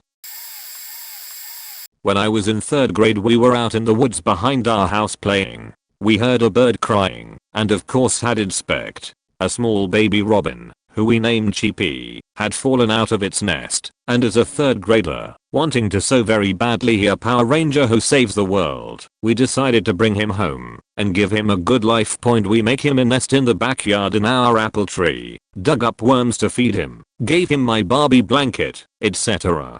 My mom was curious what was happening in the backyard and came to inspect. She congratulated us on being good bad parents and said she thought he was tired and we should go get some dinner. She would check on him that night for us. In the morning we came out. Cheapy was gone. I ran into the house screaming. My mom informed me he passed away overnight and she had buried him in the corner of the yard. I couldn't understand. He looked healthy and happy the night before. I was a wreck, as much as a kid could be, and sat all day in the corner of the yard talking to him. telling him sorry we couldn't help him, making him a little bird ghost next, a tombstone, etc. I was laughing about the story at around age 25, with my brother who helped in the whole thing, and my mom goes, "Oh, that gross bird." I threw him away. He was covered in bugs and halfway alive. I was horrified, and it all finally made sense of how he just died overnight. So I had sat all day in a corner talking to a pile of dirt my mom had fashioned to look like a bird grave.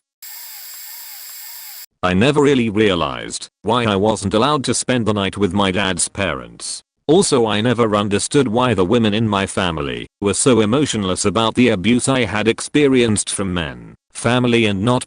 Turns out on my dad's side my grandpa was a pedophilic rapist for 15 years and my grandma was completely oblivious to the sexual assault happening to her only son, but she was outrageously violent.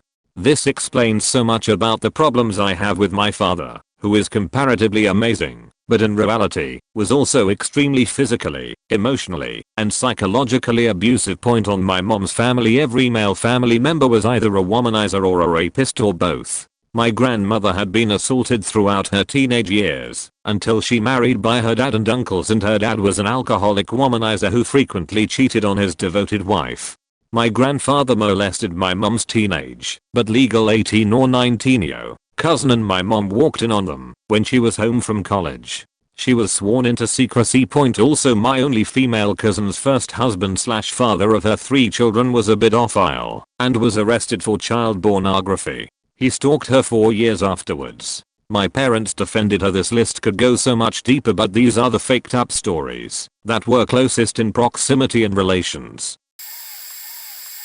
When I was about 5 and my big C's was 10, my father found my grandpa dead in the garage / shed. He was an amazing woodworker, and when he died a bunch of wooden skulls, more or less finished, were still in a pile on the table. He was making them for a client, and one of them was still attached to the table for a long time after he had passed. I was told he died of a heart attack, and that was it. When I was on 5th grade, 11 years old, the topic came up, and I was told that he had actually shot himself. He had putted a gun in his mouth and turned it a bit upwards, because that way you will die immediately apparently. He left a suicide note behind for my grandma explaining that he had gone to the hospital and found out he had Alzheimer's. It runs in our family and he didn't want to end up like one of our relatives who chained his family around with an axe. Although he, our relative, was the sweetest and non-violent guy you had ever met, my grandma didn't blame him, but after that I just missed him more. Skulls are still very symbolic for me because they remind me of my grandpa. I know he is looking after me from where he is now, but I still cry when I think of him for too long. Rest in peace, Grandpa. My older sister is my half-sister. When we were kids like 9 and 11, we had to go to the Capitol to pick up our birth certificates to register for baseball and softball. While my dad was talking to the lady behind the counter, she blurted out, "Is one of them adopted?" My dad turned to our mom and said, "Take them outside please." This stuck in my brain my whole life, and I of course then thought we were adopted. My sister never thought twice about it. She's my older sister, but always been like my younger, meaning not arrogantly, but I'd always learn things faster, like little things. I had to teach her to read a clock with hands and count change, explain book plots, small things. Anyway, I always had bugged my dad about this encounter, idiotically thinking I was adopted. Idiotic because I looked like his clone. After I had graduated college, we were out running errands, and I asked him about it again, and he finally broke. Told me that when he had met my mom, she was pregnant with my sister, and when she was born he immediately adopted her. Then they had me 2 years later, in our 40s now, and she still doesn't know, and no reason to ever tell her. She adores my dad, he is her father 100%. Also, he told me that when he made us leave the room that day in the courthouse, that he almost got arrested for how angrily he was yelling at the woman for insensitively blurting that out in front of us. My cousin by marriage had moved to my hometown, and we'd gotten to be pretty good friends. After hanging out for 2 years or so, at some point it became clear that he wanted to tell me something, but was struggling with it, and I remember the conversation where he told me, "I think I might be gay." I was the first person he ever came out to, and to me, it was just NBD. In retrospect, I wish I'd made a more clear effort to be supportive, and I could see that this was a big deal to him, so I listened respectfully, but I honestly didn't give a shit. To me it was a shrug moment, and we continued being best friends for the rest of the summer, going to parties, and staying up late playing video games and stuff. He seemed really happy around that time. And man, I was happy then too. He was a good friend. Around the start of school that next year, my dad sat us down and told me that John was going to live with us for a while and that I shouldn't ask too many questions about why. In retrospect, it probably seems obvious to anyone reading this that John had come out to his parents and been kicked out. In the mind space of my sheltered, supportive upbringing, however, it wasn't even a possibility that a parent would ever do that, so the thought never even occurred to me, and I was like cool, constant video game party. John played along and acted like it was all in good fun, but even I could tell he was in a bad place. We started getting into arguments over dumb shit, and I couldn't understand why. I was like, man, what's with you? Why are you being a dick? I feel terrible thinking about it now. It's totally understandable considering the shit he was going through. My holy fuck. Moment came years later when my dad mentioned it in passing. He didn't tell me because he knew it would destroy any future relationship I might have with my uncle.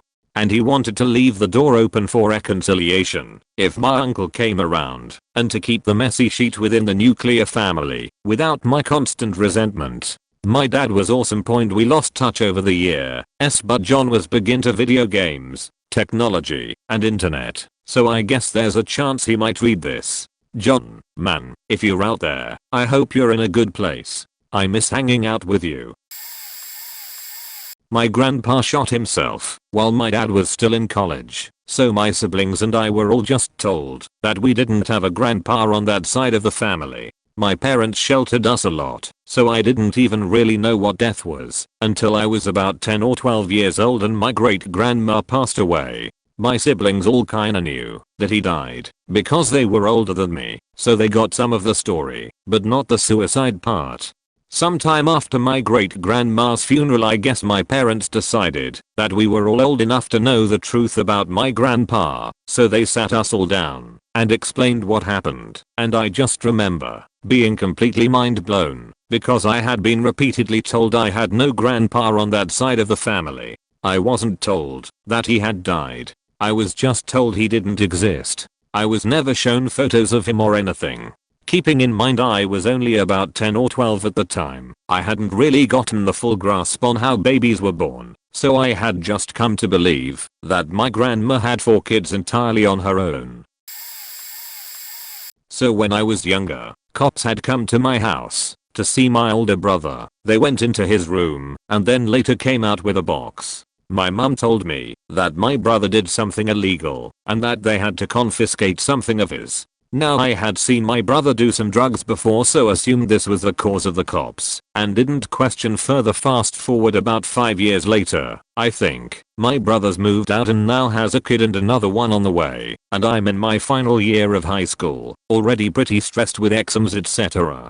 I hear a knock on my door on a random day at about 7 AM. I open it up, and it's the cops again. They ask me a few questions, but I was freaking out and also needed to pee. On the way to the bathroom, my mum whispers to me to lie to them and say that my brother still lives here. They eventually gathered though that my brother no longer lived here and asked me if he had been on my computer at all recently, then asked me to leave my phone with them while they looked through my computer. However, I was free to go to school. After hyperventilating for most of the day, I come back home, and my mum then has to explain to me that my brother was looking up child pornography, and that they took away his PC and they were to know where he lives at all times. Never really looked at my brother the same way again, especially as he now has 2 kids. When I was 10 years old, my grandparents, my mother's parents, came to live with us for a while because they were having money troubles. I was very excited at first because I rarely ever got to see my mom's side of the family. Our house has 2 levels, the main floor, and a fully furnished basement. So, my grandparents lived in the basement. We recognized it as their area, and that was fine at first, but Pretty soon, my grandmother started acting very strangely. Even as a 10-year-old I noticed. She was refusing to come out of the basement and refusing to let me come down there to see her, and also acting very cold and mean when I would try to knock on the basement door. Then I started to notice my mom crying when she thought I couldn't see her. I was too scared to approach her at first because my parents never cried in front of me. But eventually I did, and I asked her what was wrong with her and what was wrong with grandma, and she told me that when she was a little girl, her father, my grandfather, was an abusive alcoholic. He didn't stop until she was in her early 20s. She told me that he almost killed her and her siblings, my 2 aunts and my 2 uncles, and her mother. She told me that my grandmother has severe mental issues that were possibly caused, or at least exacerbated, by my grandfather's treatment of her and their children. My mom and her brothers and sisters had apparently conspired, when they had children of their own, to keep this a secret from them for as long as possible. That's why I got to see them so rarely. It was exhausting for them, having to put on an act like that every time the family all got together. As a teenager I spent most of my time at home stuck in my room, as a lot of us often would. Dinner times were generally a quiet affair other than for my dad cracking the odd joke that was met with disapproval from mum and indifference from everyone else. I never really gave my home life much thought, but I did take a turn regarding my mental health and performance in school around 14. Yet for the longest time I just thought I'd messed up as a human, and it was my own problem. I've never liked my oldest brother. For as long as I remember he would bully me and shout at me, calling me things like sheethead upon entering the room. Keep in mind I would have been 8 at the time and him 19, so I was getting treated that way by an adult. For the longest time I just thought he was an asshole, and as I got older I learned to avoid him, and other than a few hectic shouting / threats / physical fights I managed to get by with avoidance. I blamed him for how he treated our parents, as he treated them like shit despite them giving him more than you could believe. We are by no means wealthy. I could never understand why they didn't kick him out like some of my own friends had happened to them, as it forced them to grow up, and they generally benefited from it over time. Only just the other day I found out that he's very likely bipolar. It took a while, but after analyzing our family life over the years with this in mind, everything started to make sense, and with this knowledge I realized that I subconsciously resented my family for so many things, yet was then able to forgive them considering the pressure my parents must have been under. They just didn't have the capacity to also worry about me and my problems. Ultimately the past few days haven't been the best, but I think with this revelation that once I recover from the emotional outburst this caused, I'll be able to move on with my life better than ever before, and be able to support my parents and my brother now, knowing that it's not their fault. Our family is just another victim of mental illness, something I never would have even considered. It was not meant to be secret. I guess my parents just forgot to tell me. I learned at age 21 that I'm hearing impaired. My ears don't always do a good job clearing earwax, leaving many hours where my ears are clogged, so everything sounds muffled. This happens randomly, and how long things are muffled also changed. Once that was told to me, I had one of moments where my entire life flashed before my eyes. As a young kid, I always sat in the front of class. It seemed so strange in elementary school. This tradition continued up to high school, since I just got used to always sitting in the front. I always thought was weird that my headphones broke so easily. Yesterday I was playing this full volume, but today it's so loud. I replaced so many times, there been so many times I felt people were whispering to exclude me from conversation. People kept telling me that I was super loud. I wasn't yelling or anything, but they told me that I was talking to them as if they were few meters away instead few feet. My grandmother often took care of an extremely disabled woman when I was younger. The woman had the mental capacity of a 1-year-old, knew 3 or 4 words, and was almost completely blind. The woman was in her 40s when I was in my teens. I thought she was the child of a friend of my grandmother, because my grandmother would talk about the woman's mother here and there. When I was 17, I learned that the woman was actually my cousin. My uncle, who had 2 children closer to my age, had knocked up his wild girlfriend when they were 18 years old. He married her out of responsibility, but the girlfriend slash wife drank, did a ton of drugs, got vaccinations she shouldn't have. When she first learned she was pregnant, it seems she wanted to have a miscarriage and did everything she could that was unhealthy for her child. Well, no miscarriage, but the poor girl ended up with almost every complication that was possible from all of that abuse. Their marriage didn't last long. They were not compatible and my uncle was pretty upset about what happened to his first child. He doesn't talk with ex-wife, nor have I ever seen him engage much with this child, but my grandmother still helped care for her because she was her grandchild. I was completely surprised, but it made this random woman in my family's life make a lot more sense. We used to have a ton of money when I was younger. It is tough to say how much, but we owned a 400k house on 3 acres of land. The house was huge, but we were never allowed to go in the basement. It was always locked off. It started one day when our house was swatted. Me and my sister were 5 and 4 at the time. That night my aunt took us, I believe. After we returned my dad was gone. My mom said he lost his job and had to take work out of town. She said though we didn't have enough money, so we would have to sell the house. We ended up in a duplex, and as a kid it was confusing as we always had everything we wanted before that point. Well, when I got older I learned the truth. My parents were drug dealers. They locked off the basement as that was their growing area. My dad did not go to work remotely. He took 3 entirety of the fall and went to prison, so my mom was able to be with us. I never learned how or why they got caught. Their operation was pretty big, and I imagine someone just got caught and gave them up. After we lived a modest lifestyle. Once my dad got out it took them 5 years, but they saved up for a small house. Yes, if people are good dealers they make a ton of money. That is why some people will go right back to it, even after they are in prison over it. My parents thankfully gave that part up, but they still battle with addiction to this day. Late to this post, but mom has always told my sister and I that she has been arrested in her late teens. The story went that she hung out with a bad crowd and there were drugs in the car, but they weren't hers. Guilty by association. Just used it as a be careful who you're friends with story. Classic really. Fast forward to our adult life. Hey, remember that story I told you guys? There's more and it's time, dad, and I fill you in on the rest. The drugs were hers. She went to rehab and dropped out of high school. Turned her life around really after that. No drugs, no alcohol. Got her JED/HS equivalent degree and went to college while working while being a parent. My mom was a rockstar to us. Loved all of us growing up and was that cool mom everyone could talk to, which is why she went to school for psychology. She said. We lost mom to cancer in 2003. She was 49. My life has never been the same either. Edit a word.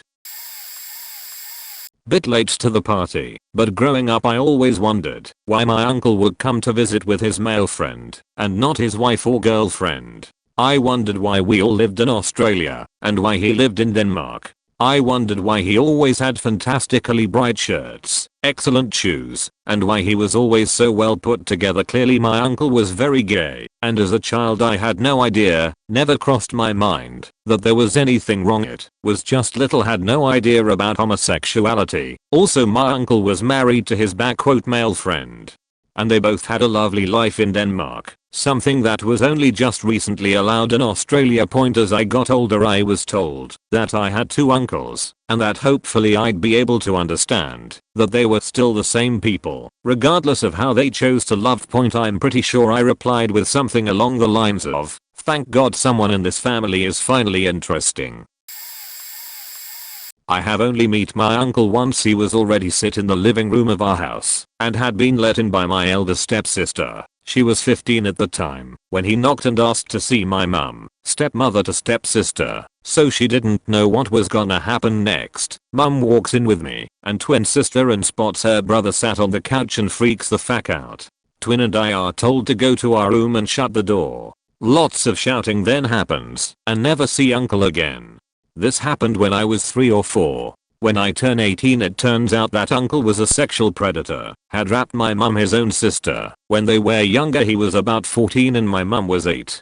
Apparently he had turned up cause his son had hung himself due to being molested by his dad, and only then had he realized how negative his actions were on people and had come to apologize to my mum. She refused his apology, and I believe my stepdad gave him a few parting gifts to him in the form of a good beating.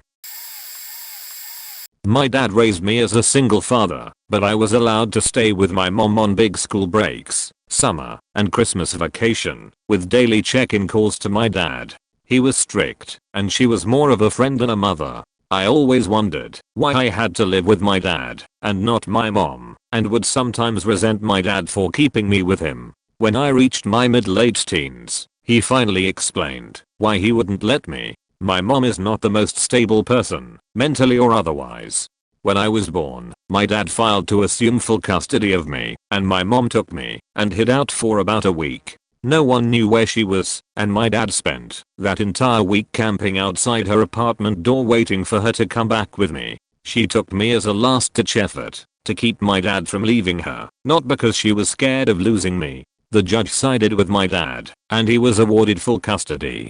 My entire life, my mom has been financially unstable, was an alcoholic, sober for around 5-ish years now, and didn't socialize with the best people. She would have never been able to fully care for me, or provide even some of the most basic needs. As an adult with kids of my own now, I've realized how different my life would be if my dad hadn't made the choices he did. My mom is a great person on her own, but she would have never been able to be a true mother to me, or raise me to be a well-rounded adult.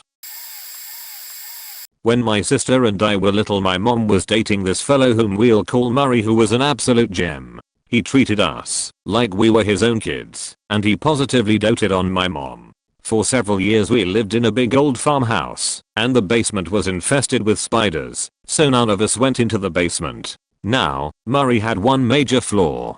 He would drink and drive, and after a particularly bad accident that left him in the hospital for several weeks, my mom finally left him, as he didn't seem to see this behavior as a problem. We were rather sad about this, as Murray was otherwise awesome, and we felt like we were losing our dad.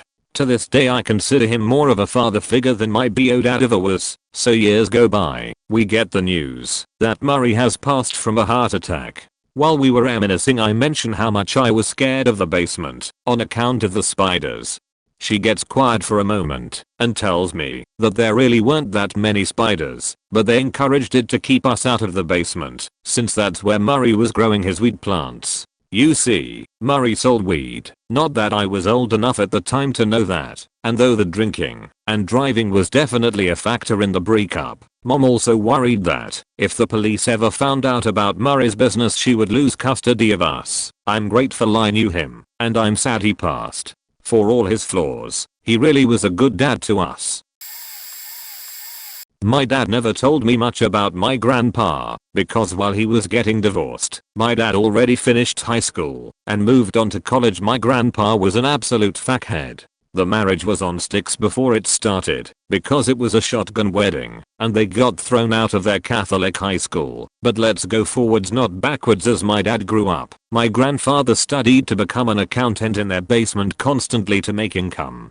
He became a bookkeeper, which accounting and bookkeeping overlap. A bookkeeper records and classifies a company's daily financial transactions such as sales, payroll, payment of bills, etc. Their focus is on accurate record keeping with less focus on the analytics. After the divorce in 1968, he opened up the accounting firm and got to work. As time went by, he became really good at hiding money, which got him even more popular. He managed to build himself a giant house for nearly nothing, because a construction and carpenter business needed to pay off debt. The house is on sale for $1.5 million today. Remember how I said he was good at hiding things? Well, the Mayfair likes that too. So guess what? He started laundering their money. My grandpa laundered money for the Mayfair when they operated out of laundromats. Still, the story that I'm telling doesn't end here, but I want to because it only goes downhill. But in 1985 at my father's wedding in his hometown, 3 well-dressed gentlemen approach him and say the following line: "You're Joe I's kid, right? Joe I was so good to us. If you need anything, give us a call." Aunt Tammy and Uncle Joe weren't blood relatives, I understood that even as a child. They were close friends with my parents and got married and had families around the same time. We were all thick as thieves. I have great memories of our times together. My family moved out of the state when my brother and I were in elementary school, but our parents still kept in touch. Over the last few years, we've seen them often for milestone celebrations. It's like nothing has changed. In 2017, I was planning a surprise 30th wedding anniversary for my parents. I sat in their basement for hours digging through picture boxes as I wanted to make copies for decorations. While looking around, I found a newspaper clipping with Aunt Tammy's wedding announcement. It included a beautiful late 80s/early 90s wedding glamour shot of her. The announcement said she was marrying Joe, but the last name was different. My first thought was that she had since divorced one Joe and married another. Not impossible. Joe is a common name. I don't know enough about him to have recognized any of the other clipping details to know it was or wasn't him. Anyway, I snapped a pic of the clip and sent it to Aunt Tammy saying that she was a beautiful bride and that I couldn't wait to see her in a few months at the surprise party.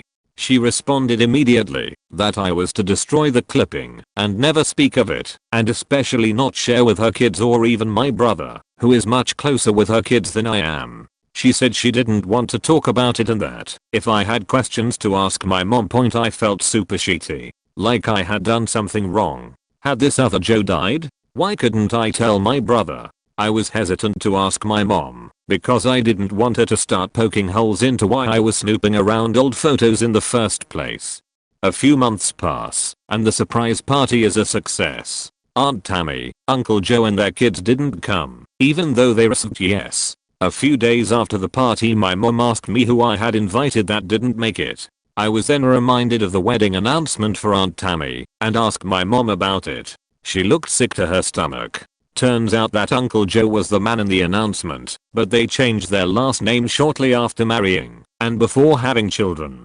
Uncle Joe had a brother who was a serial killer. There had been a high-profile case in the state they lived in, and Aunt Tammy and Uncle Joe didn't want anyone to know they were related. But my dad, Uncle Joe, believes he is innocent and visits him in jail. I googled it. Wish I hadn't. Grizzly sheet. I have no idea how this has been hidden from the kids. I don't know enough about their grandparents or any real relatives, and if everyone changed names or became estranged. I just know that in 2017 the cousins still didn't know. I did end up telling my brother and he did a lot of reading up on Uncle Joe's brother. He texted me once as he was watching an ID channel show about the case. He promises that he won't tell the cousins. I hope he doesn't. I'd rather they find out another way. My dad had an affair 16 years ago. The woman got pregnant and now, after all, she's suing my dad for child support, past and future. My mom found out when a letter from the woman's lawyer was sent to my parents' house 15 years later after the affair. My mom called me and told me everything. She didn't know I was about to call her that same week and tell her she was going to be a grandma, her first grandchild. After that call I decided to wait. I know she was still in shock and I didn't want to mix both news. I kept my pregnancy secret for the next 5 months. We live in different countries, so it was easier to hide my pregnancy that long. She came to visit 5 months after she found out about my dad's affair, and it's when we told her she was going to be a grandma. She apologized for putting all the burden on me. My siblings didn't know back in the day. I'm just happy she still feels like I'm her best friend and she can count on me. When I was 7 or 8 years old, I had a huge pet rabbit. I loved this animal and spent a ton of time with it. Like most kids that age, my parents had to feed him after the first few days of me getting him. Fast forward a few months. Rabbit is friggin' huge. So big that I started asking my dad to build a bigger enclosure. A few days after that, we were scheduled to go on a trip. My neighbor volunteered to feed him. When we returned from our trip, Rabbit is gone. My dad sat down and apologized to me, etc. He had jumped out while my neighbor was feeding him. That night we went over to my neighbor's house for dinner. He was making turtle gravy. He was a great cook and always had the best food. As we are eating, I notice it doesn't taste like his normal turtle gravy. I point that out, and he says it's lamb. Also not true. Turns out it was rabbit. TLDR, my parents and neighbor colluded on the murder of my pet rabbit. They later fed me my rabbit. I thought of another one. Growing up, my maternal grandfather was Grandpa Jake. Grandpa Jake always loved telling us kids funny stories, folk tales, riddles, etc. Keep in mind he was born in 1908. Just to add some context, I found out as a teenager that Grandpa Jake's name was actually Aloysius. Naturally, I inquired about it to my mom and some of her older siblings. The story went that during the 1930s, he and his cousin Dennis moved to Iowa for a few years and worked on a farm owned by some distant family.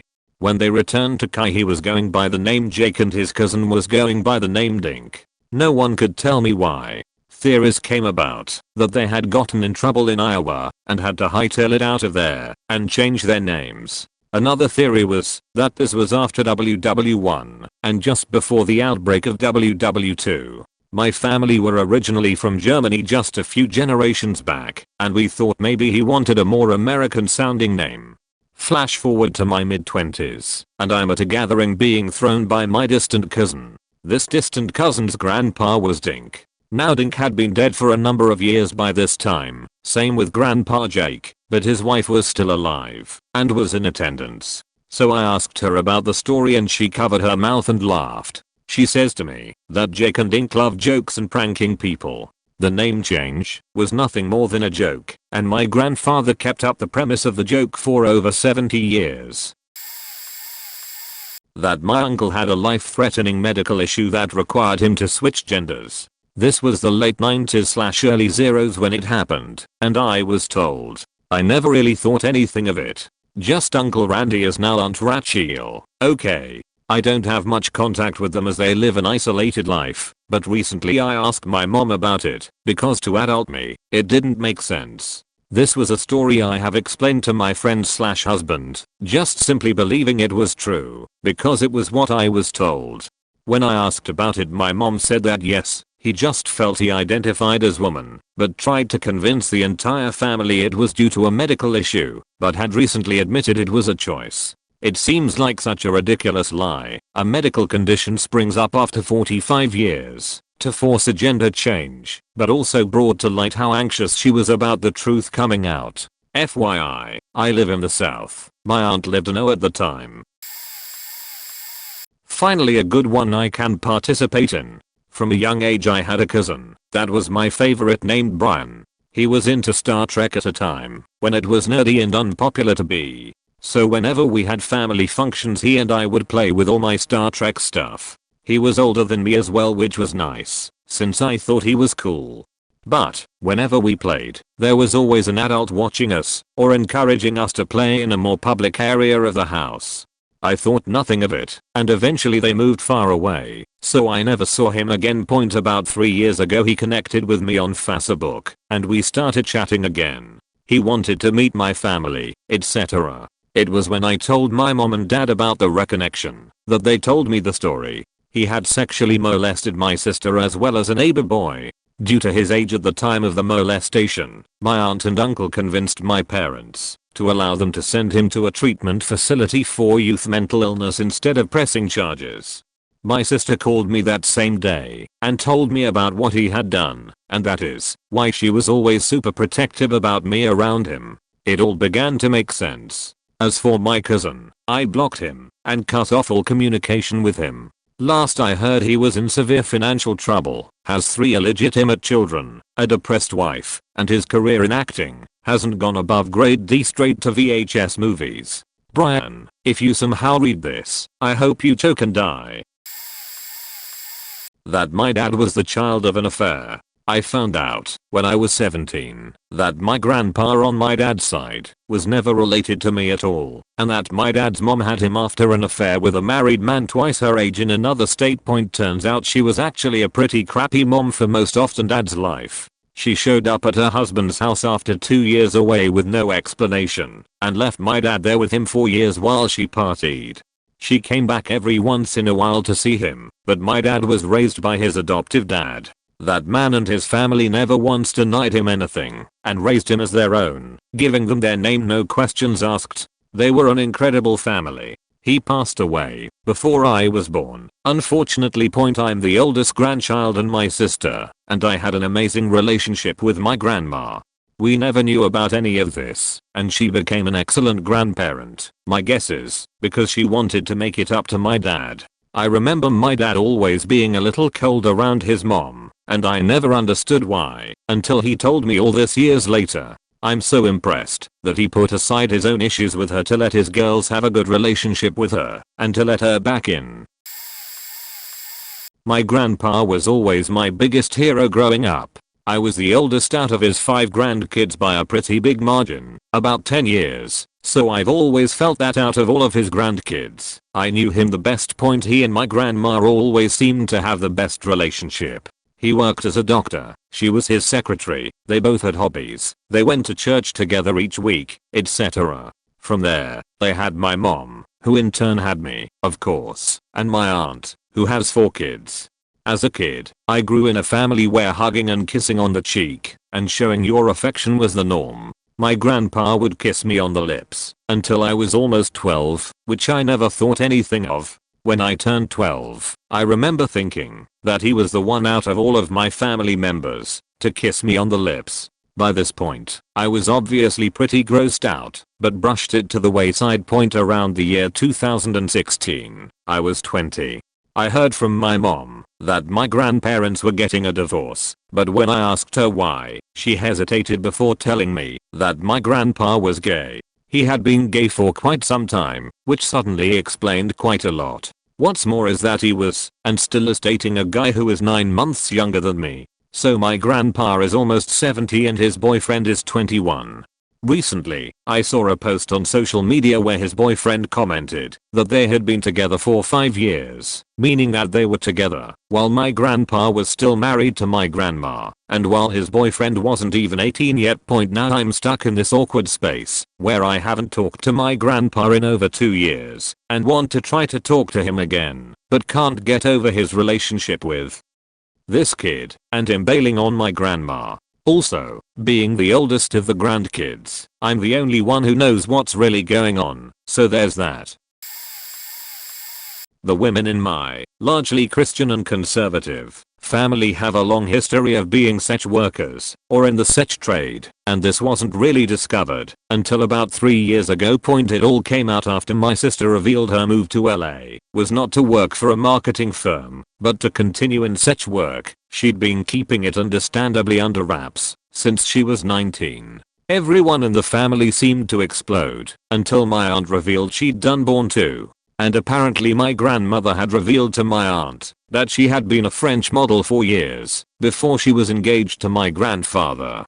Then 3 years ago, our parents did the whole 23andMe ancestry thing and a lot more came to light. According to one historical consultant and some more digging my aunt did, she became pretty invested. We can prove that at least one female member of the family, and at least one male, has been engaged in sex work for some recognizable period of time in each generation spanning 5 generations back. My sister, aunt, and I think it's a riot. And every time one of the conservative side tries to shush the topic away, we remind them that none of this would have been a surprise if keeping it quiet wasn't also part of the family history. My parents took in a Vietnamese refugee and he lived with us for a year before another refugee came to stay with us. I didn't know why I felt so strange around him. I was very young, but I remember a couple of idiosyncrasies about him. He was a wildly avid smoker, and, upon making he could hold a lit cigarette by its ends, he would paint the crucifixion of Christ over and over in any/every medium he could point. The other refugees in the community, who would gather at our house sometimes, were always jovial with each other, but would shun him. Right before he disappeared, there was a dinner in Providence for the VN refugee community to come together. He went and brought my parents. He was a small man, and would be pretty light with us in general. Many people spoke that evening and there was a lot of applause and laughter. When he got up to speak, the room became silent. He spoke for about 15 minutes and Dad said that there was a palpable revulsion in the room as this little man became a firebrand and pointed at people when he spoke. It was all in Vietnamese, so my parents understood nothing, but the feeling in the room was very different.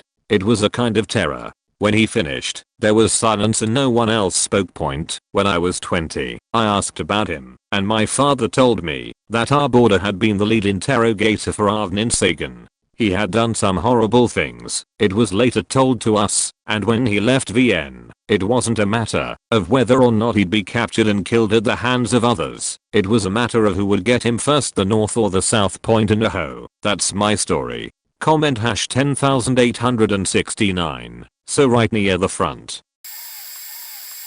My dad never really talks to or about my grandpa, and was never close to him for that matter. We have a big family, and were raised to believe that family is everything, making my dad's relationship with my grandpa an obvious outlier. My dad is the oldest of 10 kids, and moved to the States with an uncle and aunt when he was 14. I figured that had something to do with the distant relationship.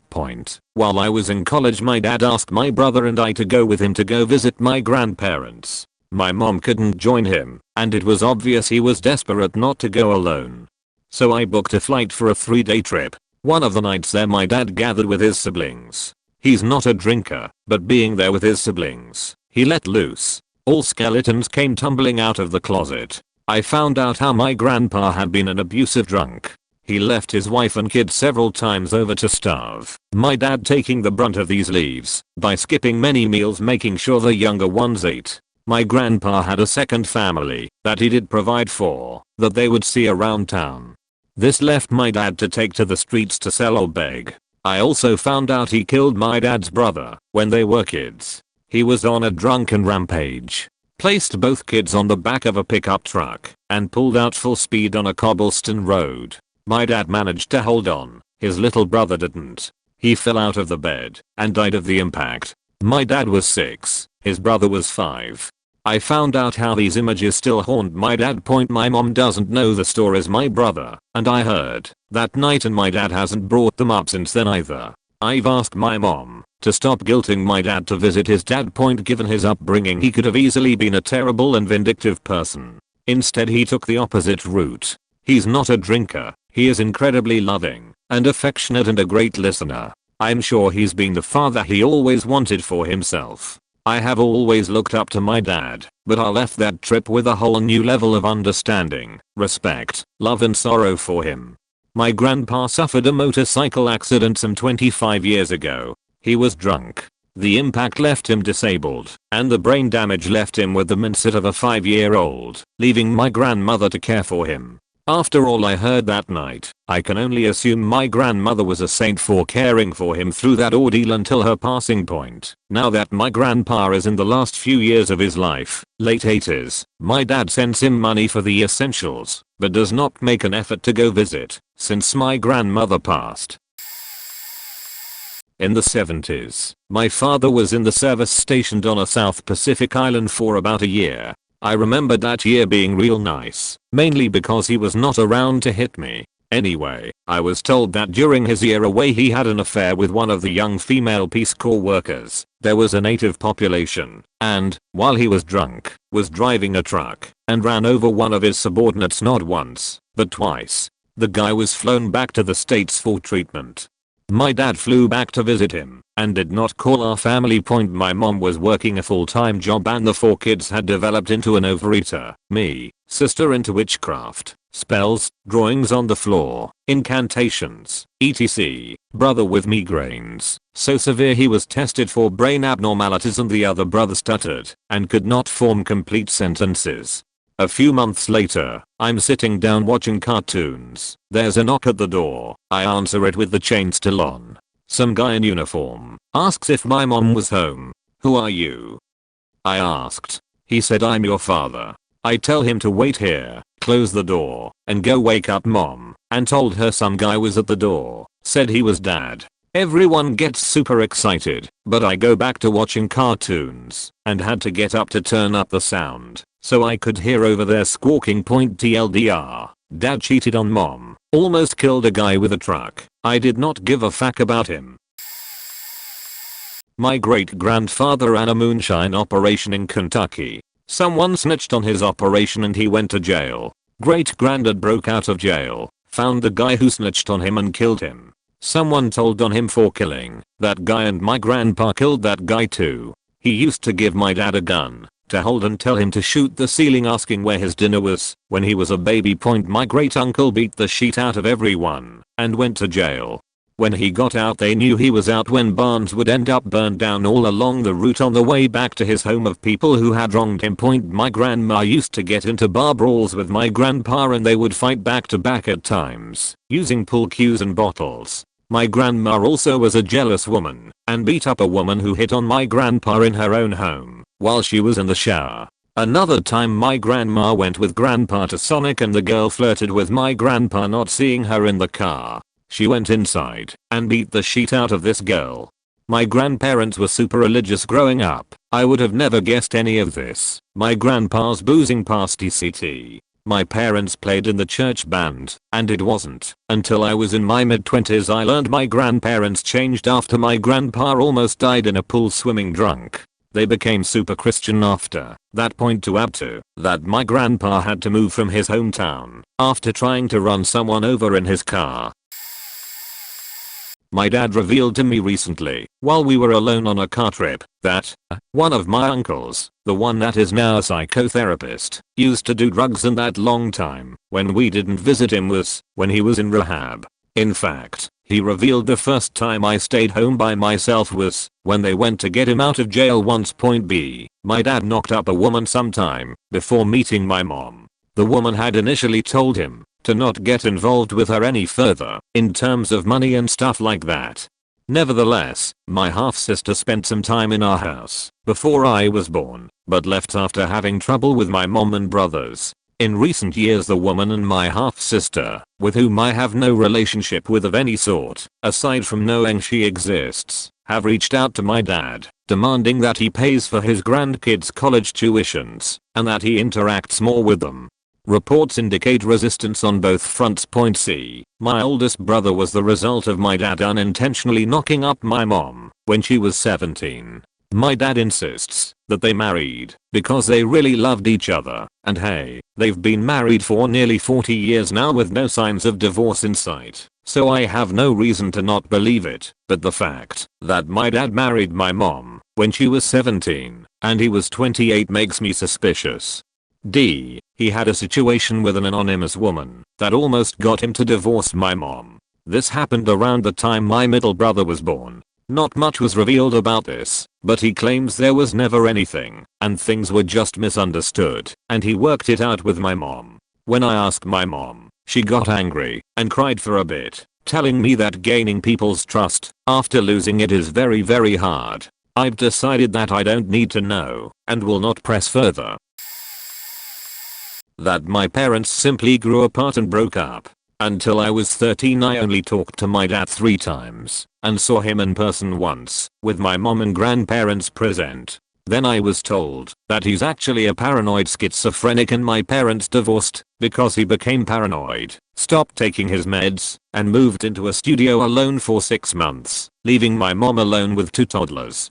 Their psychiatrist suggested moving the kids away from him so we wouldn't be influenced and could grow up normally. Over my teens I learned more about him, like how he tried to kill himself, scared everyone by talking about how people were after him, about his outburst of rage and so on, until eventually his moments of normalcy went away completely. This was triggered or amplified by the stress of having a new family, job, and children, so now he's fine.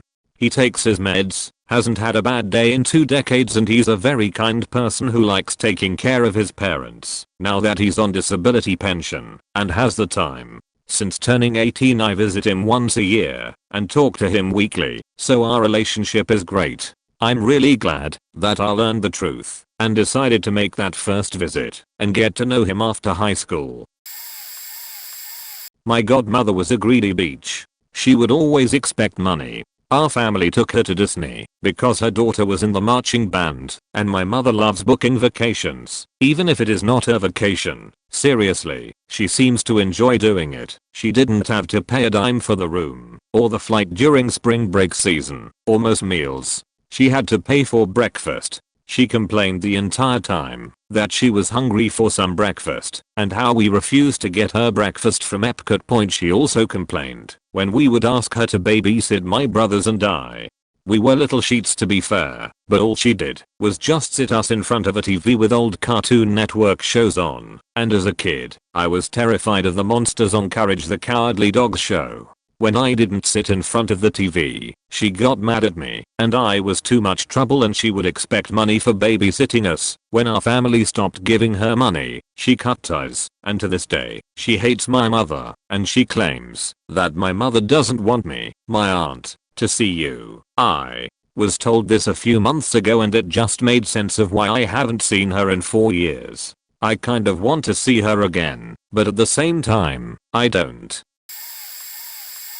My great-grandfather wasn't biologically my great-grandfather thanks to Ancestry DNA test. The family story was that my great-grandmother got pregnant at 16 and married my great-grandfather. That baby was my grandfather who was born in 1919. She was Jewish from a very conservative immigrant family and the man she married was Irish Catholic. She was kicked from her home. Fast forward to last year and my dad took his test and came up as 50% Jewish, which would be impossible, should be 25%, and he and I had all these people that didn't seem to make sense. One was some woman who was a close cousin. Since everyone died ages ago, we have zero confirmation that she and my dad share the same grandfather, a Jewish man who lived a few blocks from my grandmother and was about 23 when he got her pregnant. There was always some big secret in the family and I always found it odd that my grandfather, who was devoted to his mom, ran off to join the Merchant Marines at 16, lied about age. Now we speculate he must have found out around that time. His sister, who was the last to die, always refused to talk about the family. This big secret revealed itself 100 years later as a bonus odd thing. My dad and the woman who is his first cousin went to the same high school and even graduated in the same class, but never knew each other. My grandma has been losing her short-term memories lately and wound up in the hospital after she thought it was the 70s. She was apparently ranting and raving about my grandpa cheating on her and wouldn't let him into the hospital room and refused any care. My stepsister had to relay this story to me as I'd moved far away. I later asked my father why she was saying all these things, and he told me that his dad had cheated on his mom multiple times. I even asked my mom. They've been divorced for 27 years, and she said when they were dating they went to go see his parents one time, and as they were walking in he shoved my mom back and slammed the door because apparently my grandpa was doing his mistress on the living room floor. I can't look at my grandpa in the eyes anymore. My grandma is the sweetest human, and I hate that she has no short-term memory and has no clue who my husband or most of my nieces and nephews are.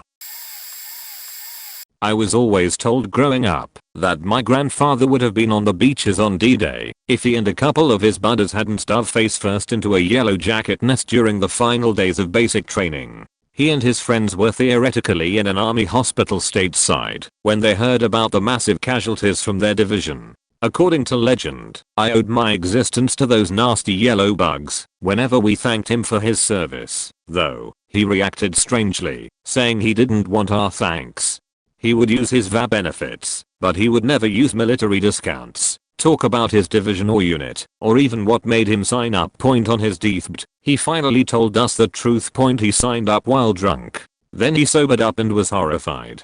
He persuaded someone to post him stateside as a recruiter and signed up all of his friends, neighbors, and every single person he could for 20 blocks. Maybe 2/3 of the people he recruited apparently died in Normandy. He took this newfound ability, went into sales, and never spoke of it again. Occasionally at parties, my parents' friends would bring a mannequin over. It had stapled on the head to it to give the impression that it was shaved, and they kept calling it Mankim, and every time they brought it over, he would get all embarrassed over it. This happened when I was maybe 11, and my dad would never tell me what it meant. My dad turned 50 last year, and for his birthday party, Mankim was part of a shrine dedicated to him made by his friends. This time, she had a bloody stab wound in her heart. This really made me curious, so I finally asked my mom about it. When my mom was in college and still dating, my dad broke up with her. Obviously, she was pretty mad at him. Not only that, but he broke up with her around the same time she had brain surgery, which required her to shave her head. So she had no to recover with after surgery. During this time, my dad went out with another girl named Kim, but he broke up with her after a very short time because he realized he didn't like her. Months later, my mom and dad got back together and eventually married. Their friends found out like 20 years later, and, being the way that they are, created Man Kim as a way to remind him of his past. When I was a kid, I always thought my childhood was pretty great. The only thing that I thought was off was the fact that I didn't have any siblings. Fast forward to when I'm 14. My dad and I are moving one of his bookshelves. He's a major book hoarder, and we had to clean off all the books from the shelf. I pulled off a random book and the title said something like How to Overcome Porn Addiction. Needless to say, I was very confused, as my entire family, both on my mom and dad's side, were extremely Christian. I jokingly mentioned the book to him, and he seemed to get really quiet. He then went into extreme detail about how a guy forced him to take the book at a convention one time. He then didn't want to talk to me for the rest of the day. Over the following weeks, I found more evidence about how he tries to quit, mainly apps that monitor your websites, books, and mobile apps. I still didn't want to believe that my father was a born addict, but I just couldn't with all the evidence. What finally broke that disbelief was when I read his personal journals that he kept on his computer that just happened to sync with mine as well. After this, I confronted my mom about this, and she openly admitted that he had been addicted since before they got married. 21 years ago. He had been so addicted. My mom also had an affair, and one thing led to another, where my parents both decided to have no more kids. As of now, only my mom and a few close friends know that I know. I don't know if he'll ever tell me, but I guess I'll just have to wait. My parents were always a bit of an odd couple. I knew something was off but never knew what. Some random day, when I was about 23, my dad wanted to go have dinner. He felt like it was time for me to know some things about mom and I. My dad was married 2 times before my mom. When he was with his second wife, he would travel a lot for work, which I knew. What I didn't know is that one night he came home to find his wife in bed with another man. Actually walked in on them. He left the room and came back with a gun, shot the man dead, and wounded his wife. He turned himself in immediately and was sent to prison. He was sentenced to 10 years in a maximum security prison. In the last year he was in prison, which was the 4th year, he got out for good behavior, and since the judge ruled it a crime of passion, he met the prison minister. The prison minister was my mom. My dad is a murderer. My mom was the minister. I'm the product of a conjugal visit. I actually have story for this that I just found out about a week ago. My maternal grandmother is very different from the rest of my family. We are all jubilant and boisterous, generally kind and really likable. My grandmother is dry, cunning, and cold-hearted. So much so that I don't have an affectionate name for her. I call her grandmother. She kicked my mom out at 14 and her husband, my grandfather, died when my mom was born, so we don't have a great relationship with grandmother. She doesn't really look like anyone in the family either. She's like 20 shades lighter than everyone else. But her parents were together from the beginning and nobody really cared to investigate. The other day I was talking to my mom about how grandmother is so different from us. She isn't nice like we are. She's distant, and most of all she looks nearly white. I don't think Bay is her real dad. My mom said offhandedly, would you be sad if he wasn't? That would mean Bay isn't really your great grandfather, and I responded that it wasn't that important since I still had the relationship with him that I did. And she said okay good because he isn't. Grandmother's dad is a white man who wouldn't stay with her mom to keep the baby because it was the 40s, so Bay stepped in and raised her as his own and adopted all of us as his family. I was ecstatic that my theory was right, and it was really sweet to think of all the stories that my mom had told me about great grandfather, we call him Bay, and how he was really a father to my mom and he always gave her money and life advice. It weirds me out that I'm 1/8 white, because as far as I knew I was only 1/32 Scot-Irish, but I shouldn't be surprised. Everyone is related a little bit. TLDR, my maternal great grandfather is actually some guy nobody in the family knows, and the man I thought was my grandpapa was just a really great dude who adjusted his whole life to support and grow with his wife and her family. Growing up I hung out with my cousin every summer, but it was completely taboo to ever speak about his father. I vaguely remembered him, but had no idea why he was never around. I knew he was totally out of the picture because my aunt was dating people. I once even asked my cousin where his father was, and my cousin got pissed and wouldn't answer. I found out in my late teens my uncle killed himself. He and my aunt were having relationship problems, and she said she thought she wanted a divorce. He apparently went into the next room, took out a shotgun, and shot himself. It also made my cousin's reaction when I accidentally shot him in the leg with a cork gun make more sense. He flipped out on me over it and massively overreacted. I was confused because it was an accident and it was a lightweight cork that didn't hurt a bit to be shot with. I know because my sister used to shoot me with it all the time. Knowing that his father shot himself makes it far more understandable for my cousin to have such a visceral reaction to being shot. We had a Labrador retriever. We lived in the countryside, and he was an outside dog. I was 6 years old. My parents never trained him to go to the bathroom properly, or to even sit. This dog was always outside on a chain. My parents raised me to believe that all pets are meant to be left outside. I remember this dog was very hyper, very strong, and he scared me a bit when I was little, but I still loved him because I had always wanted my own dog. I, however, being so young, could not go outside without him tackling me to the ground, so I never questioned why our dog was always 24/7 outside on a chain. My dad would even tell us sometimes that our dog had broken the chain and would get a new chain for him instead of just letting the dog run free for a while in the backyard to play with him. One day, my dad comes home and says that our dog broke off the chain and ran away. He was gone forever. 12 years later, I find out my faking dad purposely took our poor dog out into an old faraway woods and abandoned him. We weren't poor, we could afford to take care of him, but instead my dad didn't give two shits about this dog, and I still hate him to this day for it. My dad's excuse is that it was hard to take care of all us kids, let alone a dog, but if he really had any decency for life he could have easily taken him to a humane society. All I can do is hope our poor dog found himself at the doorstep of a much more loving home that gave him all the attention he ever sought and deserved.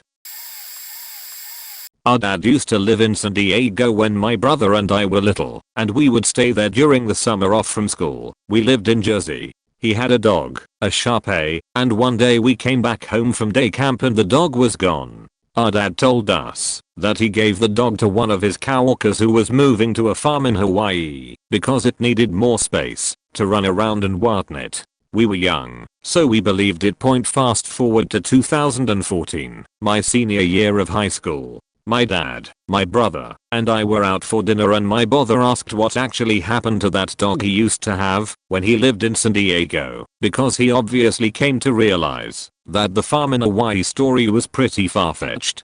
Turns out, one day my dad was out walking the dog, and he let it run across the street from the apartment complex he lived into a park/open lot, which he did every day, and never had an issue. But this time, a pickup truck came barreling down the usually calm street and ran the dog over. He said the truck didn't even stop, it just kept going. Not a super dark or mind-blowing family secret, but it's the first one that came to mind.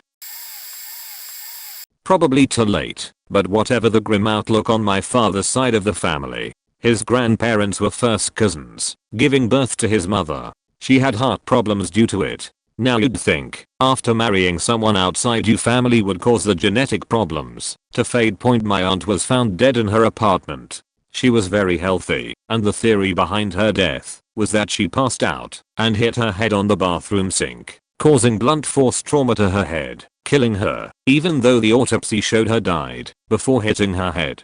My father had a hemorrhage and was hospitalized. He survived and was doing rehab. He suffered another hemorrhage 2 weeks later and was placed in ICU.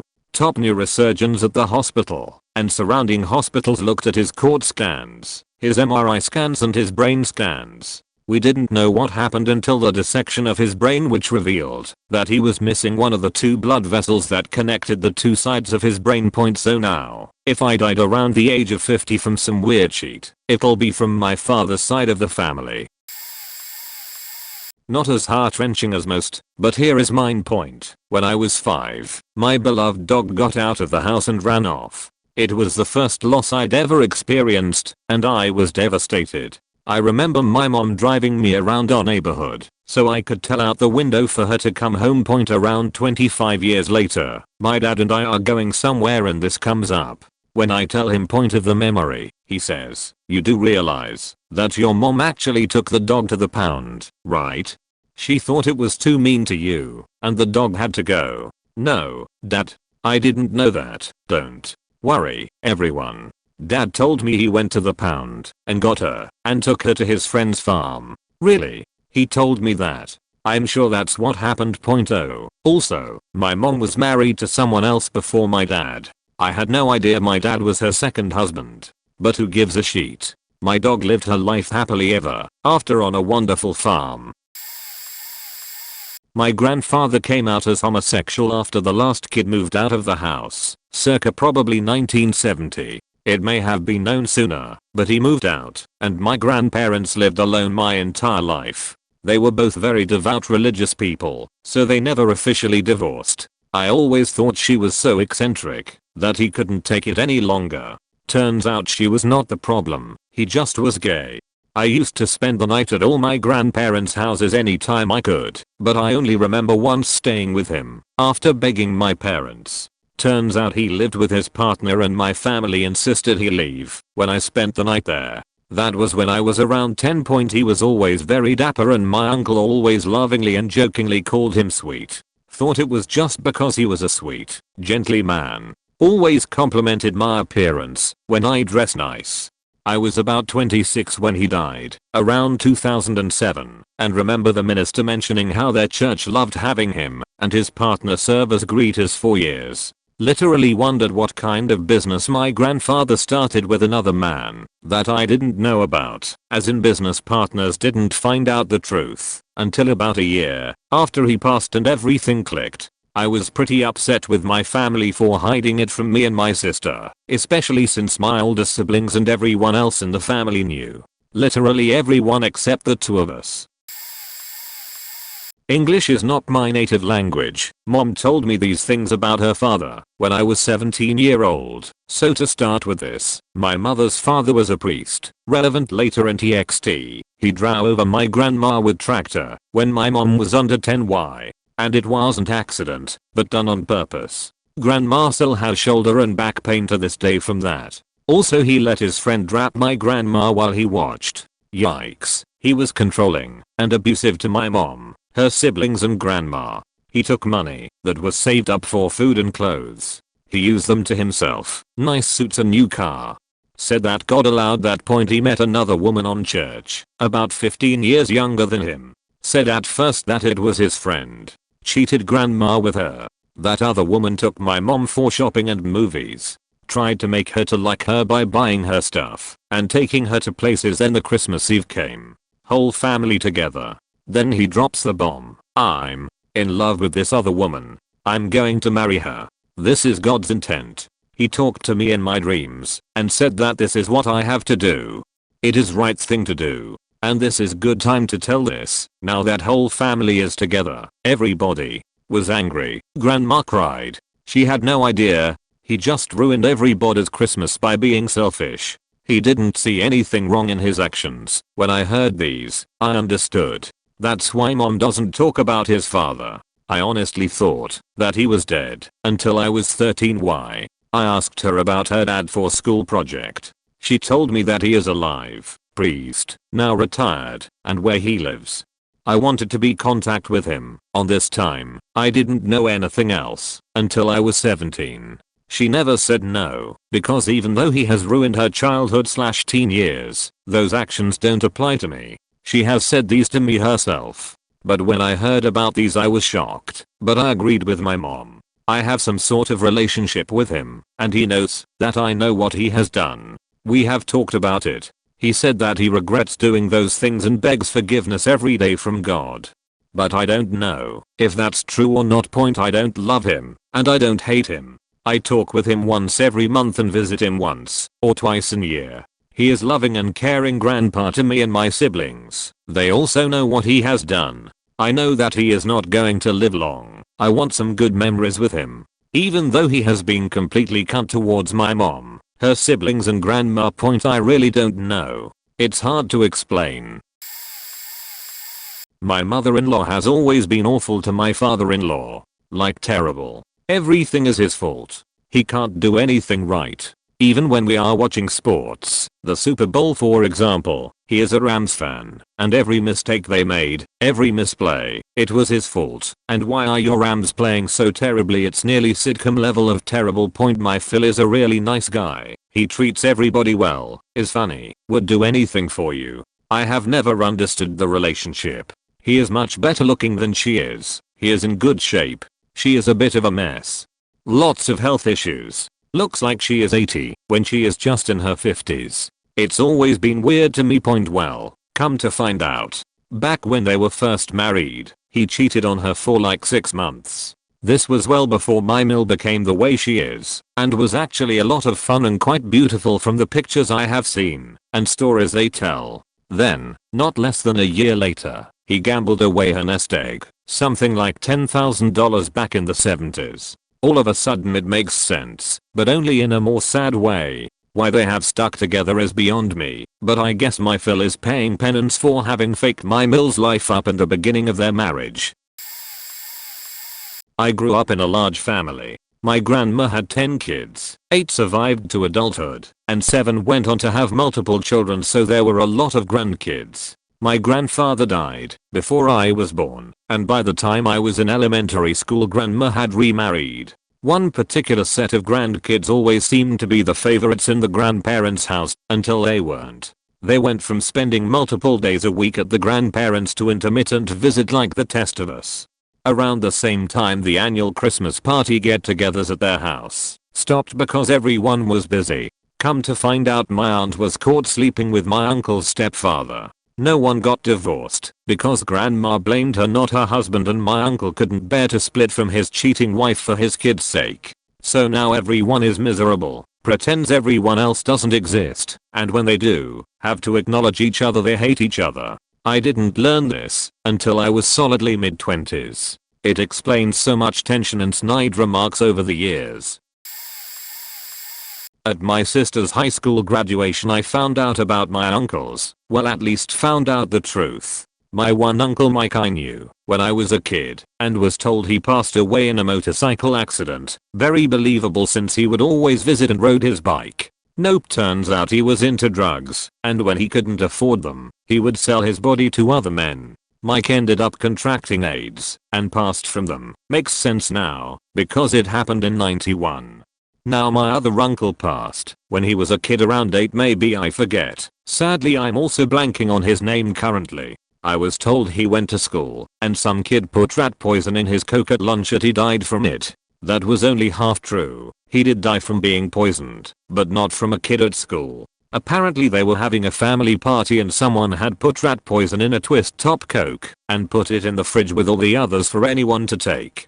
Whomever it was basically playing Russian roulette with who ended up with it. I don't believe whoever did it think it would be a kid, since the children weren't allowed to have soda. But my uncle along with my aunt and dad snuck it, but the other two were too scared to get caught, and he drank it by himself. When I was 30ish I was told that grandma might actually know who did it, and did nothing about it, a reason why I don't know. Along with other reasons I knew my grandma was a terrible person. She disowned most of her living kids at one point. For years I forgot I had a third aunt, and when I went to Google her I completely forgot her name. I at least had the first letter right. Grandma died just over a year ago and everyone is a happy family again, that we should have always been, but weren't allowed to be. After my aunt passed away my uncle turned into a real scumbag. He was drinking to an insane level and just failing massively to own up to his responsibilities as a father to my 4 cousins, including massive emotional and verbal abuse. We always attributed it to losing the love of his life.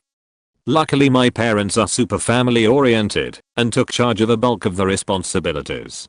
But the truth, that is still an active secret to my 4 cousins and my younger sister, is apparently he'd always been That way, and my aunt was just a pro at hiding it from my cousins, and we were all too young to realize. He was always a drunk, was cheating on my aunt with multiple women, and was giving all the abuse her way. What's worse is after 3 of my 4 cousins were estranged from him, he's used some really manipulative tactics to bring one back on his side, and is doing everything in his power to drive a wedge between the 2 younger ones and the 2 older.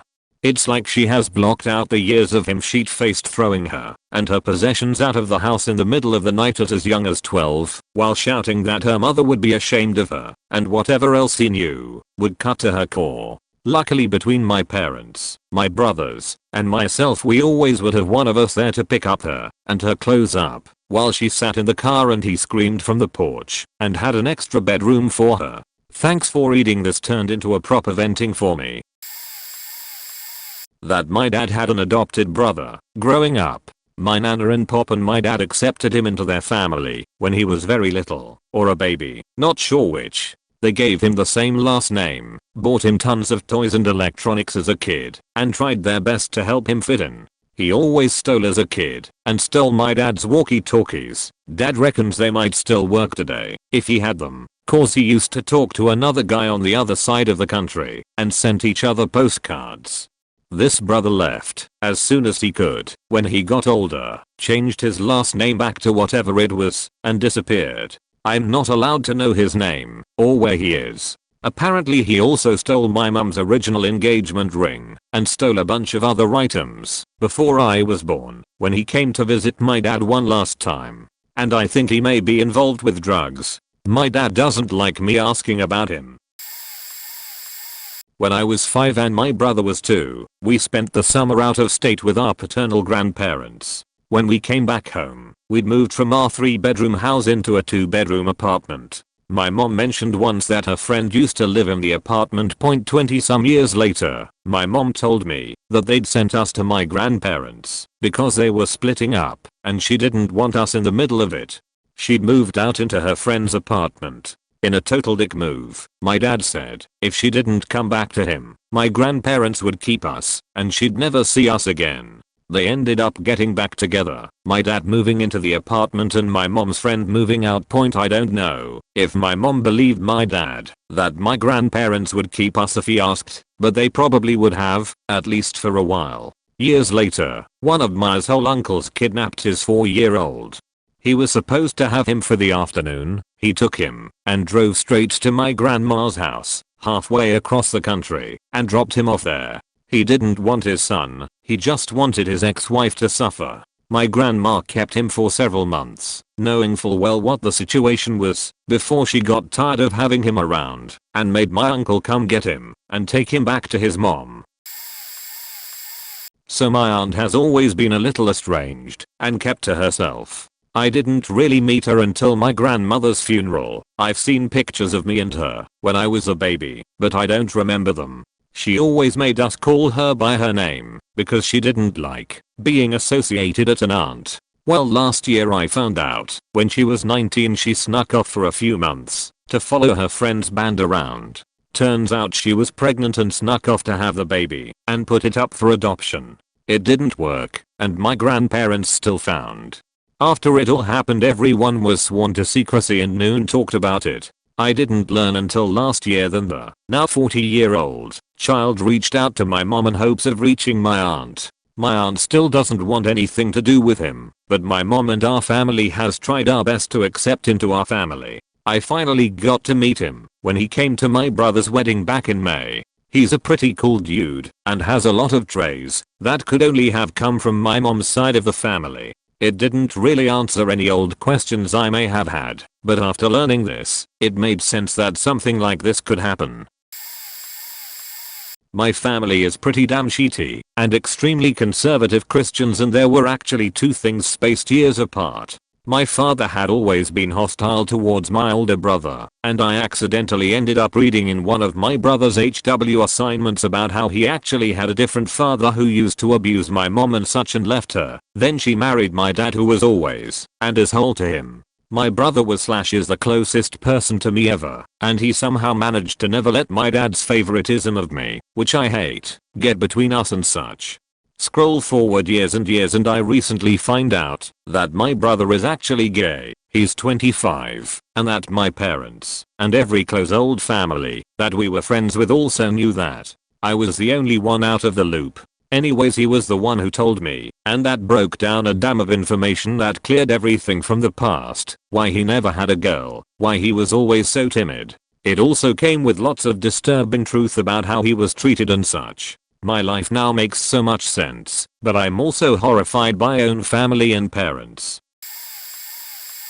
When I was 12, I knew that dad had born us in his side table drawers, so when the house was free, I would sit on the side of his bed and flick through his magazines. One afternoon after my parents were doing spring cleaning, they had rearranged their room. I opened dad's side drawers once again, ready to get my perv on. It was now mum's side of the bed, and found after a moment of confusion, and pulling out notebooks to find the pornos, I found my mum's diary. I flicked through it, and found out that my dad had had an affair while away on deployment in the Navy. I was so confused. Why would he do that? The man I had respected the most my whole life, who I looked up to, my hero, would cheat on someone that they claimed to love. I deeply regret violating my mother's trust by reading that notebook. And to this day, haven't looked at my dad the same way. However, this revelation explains so much behavior between them. I'm now 25, and haven't, and won't tell anybody else. If my mother can forgive him, and they could continue their marriage of 30+ years, I can respect her decision.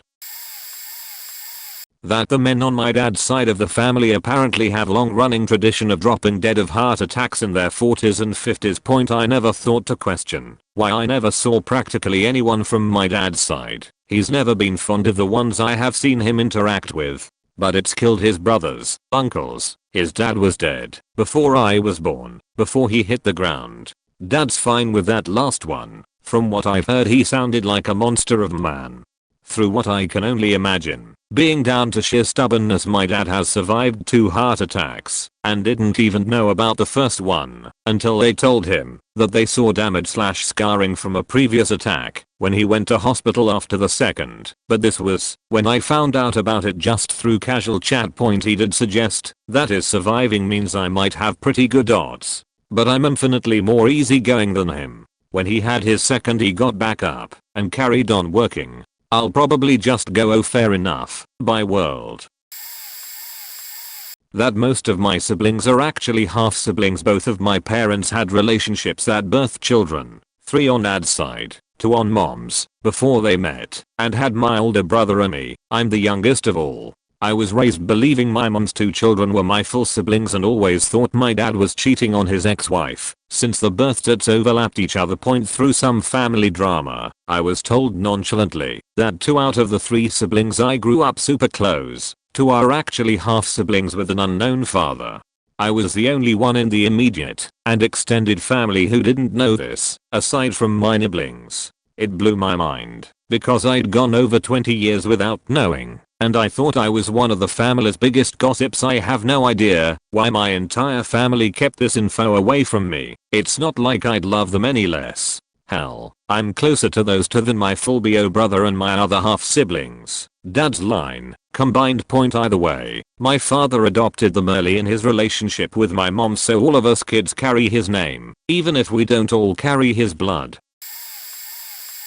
2 of my mother's siblings aren't straight. I figured out my uncle was gay. It made sense that he and his roommate had one bed. I was told my aunt was bi when I was in my teens. It made a lot more sense that her roommate, who I used to see all the time, suddenly was no longer at family gatherings. My uncle committed suicide when I was 12. My mom told me when I asked, "Where's Uncle Rob?" after not having seen him at a few family gatherings.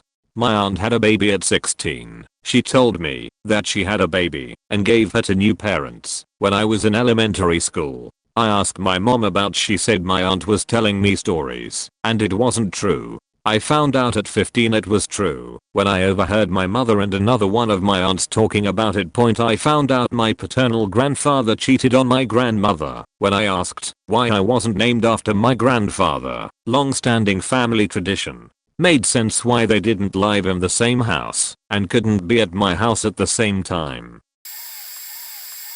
There was this beautiful cat who lived on the street I grew up on called Tigger. He was incredibly friendly and would always come to greet me. When I walked past the hedge he would be snoozing under. When I was about 8, my mum told me that Tigger had died and I was really gutted. She said that he was dead and that he was found under his favorite spot in the hedge on our road point, but it turns out that his death was far from peaceful. One night, my mum heard a scream she thought was a person, so she looked out her bedroom window and saw 2 greyhounds with Tigger in their jaws. One had the head and one had the tail end.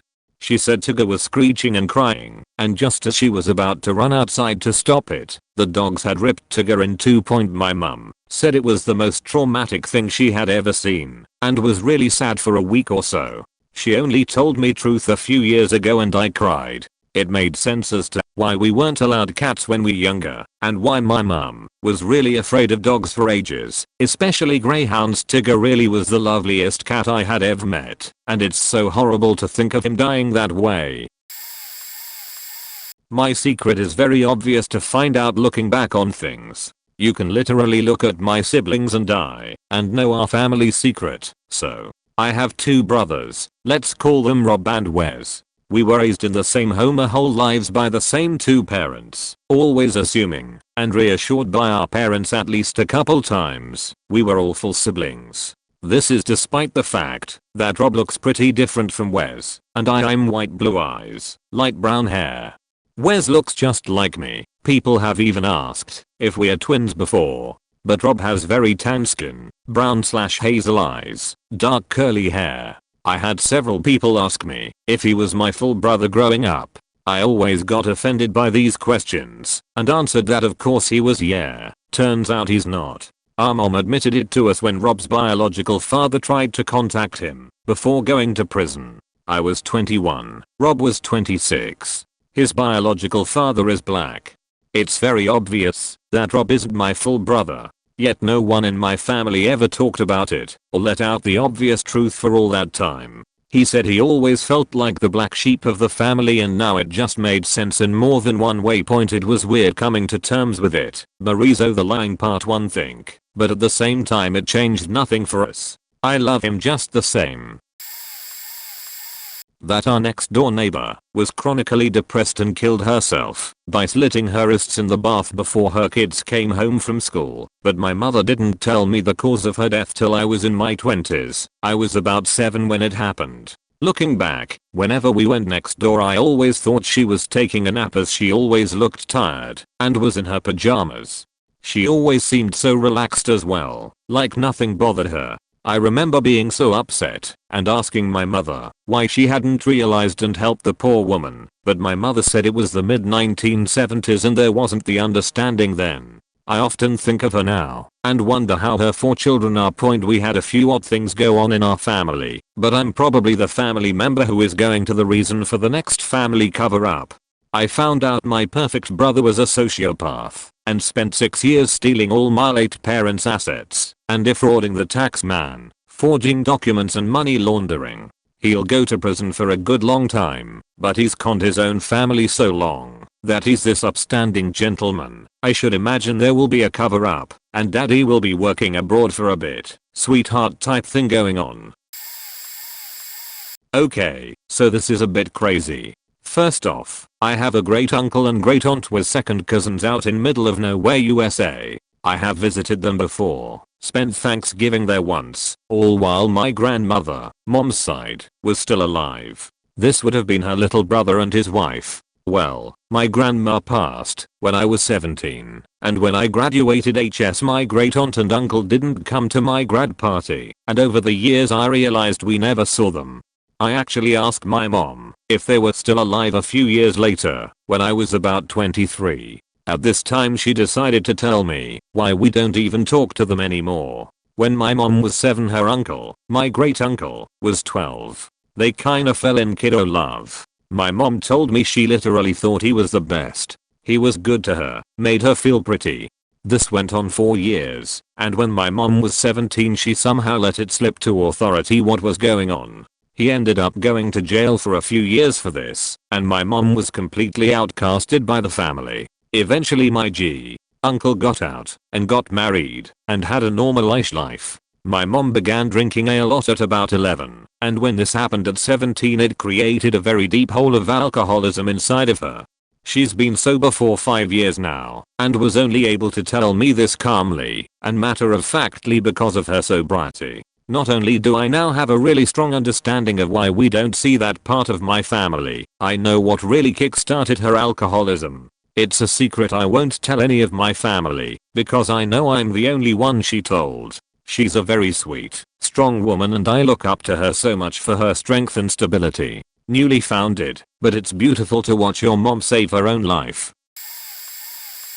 My mom and dad divorced when I was 18 mo, so I only remember them as being divorced, and then when I was 5 my mom died, which made for a very she said kind of environment when growing up. As a teen my maternal aunt hinted at a few things about my dad that were more dark than I would be prepared to know, as I was having a rather rocky teenage period and was living with her since I was 14 to help make a more stable environment, but she didn't specify. Fast forward to getting married in 2017 and me sitting and talking with my dad. I took the opportunity to ask him about the whole marriage and divorce thing between him and my mum, and he told me that during the divorce she had accused him of sexually abusing my sister and I when he had custody weekends. This obviously put the whole family against my dad, and my sister and I were intensely evaluated by psychologists and the like, who found no evidence whatsoever of this purported abuse. Also, I injured my kitten friend falling off a swing when I was wee, and this is something my dad knows nothing about. If he were abusing us, he would have definitely seen the injury scar from that point. So this revelation makes sense that my maternal side was so protective of me and also so unbelievably cold towards my dad growing up. If my mum hadn't died, I'm sure his name would have been cleared in time and tables might have turned at least somewhat, but this did not happen, and my mum's actions were taken to her grave. My parents' love story is a classic film noir. Both on my mum's side and my dad's side they were gangsters. My father's grandfather was basically Don Corleone and my mother's father was kinda the unofficial mayor of a small village with my uncles as his gangsters. I'm not joking. Both my parents left their towns and met each other at a university and fell in love. Now I understand why my uncles don't want to be seen in public. Even in small roads where barely any people walk, every 1 in 3 people would kiss my uncle's hand while we would go get ice cream. Same thing with my father's dad. People would nod at him randomly, either it was just something they did at that particular town. But then when I got older my mom explained how my second uncle would go around beating people near to death for money. The same person that would pretend to be hurt and beg to me while I wrestled with him as a kid. So much made sense. 2nd grade I was super hyped to get these 2 blue parakeets because I loved the Toronto Blue Jays for some reason. I was persistent on getting light blue ones because light blue matched the blue jay bird and I wanted the closest thing to a blue jay as I could get. My mom gets me these 2 parakeets and we start putting them in the screen porch so they can hear the other birds. One day I wake up and these dudes Bluebell and Blueberry are dark blue. I'm like, the hell, I didn't get no dark blue ones. I was kinda pissed, like what happened to my blue jays? My parents told me they got their feathers clipped. I was like, shit, I guess that's how birds work. They got a fresh new set of feathers underneath, of course. Not until the end of high school do I accidentally find out that my 2 parakeets got savagely eaten by a fox or something some night they were left on the screen porch. That morning my brother walks out to blood everywhere and my mom is flipping out. They didn't want me to find out, so they bought 2 new different shades of parakeets. Before I woke up, I knew for damn sure those weren't my birds. I never loved them quite the same. When I was a kid, my father used to be very short-fused, and he tended to hit me most of the time. Nothing serious, just a slap here and there, but he has big as hands. Sometimes, he directed his anger to me, almost unprovoked. He also had night terrors in the middle of the night. So in general, as a kid, I did not have a very good relationship with Pops. As I grew older and became a man, and my dad left his strenuous job with my uncle, he became another man, caring, loving of his son, talkative, always there for me, and fun to be around, always giving me his support. This was when my mom told me she suspects from abuse from my paternal grandfathers towards my dad, physical and even sexual. My grandfather's favorited my uncle who had everything first handed to him, and as a result he grew up entitled and hard-faced. He ran businesses, only to set them on fire on a given point, so he could get cash from the insurance, and go on a spending spree with a random gal. Meanwhile my father was literally enslaved, working on jobs, and not getting paid. My grandpa got the money instead of him. So my father did not connect with me as a child, because he did not have time to be a kid, and couldn't relate, and he was always short-fused and seeking fights, not only with me, with random people too, because he was always very stressed running his business with my uncle on the side trying to ruin him. Also the night terrors knowing this. I love my pops, a very wholesome man, now that got away from everything and is retired, and I know why he behaved like this when I was a child. So I got told by my mother when I went back to my home country about my dad's family that his father left him and his mother remarried when he was very young, and that the stepdad was a serious alcoholic and used to emotionally and physically abuse my dad extremely bad throughout his entire childhood, that his friends' parents, neighbors, teacher and other people on the street that knew about it really wanted to adopt him and take him away from his hellhole but wasn't able because they either gave up or just didn't have full interest. Luckily when he met my mother 18 years later she gave him strength and stuck up for him at family gathers. So yeah, I found out about that and that made me very angry at my grandmother, and I hated just look at the stepdad. When we went to BBQ in their house for my great great grandma's funeral, my great great grandma passing really affected my dad because she was kinda the only one who would fully stick up for him and still give him hope for his future. My grandfather physically abused my dad and grandmother then killed himself. I was only 2 and my sister was 5 when it happened. Whenever we went to Nana's house we were told not to talk about Granddad and never ask where he went. Mum told me he had a heart attack and it made Nana sad to hear about it. I managed to patch things together from conversations I overheard from aunts and uncles. Turns out he was a raging alcoholic his entire life and used to beat the shit out of my dad. He stiffed my nana out of her house and savings twice, then came back from the UK when my dad was in his late 20s. He convinced dad to put all his savings into a business that went really bad, and then he topped himself, I assume from an overdose. We ended up living in a caravan on my mum's parents' front lawn till I was 8, and they finally had enough money to move out. None of this was never really explained to me. I thought everyone lived like we did. I used to feel sad I never knew my granddad. Now I just feel so terrible for my dad. Never really got told it, just pieced things together. You know when you were little and you walk into a room and all the adults stop talking about something, but you hear a little bit. Maybe that happens 20 times over the years and you remember a little each time. Of course this could all be a creative fabrication, but I don't think so. So my grandfather was an officer in the SS, infantry officer, Western Front, and my grandmother was a Polish Jew. He and his best friend who lived next door joined the SS because the conditions at home were better for their families. They were basically at starvation point and each had young children. Plus I guess it's easier to get your wife not liquidated when you're in. One of the girls from one of the families, no idea which, fell in love with an SSTV officer, Death's Head, the camp guards, and they were not particularly pleased about it because they thought he was a piece of shit.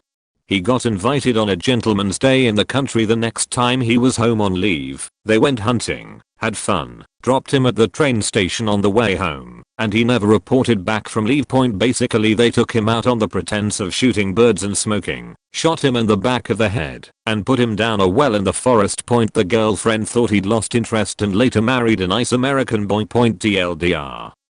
Don't go into the woods with your girlfriend's father if you're a piece of shit and he's in high enough rank that people don't question. We dropped him at the station last Wednesday.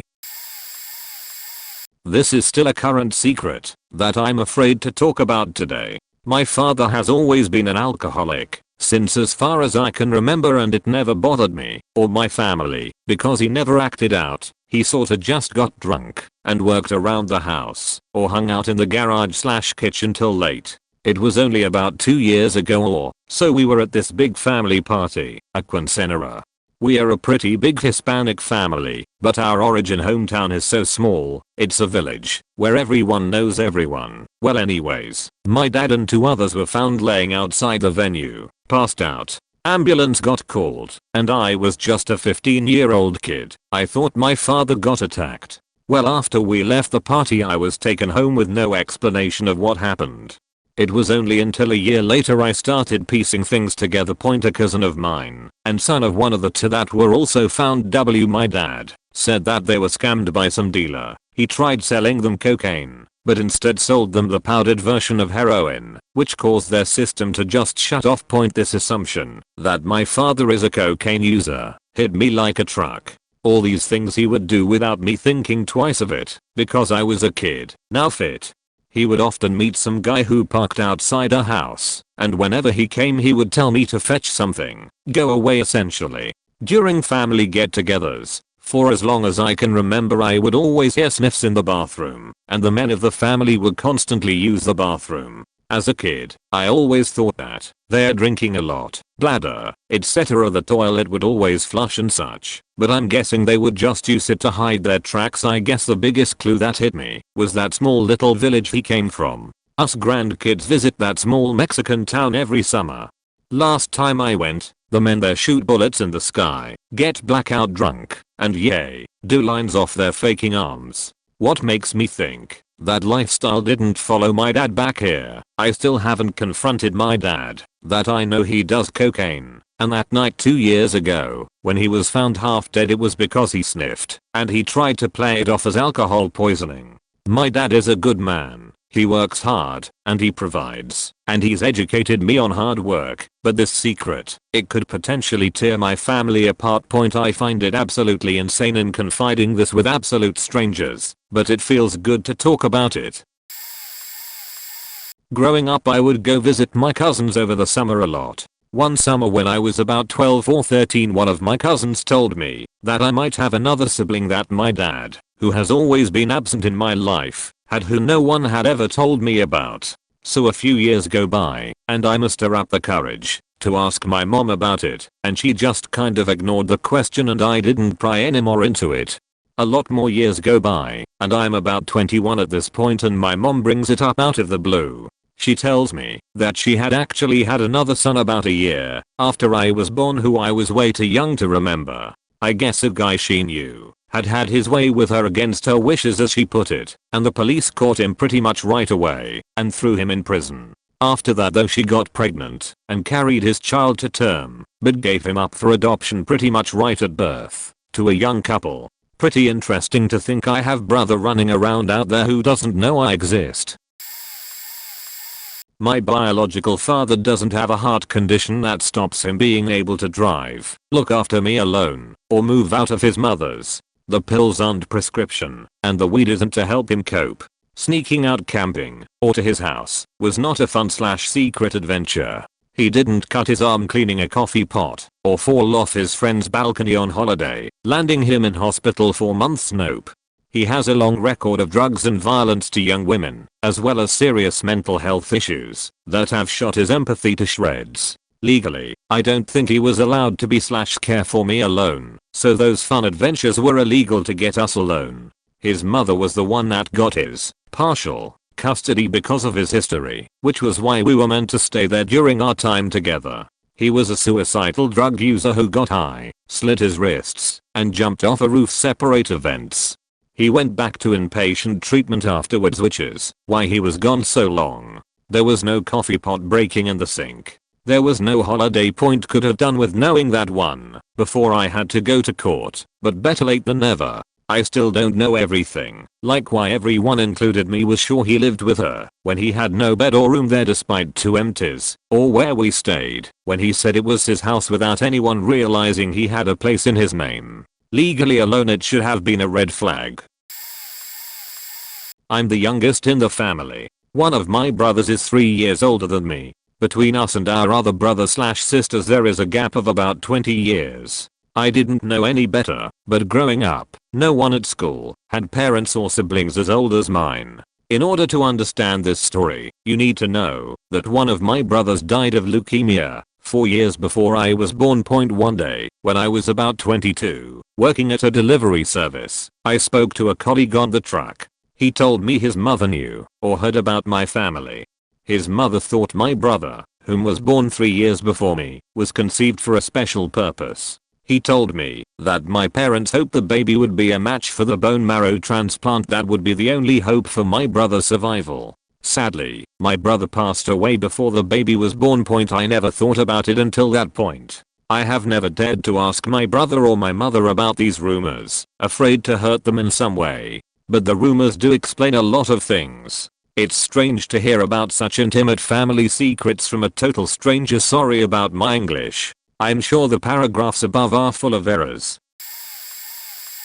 I knew for a while now that I had 2 uncles that died young, like a few days young. They were both premature, but now that my grandmother has Alzheimer's, I know what happened. It seems that the second one died naturally, but the first one was killed by my great-grandmother. Apparently what happened was that my uncle had been born 2 months early, and the doctor told them not to give him a bath until he was 40 days old. At that time my grandparents were living with my grandfather's family, who were also my grandma's uncle family. Yes, my grandparents are cousins, so my great-grandmother had to have known what the doctor said.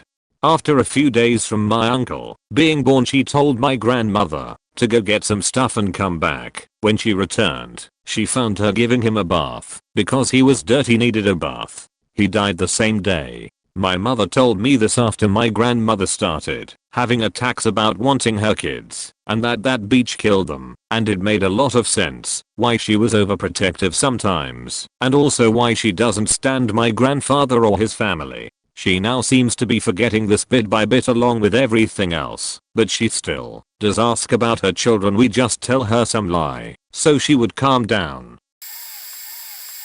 My dad, who I held as the paragon of virtue, lost his scholarship for debate in college due to his weed habit. He ended up going to business school, but mostly coasted through. He was a born salesman, but never really learned some of the finer points of business and finance. As a result, once he lost a job of 20 years as top salesman, in his 50s, at his company. He bounced from job to job. Eventually, when both my brother and I were in college, he took out loans in my brother's name, which ruined his credit before he got a chance to use it himself. Then when he couldn't find work, he began to default on their $1.80 million house mortgage. Enough that when my grandfather died, he convinced my mom, who was executor of the estate, to take our inheritance from my brother and I and use it to pay off some mortgage debt, which they have never returned a penny of, and then in trying to save themselves from bankruptcy, liquidated their 401k, which would have been protected to pay off debt, and then lost their house and declared bankruptcy. Anyway, now they live in a more modest house, but which is still far too expensive. Still haven't returned the $30,000 they jacked from me and my brother, and my bro is still repairing his debt. Him just found this all out at Thanksgiving, and am at a loss as to what to do. I love them, but they have put both my brother and I in financial hardship for their own selfish reasons, as opposed to being upfront and dealing with the system and understanding their own financial situation. It just makes me so incensed that I don't want to speak to them much, which hurts a lot. Really good family friend secret.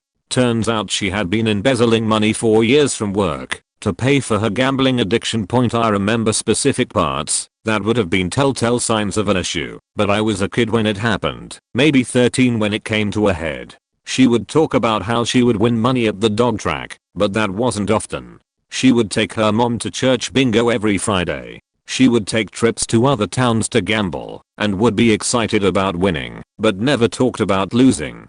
I remember she was babysitting me and my brother over a weekend when my parents were out of town, and I got up in the middle of the night, and she was still up reading. Not internet gambling, this is from the 90s, so it didn't exist yet, thank God, but she was still up bright and early. Then one day she just wasn't around anymore. My parents never told me initially. It was only after several weeks of not seeing her that I asked, and they brushed it off for a while with simple BS excuses, like she's out of town or sick.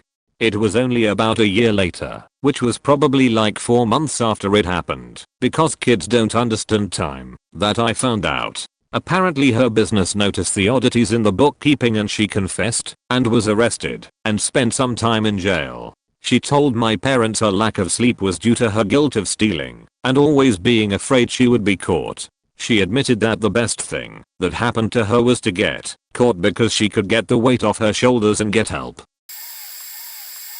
I'm Dutch with part German ancestry, and gradually found out so many WW2 stories from 15 years old and onwards. One is that my German great-grandfather, who lived in the Netherlands at the time of the war, went to one of the abandoned German outposts, after the German soldiers had fled, because of the coming Allied armies, to look for food there. He and a friend of his found a portrait of Hitler on the wall and apparently was so angry they threw it out of the window into the little pond near the outpost. If you know a little bit about Dutch history, though, you know the Germans came back to still keep on to the lands north of the Rhine for another year, and they did. My great-grandfather was caught and going to be shot by the soldiers for doing that to Hitler's portrait, but because he was born and grew up in Germany, he obviously spoke fluent German and could explain to the soldiers they were only looking for food and that the portrait had already been thrown in the pond when they came there. That's how they survived. This same great-grandfather's wife, my great-grandmother, also had a brother who still lived in Germany and was in the war matched. Another is that my great-aunt, never knew her personally, had suffered from PTSD all her life because she was raped by Russian soldiers. She lived somewhere in Eastern Germany at that time. All of this was pretty weird for me to find out, as I only vaguely ever realized I must have some German heritage because of my surname. I now did a lot of research on my family history myself, and it's pretty interesting. My grandfather was an alcoholic and terrorized his wife and children.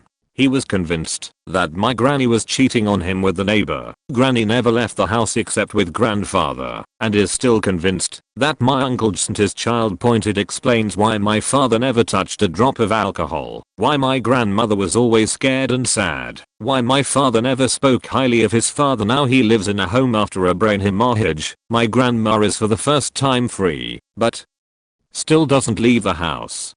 Nobody likes to visit grandpa, since he makes up stories and tries to turn all the family members against each other by telling lies. Each time my aunt visits, he is dragging her down so much. There was some legal issue to take away his own money related stuff away from him and give it to my aunt. Otherwise he would spend it all in the cafes. The worst part is that my parents always tell me I have his character, but the difference is that I'm aware of my demons and he isn't, but I still feel so disgusted when someone mentions it. I guess this really isn't a family secret, but a brotherly secret. In the mid-90s my older brother was very much an asshole and my older sister was the popular girl in her freshman class who was very well adjusted. My sister had a cat named Tigger who she adored very much, and one day she and my brother got into a fight, so later in the evening my brother drove the cat to a town 20 miles away and just dropped it off in the street. He kept it a secret for about 22 years, until he told me a few years ago, and ultimately my entire family simply believed the cat simply ran away.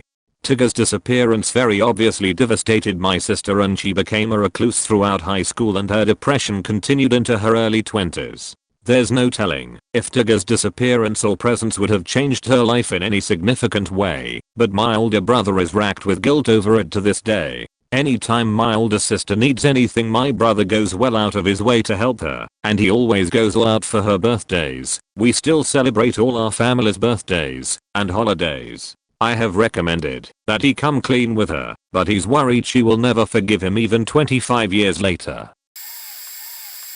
When I was young my dad's family was very close. We always had big family days at my grandparents' farm, swam in their creek, had big bonfires, played with their farm animals, and had masses in the church on their property. It was the best childhood. Then one day my siblings or I were told our grandparents, auntie and some of my cousins had moved away. It was sad, and we didn't get to say goodbye. My uncle didn't move away, and he would come over and talk with my parents and my other uncles and aunt.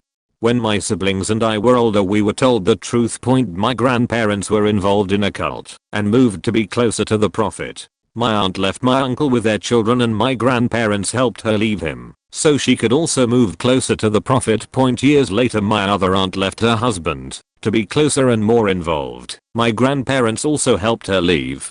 It broke our family in two. Those who believed in the cult and those who didn't. Point our uncles, although both married into our family, have been our uncles our whole life. They are our family and have been a part of our lives. Our cousins also. They didn't understand what was happening. They were too young. Point our family have come a long way and bridges have been mended. But some bridges can't be completely fixed.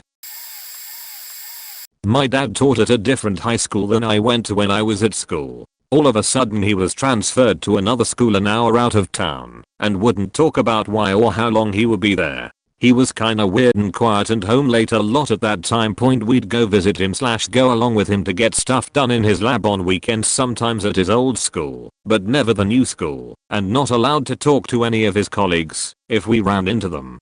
Weird, but as a sulky teenager didn't really think about it. Point found out why when I was in my 20s. My dad was pulled in to take over the science department at the second school because a student had murdered another student and the previous teacher had been involved in disposing of the body and was in the Klan. Point my dad was sent to attempt to get the traumatized students to get enough work done to enough of a standard that they'd graduate that year. Why my rich uncle never had money and my parents had support them. He'd spend every waking moment on the phone with some important businessman and bragged about his high-paying job, yet was living in my grandma's incomplete, renovated basement. Point he has an extreme gambling addiction and drove himself into debt, while my aunt has a shopping addiction and spends all the additional income they get on anything she can. New electronics, acrylic nails, lots of fast food, etc.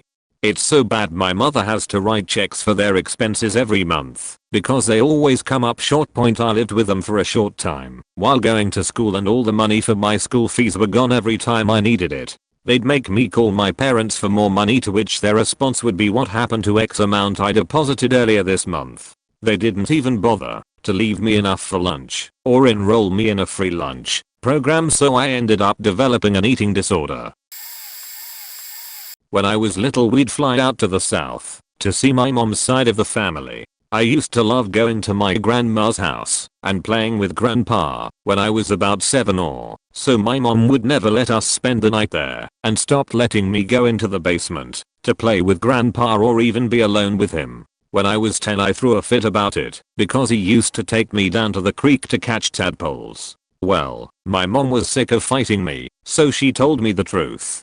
He'd molested 2 of my cousins, one of whom has spina bifida and was in a wheelchair. My other cousin was 4. He told her his penis was a lollipop and made her give him oral. When I was 12 he started saying really gross sexual things to me. He was a monster, and I'm really disgusted that none of the adults did anything about it. We only went there to see my grandma. She's Japanese and didn't believe she could leave him. Going there was the only way we got to see her. I was ecstatic when he got cancer and slowly died painfully.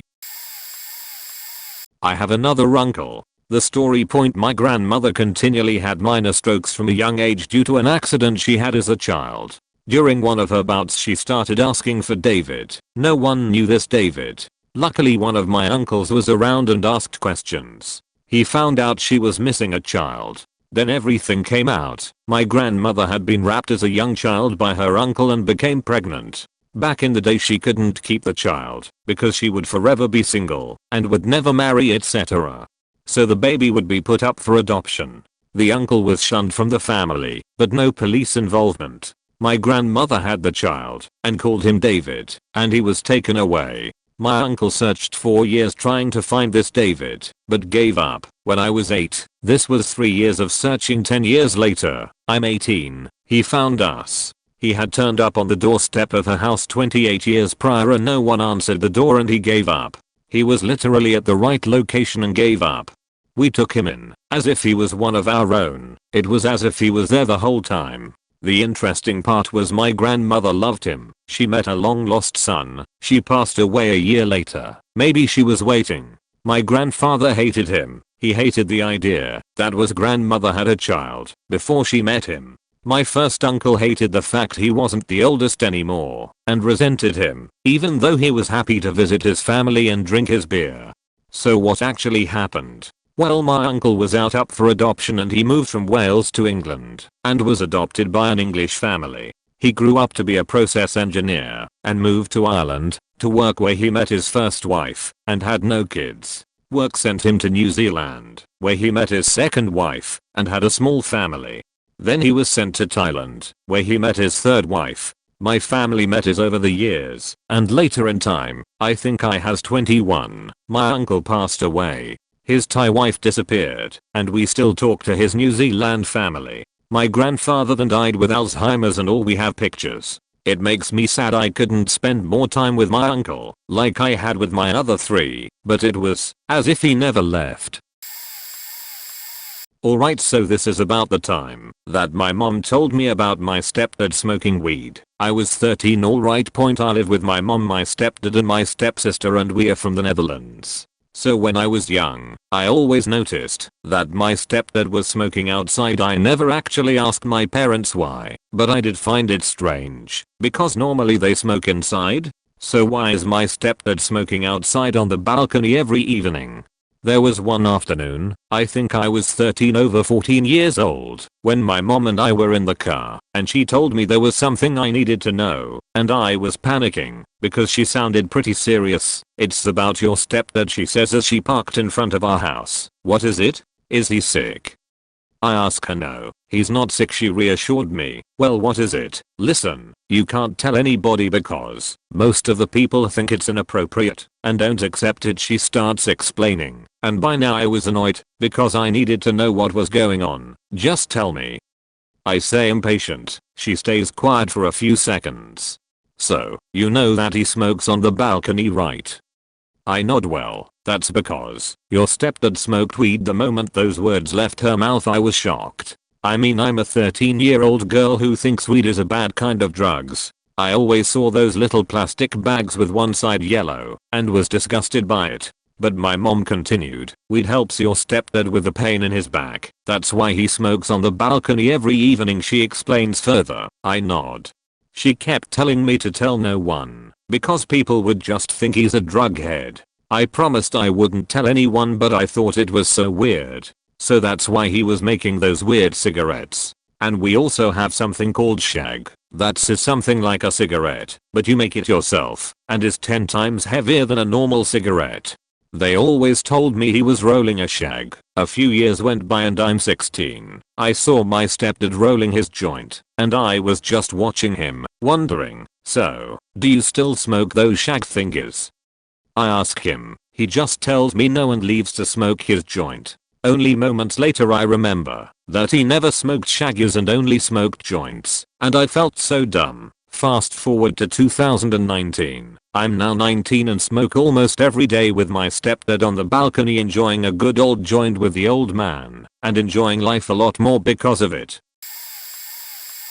That my dad was in jail for a short time as a young man. He wanted to become a teacher and really pushed me to become a teacher. I never understood what happened to make him unable to do so. He's one of the most moral, compassionate, just, loving people I know. In his short time there he worked his ass off, was taken on work outings, to build things, because of his incredibly handy skills and work ethic. He is extremely religious, conservative, in great shape, never curses or gossips, and social media makes him very uncomfortable. He absolutely cherishes, and is still very much in love with, my mother, and us children. Being a husband and father are his biggest and most fulfilling successes in life. He worked so hard to move up the ladder at work, and retired making 6 figures. He always took us on family trips to see national parks, and spent as much quality time with us as he could. He's just so much fun to be around. Everyone's favorite uncle/nephew/brother. Takes care of, and fixes everything in our very large extended family. As a teenager I got caught and arrested for shoplifting, and had to tell my parents, because I couldn't afford the lawyer. The pain and disappointment in his voice when he explained to me how this one small mistake could have ruined my life and future made complete sense when he told me his story of how his one mistake derailed his plans for the future, and how it hurt his parents. It made me appreciate him so much more as a father and a person. He kept that from us because he was ashamed and didn't want us to think poorly of him. He's always supported us in our dreams because he didn't get a chance to achieve his, but he had given and continues to give us a wonderfully comfortable life, and I absolutely adore this man. His strength of character and love of family, freedom, and friends are unmatched. He turned his negative into a positive and didn't let his past define him. There ain't no man that can measure up to my daddy. Super late to the game, but here goes. We have a lot of family secrets, but I guess the biggest one is that I have an uncle that was adopted. Basically my grandmother got pregnant when she was very young, like 15 over 16. In the 50s this was not done, and they couldn't find the father/he didn't wanna marry her, not sure, so she was kept inside and forced to give birth and put up my uncle for adoption. She later got married and had 4 kids. She denied that the first child ever happened. Throughout my mum's and aunt's/uncle's life she was an alcoholic, abusive, and refused to acknowledge her first child's existence even when all her kids found him and confronted her directly. It was obviously very traumatizing and caused her to turn to booze. My grandfather is also a complete dickhead who cheated on her with women all around the world. I probably have aunts and uncles from every country out there. Kind of explains why my grandmother was so hated by her kids, and it wasn't just because she was a bad person, but because she went through some very traumatizing things at such a young age. My father was married before he met my mom to a woman about 6 years older than him. She only used him for money and never let him see his parents. He was also addicted to cocaine during this time and couldn't really do much to get out of the relationship. One of my relatives introduced my dad to my mom and they absolutely hit it off. My mom had managed to get him off cocaine and back on his feet well enough to finally divorce his first wife and get away from her for good. When the divorce was finalized my mom was already pregnant with my older sister. They got married 2 weeks after his divorce was finalized. That was 23 years ago, and I have no idea where I'd be without my dad today. I'm his only son. When I turned 18 he told me the story of his first wife, and after that told me that, when I was born, he cried tears of joy because he had wanted a son for over a decade at that point. He never had children with his first wife, thankfully. When I turned 18 my mom told me why my sandbox in our backyard disappeared. My parents were separated, so I lived with my mom in a flat on the ground level. We had a small backyard with a tiny sandbox. I was 4 years old. The glasses doors that led to the backyard had a shutter which we kept closed at night. One morning the shutter was down and my mom told me it was broken, so she didn't open it. A few days later it was fixed, she told me, and she would open it in the morning as we did every day. But my sandbox was gone. Also the floor surface on which my sandbox was standing on was damaged a little. That's all I remember. She then told me, when I turned 18, that at that time she heard loud noise from the staircase. In our house, urban, were 5 other flats. 2 people were yelling and running down the stairs and went to our garden. A few minutes later the doorbell rang and the police was there. They told her that a person fell/jumped/was thrown out of a window directly above our garden. The person was dead and destroyed my sandbox and was laying there. She was really scared and called my dad to come and help her. The police said they could call the fire brigade to clean everything up, but she was scared they could wake me up, and so my father cleaned it with a garden hose. It is still unclear how all of this happened and if it was a murder or not. Our neighbor, a middle-aged man, well dressed, working in a bank, was always polite. He had a couple over.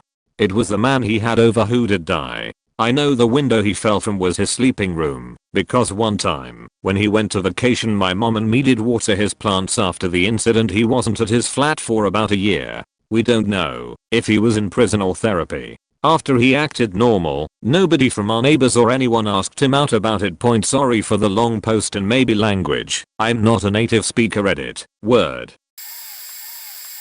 We had a Brady Bunch-esque family growing up. Mom was a homemaker and dad was at work ungodly hours, but he was almost always in a good mood and everything was pretty great in hindsight. I even realized it at the time. We were very fortunate point in my late teens I began experimenting with alcohol and weed always had a distinct smell I couldn't quite put my finger on. One night when I was feeling particularly bold, I decided to open my window and smoke blowing it out, not realizing with another window downstairs and pretty much created a vortex of pot smoke throughout the entire house. My mom was devastated and called me downstairs.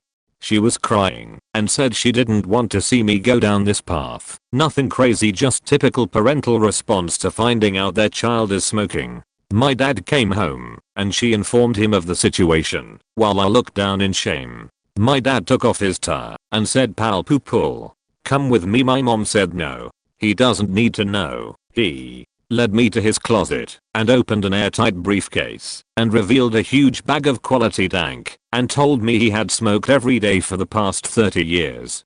I would have never guessed in a million years the secret that finally kicked in. We were never allowed in my parents' bathroom, but like a typical kid I would sneak in there every now and then. I always thought my dad had the most odd and pungent smelling sheet. It was a phenomenon. It turns out he was just always hotboxing the bathroom. I don't smoke anymore, but that was the day I saw my dad different than I ever had.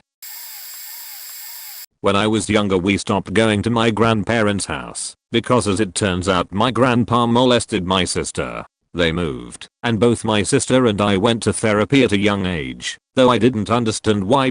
My grandma only comes to our house now. The twisted thing is that one of my aunts hasn't told her daughters because my grandpa was their father figure, because my uncle was abusive to them.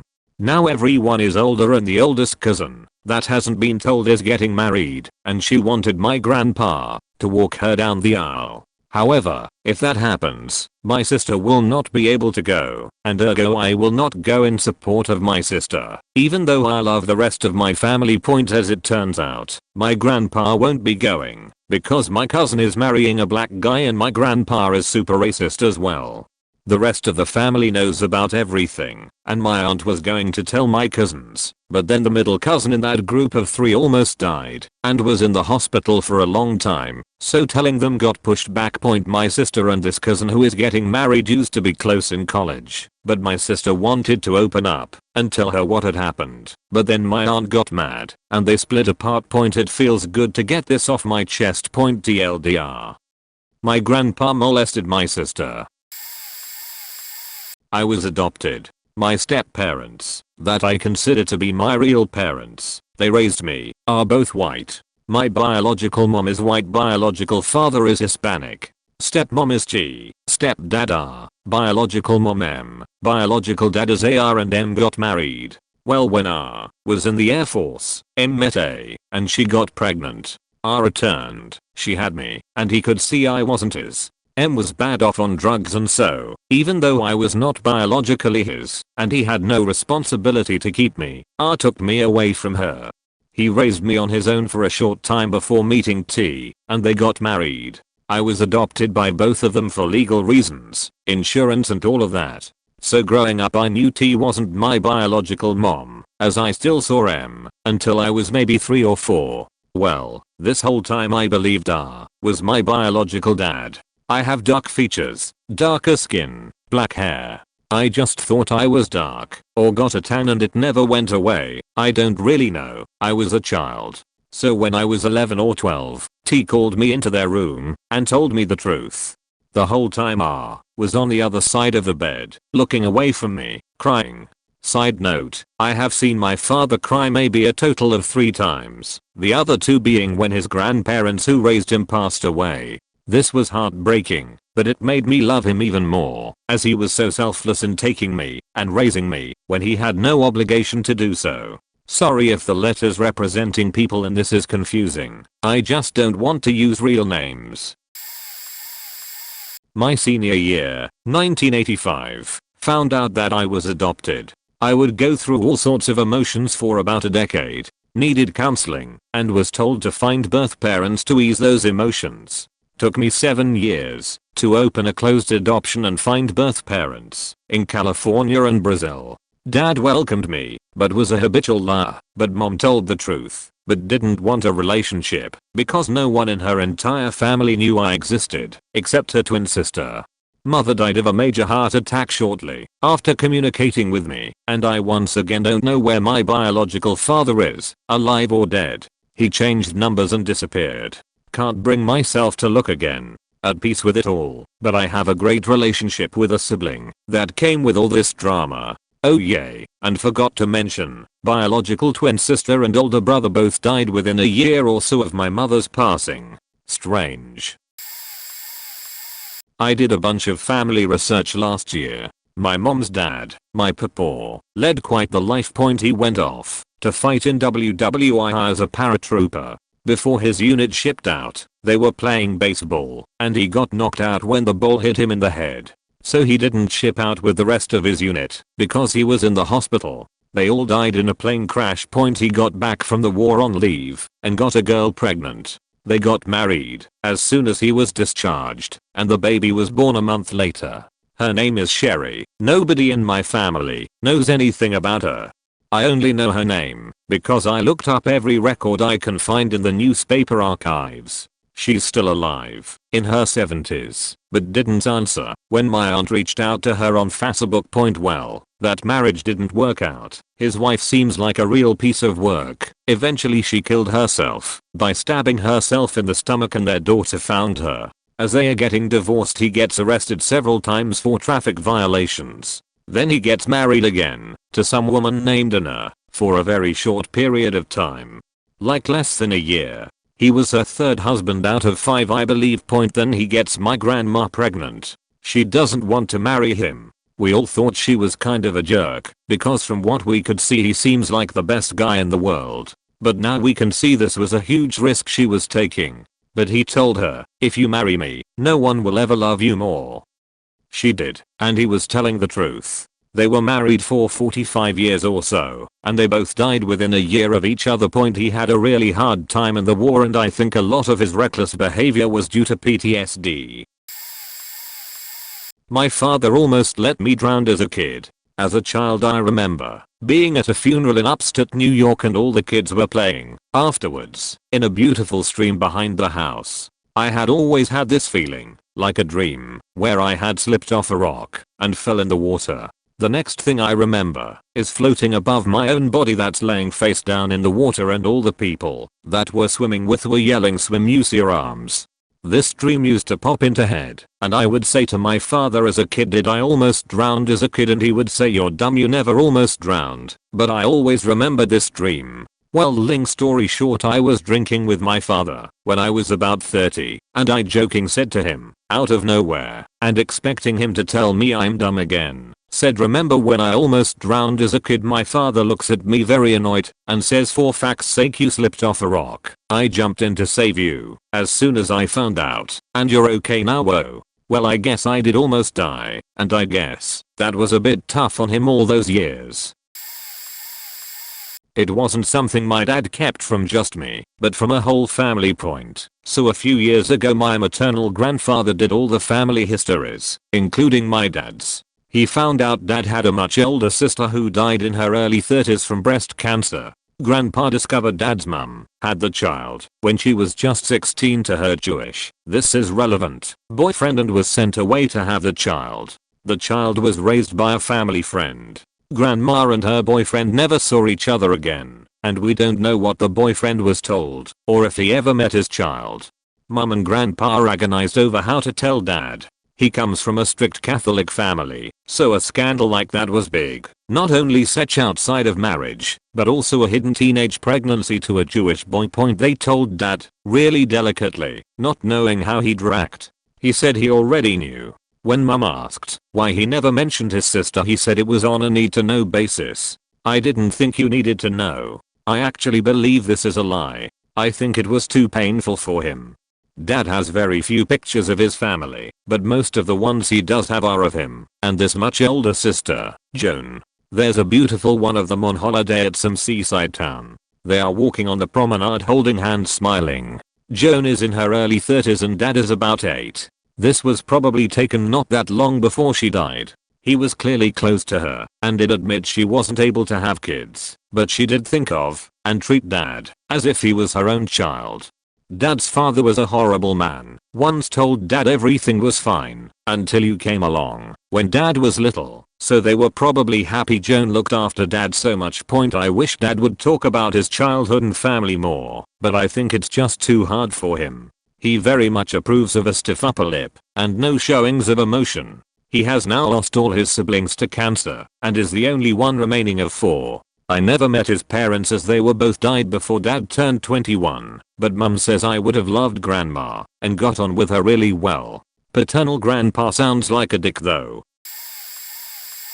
When I was 4, my uncle, dad's youngest brother, killed himself. I found out a few years back, 20 years or so after the fact, that the day he died was my dad's 40th birthday. My dad's oldest brother had died at 10. He was hit by a car after he got off his school bus. It was not until after Gran died in December that I was told he had died in her arms. She was such a tough lady, and I still admire her, if not more now. But she never mentioned either of them again following a short period after their deaths. They were also not very often talked about by dad or his other brother, at least until after Gran's passing. It explains a lot about how my dad never really seemed to do much for his birthday. How paranoid both he and Gran were about me, and I guess my cousins too, crossing the road as a kid. How Gran was, and Addie's, and just generally the level of worrying about things and each other. And my lingering anxiety that once out of sight someone could just disappear forever.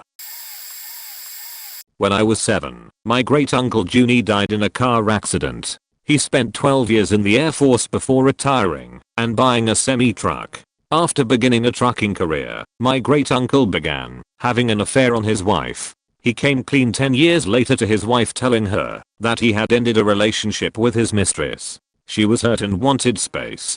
He randomly called my granddad from private at 2 AM, ignored the call, 2 AM on a workday. Then he called his father and told him, Paul, my granddad, didn't answer and that it's his time. He wasn't the man he was supposed to be to his family. So fast forward to 2014 on my great grandfather's deathbed. He told my granddad what happened. My granddad told me in 2015, and now we're the only people in the family that knows. My granddad and great uncle Junie were best friends, and I know it bothers my granddad that he missed that phone call. Everyone that knew my great uncle would tell me he was a wild man and that my granddad would save his all the time. Lol. His wife ended up not talking to anyone who had anything to do with him. I've never seen my great cousins again. My granddad is a good man, big heart, but doesn't speak much. I was surprised when he told me, but I figure now it was some sort of closure for him. I was molested as a young child by a caregiver, and sometime after, not sure exactly how long as I don't recall the event, I told my mother while she was giving me a bath. There was apparently a trial and a sentencing, and the dude was thrown in jail. After that I was taken to therapy to help me deal with what had happened, where I was taught about my personal space and that no one should ever invade it. The therapist told my parents that they should bring me back when I was going through puberty so it didn't affect my development. Fast forward to 19 years old. I have completely forgotten about the event and have no idea that anything ever happened to me. That year my family and I were at a 4th of July event where my mother very much in passing reminded me that I was molested as a child. I'm completely blown away and I don't really know what to say to anyone, so I just sort of shut down for a while. It was later on in the night, before I was speaking to another family member who mentioned that I should have gone back to therapy as a prepubescent, but my parents didn't think it was necessary. So now here I'm 33 years old with major personal space issues that have affected my marriage. Luckily we learned to deal with them very early on, and my wife respects those issues, but I can't help but wonder if things would be better for me if they had just taken me back. Well, I didn't get told. I found out by accident. I took an ancestry DNA test for funsies, and when it came back I knew by my heritage information that my father wasn't my biological father. Turns out my mom had an affair the summer I was conceived. Well, affairess. It was one of 4 men, and the one I was told was most likely my bio father took a year for me to find and ended up not being him. Thank God, because as I was talking to him, I asked him to send pictures of himself of different ages so I could compare his features to mine and my kids. And in the pictures he sent a photo of himself from the neck down and only a pair of grossly small underwear. He's a 75-year-old man and looks it. It was disgusting. Not to mention at the time I was pretty sure this man was my biological father, and he was convinced I was his daughter. I'm happy to tell you all he never had kids. I still don't know who it is. I've lived a fairly normal life up until Monday night. For Christmas this past year I got an Ancestry DNA test kit and completed it as a joke, not really thinking much would come of it. Much to my surprise I received an email Monday stating I had familial matches. I opened the email and I have been matched to an aunt and a parent/child relationship. That's what prompted my call to my mother regarding the test. She said she knew who Michael and Gail were and wasn't sure how we were related, but was very surprised by it. This then heightened my curiosity to dig into the situation a little further. Once I investigated the DNA results, did a little research on how the DNA is measured. I share 50% of Michael's DNA. This is also astonishing as I've gone my entire life believing my father is someone completely different. I previously was FB friends with Michael, as he's been a family friend. However, I didn't know him, so I deleted him. On Tuesday I confronted my mom about it. Initially she played coy, but once I point blank asked her if there could be any possibility that Michael is my father, she was dumbfounded. She had been intimate with Michael while separated from my father while they were divorcing. She never thought the timelines added up, so she just assumed I was my father's child, not Michael's child. When Michael found out she was pregnant he even asked her if I could be his, and she laughed and told him no, and he was crazy. Joke's on you, ma. Backstory on my father. My parents divorced right after I was born. My father has never been in mine or my older sister's lives besides sporadically. He was always a deadbeat drug addict that was a worthless human being. He developed cancer in his back, or it was discovered in its end stages, in the fall of 2016, and my sister took him into her home. His house was falling apart, and he could not walk. He lived with her for about 4 months, and went downhill rapidly. I never saw him, hadn't seen him in person, since my grandmother's passing, his mother, in 1995.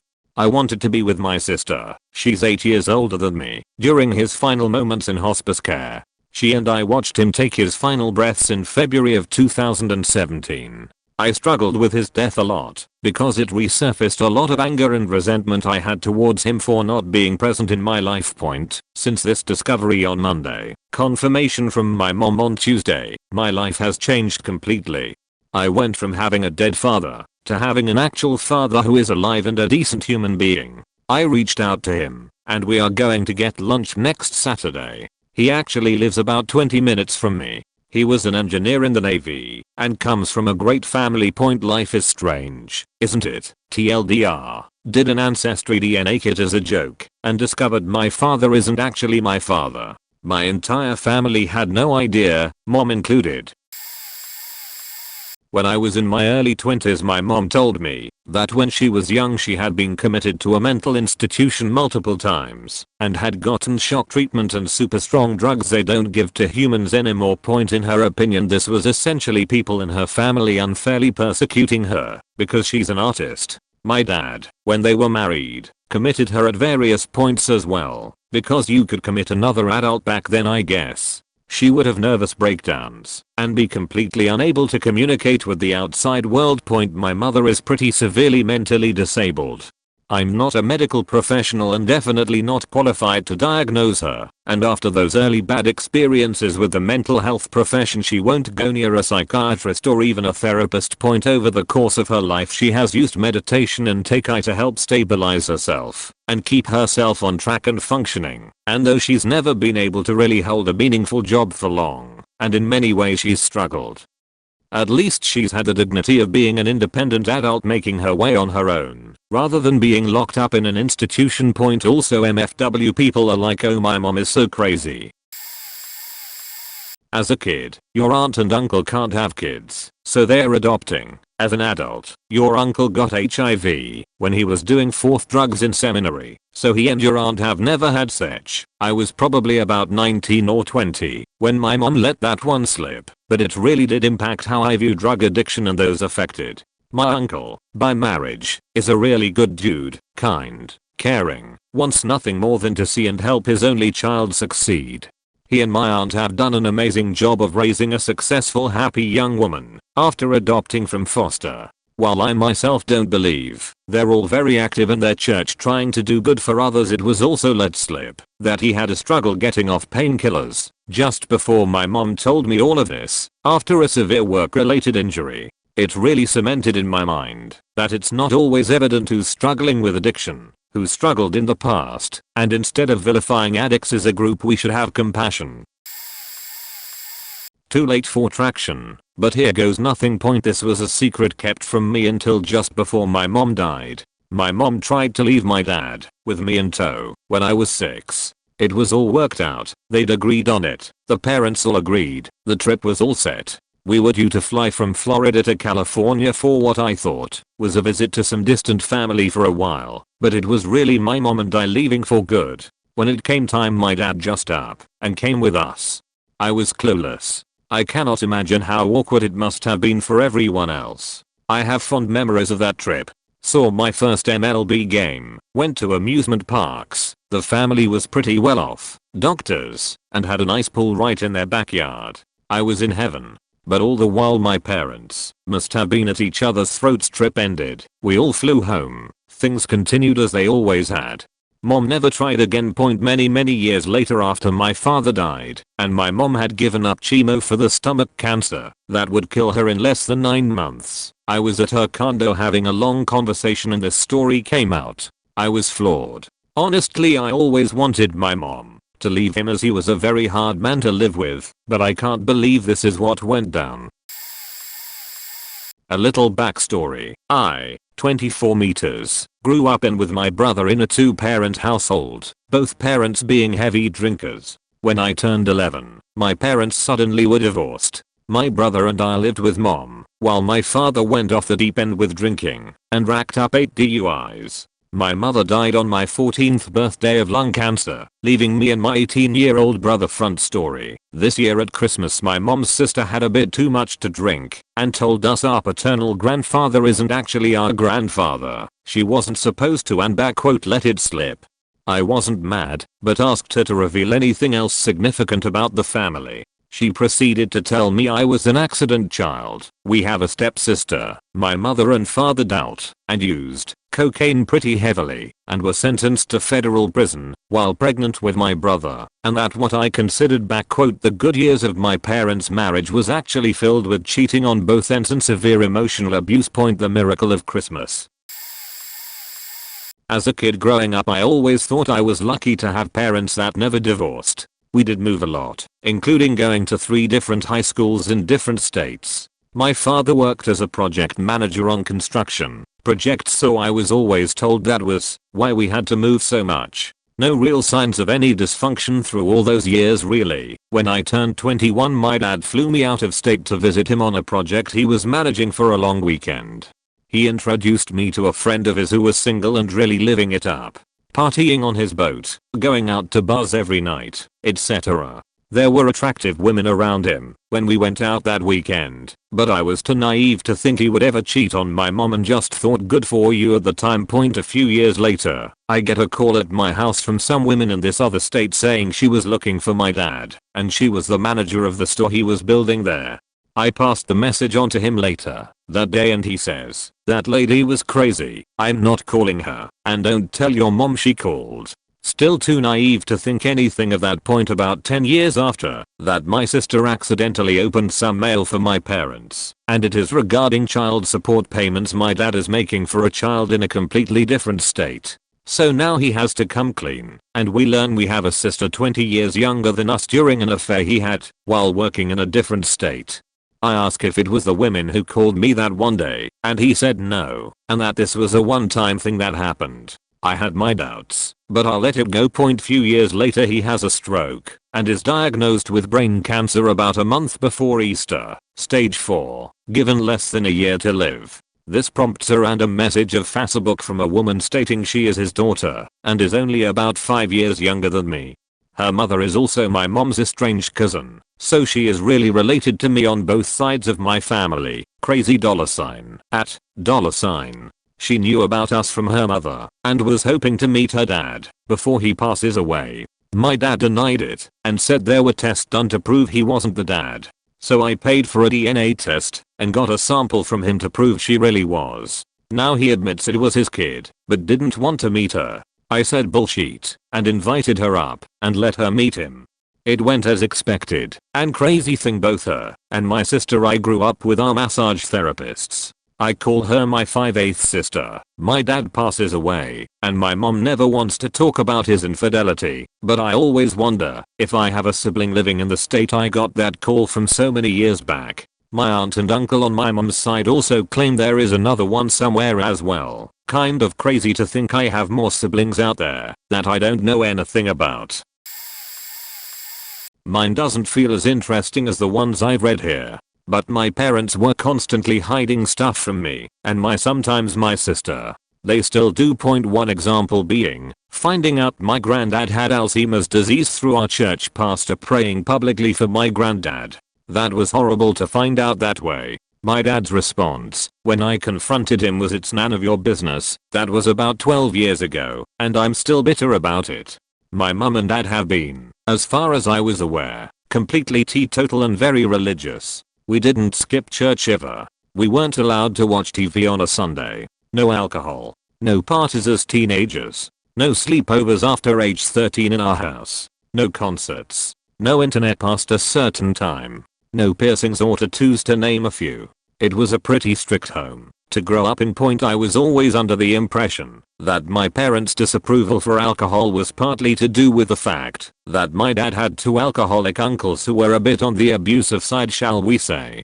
And also putting his teetotalness down to religion. My dad always insinuated that alcohol was a sin when we were growing up. But as I got older I realized that there were adults in our church that drank wine occasionally or whatever. So it mustn't have been a sin if they were doing it. Plus Jesus didn't exactly turn water into black currant juice. About 2 years ago I was working an accident emergency as a nurse where I come from. I was about to clock off and I went to say goodbye to a friend who worked in reception.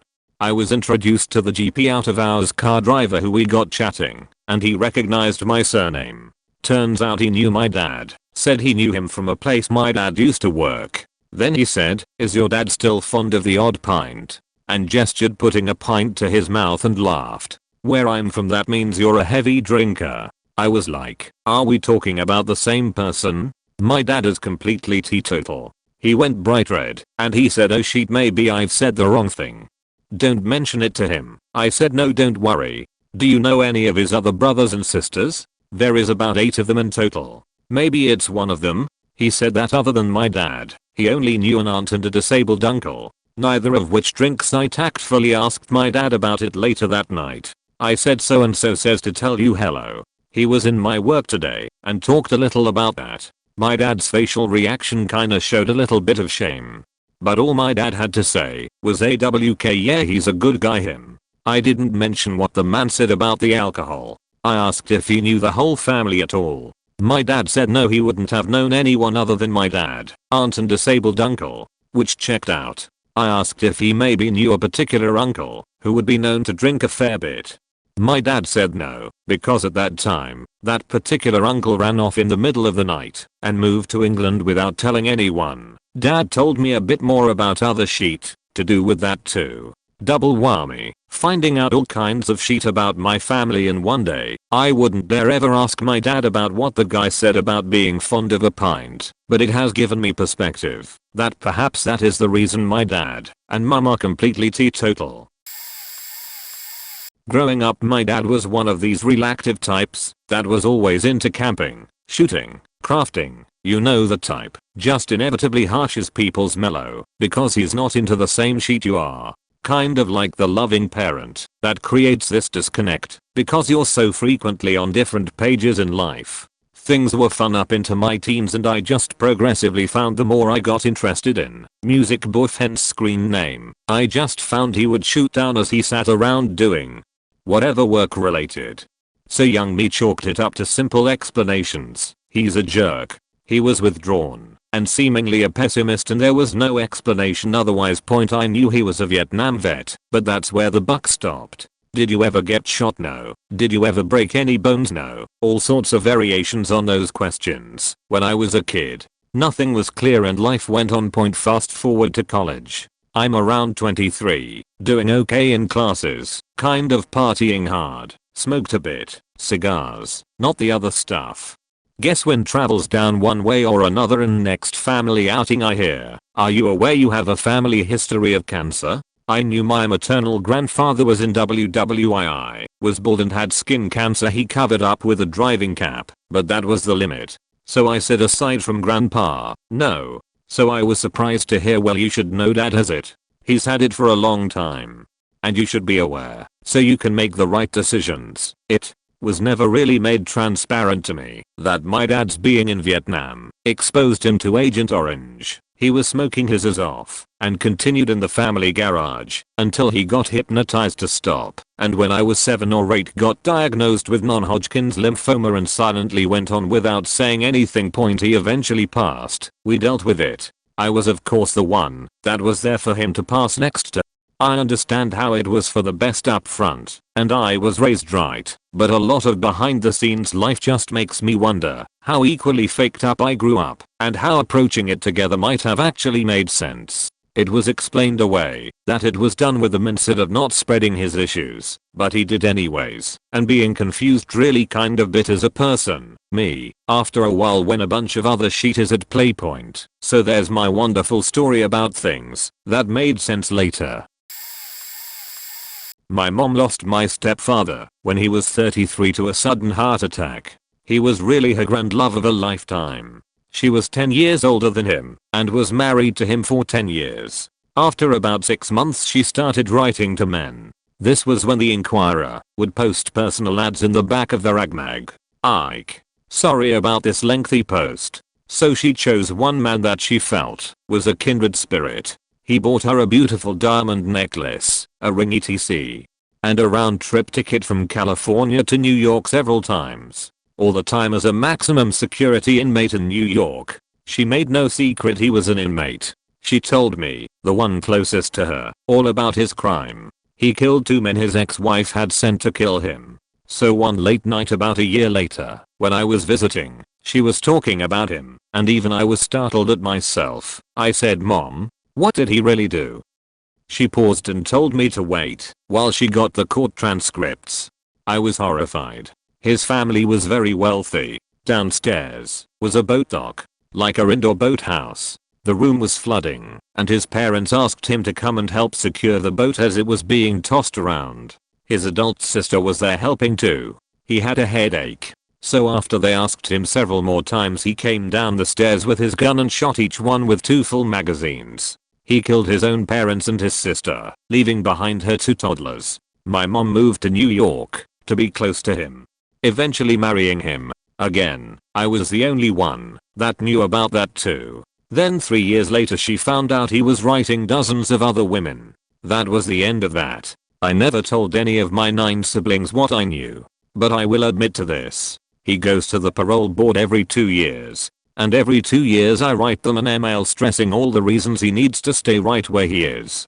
I have been doing this since the 1990s. And once more, my siblings don't know that either. I will tell them one day, because it was a big part of her life for a long while. She was always propping up underdogs, but this man was a violent offender.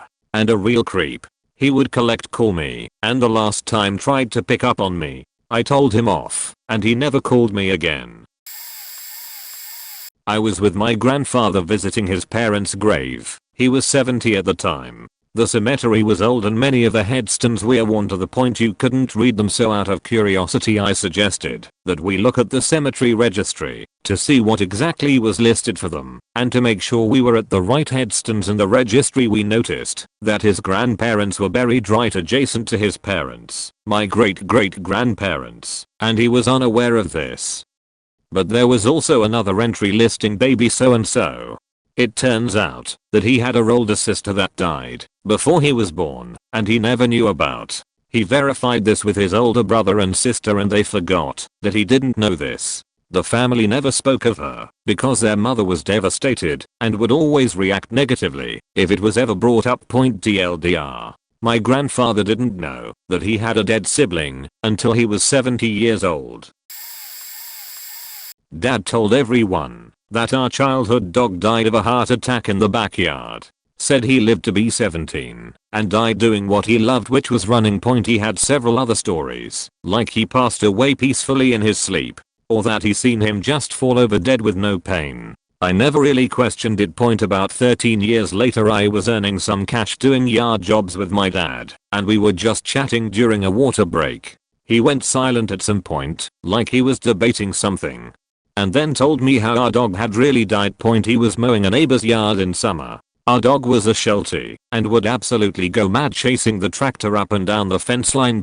He said when he went to grab something from home, he found our dog spinning circles with his front half covered in foam. He told me he tried to douse him with cold water from the hose to cool him off. At the time, emergency vets weren't really a thing in our area. He couldn't get the dog to stop spinning. So he told me he went into the garage and grabbed a hammer. He hit him twice in the head. He threw up. He was so disturbed by what he had to do. Sometimes it hits me the kind of secret he kept from everyone, even my mom. I understand he didn't want to shock us kids, but I feel like he told my mom the fake story because he felt so horrible about it. I'm sure there are some guilt factors too, since if he hadn't put the dog outside in the first place, he never would have died. What gets me now is that he has Alzheimer's. He forgot he even told me his secret. When he talks about our old dog and how he passed peacefully, you can see him keep glancing nervously sideways. He loves to talk about his favorite dog, but I can see in his face moments where he still feels bad about it. When watching family videos, when we were younger, my cousins and I found one of my dad marrying my aunt. It was weird, and it was brushed aside, but I assumed they were trying to get her a green card and moved on. Anyway, a few months ago my mom confirmed that they were trying to get her sister a green card. What I did not guess correctly was the fact that my parents were bullied into agreeing. They obviously weren't married yet at the time, but I was a baby. Then my aunt proceeded to stay in her home country the entire time and did absolutely nothing to make a case that she was legitimately married, despite my mom constantly telling her to do so. Like no US bank account, nothing in her name linking her to my dad like an apartment, etc. When it finally came to some hearing date for her to get the green card, she flew in a day before it, and of course they didn't give it to her.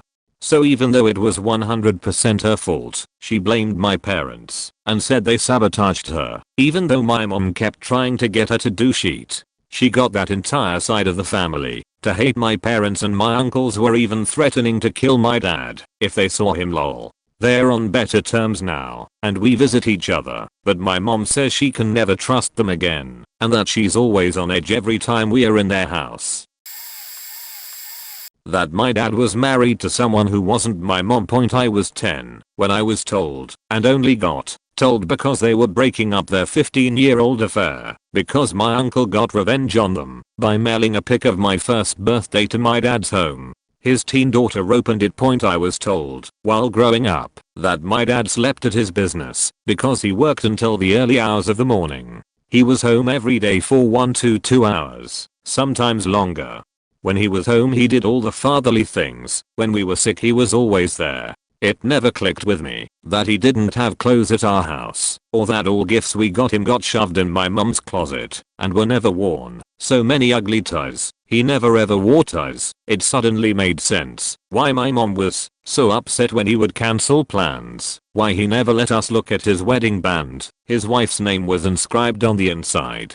Why my mom never showed us pics of their wedding. She told us they were just married in a courthouse, etc. I was subjected to a lot of wilder stories about their time together, including my favorite, when my dad snuck my mom into an party his wife's family threw. My mom was 6mo along with me, and my dad said she was the girlfriend of the drummer that was with the band they'd hired. SMDH.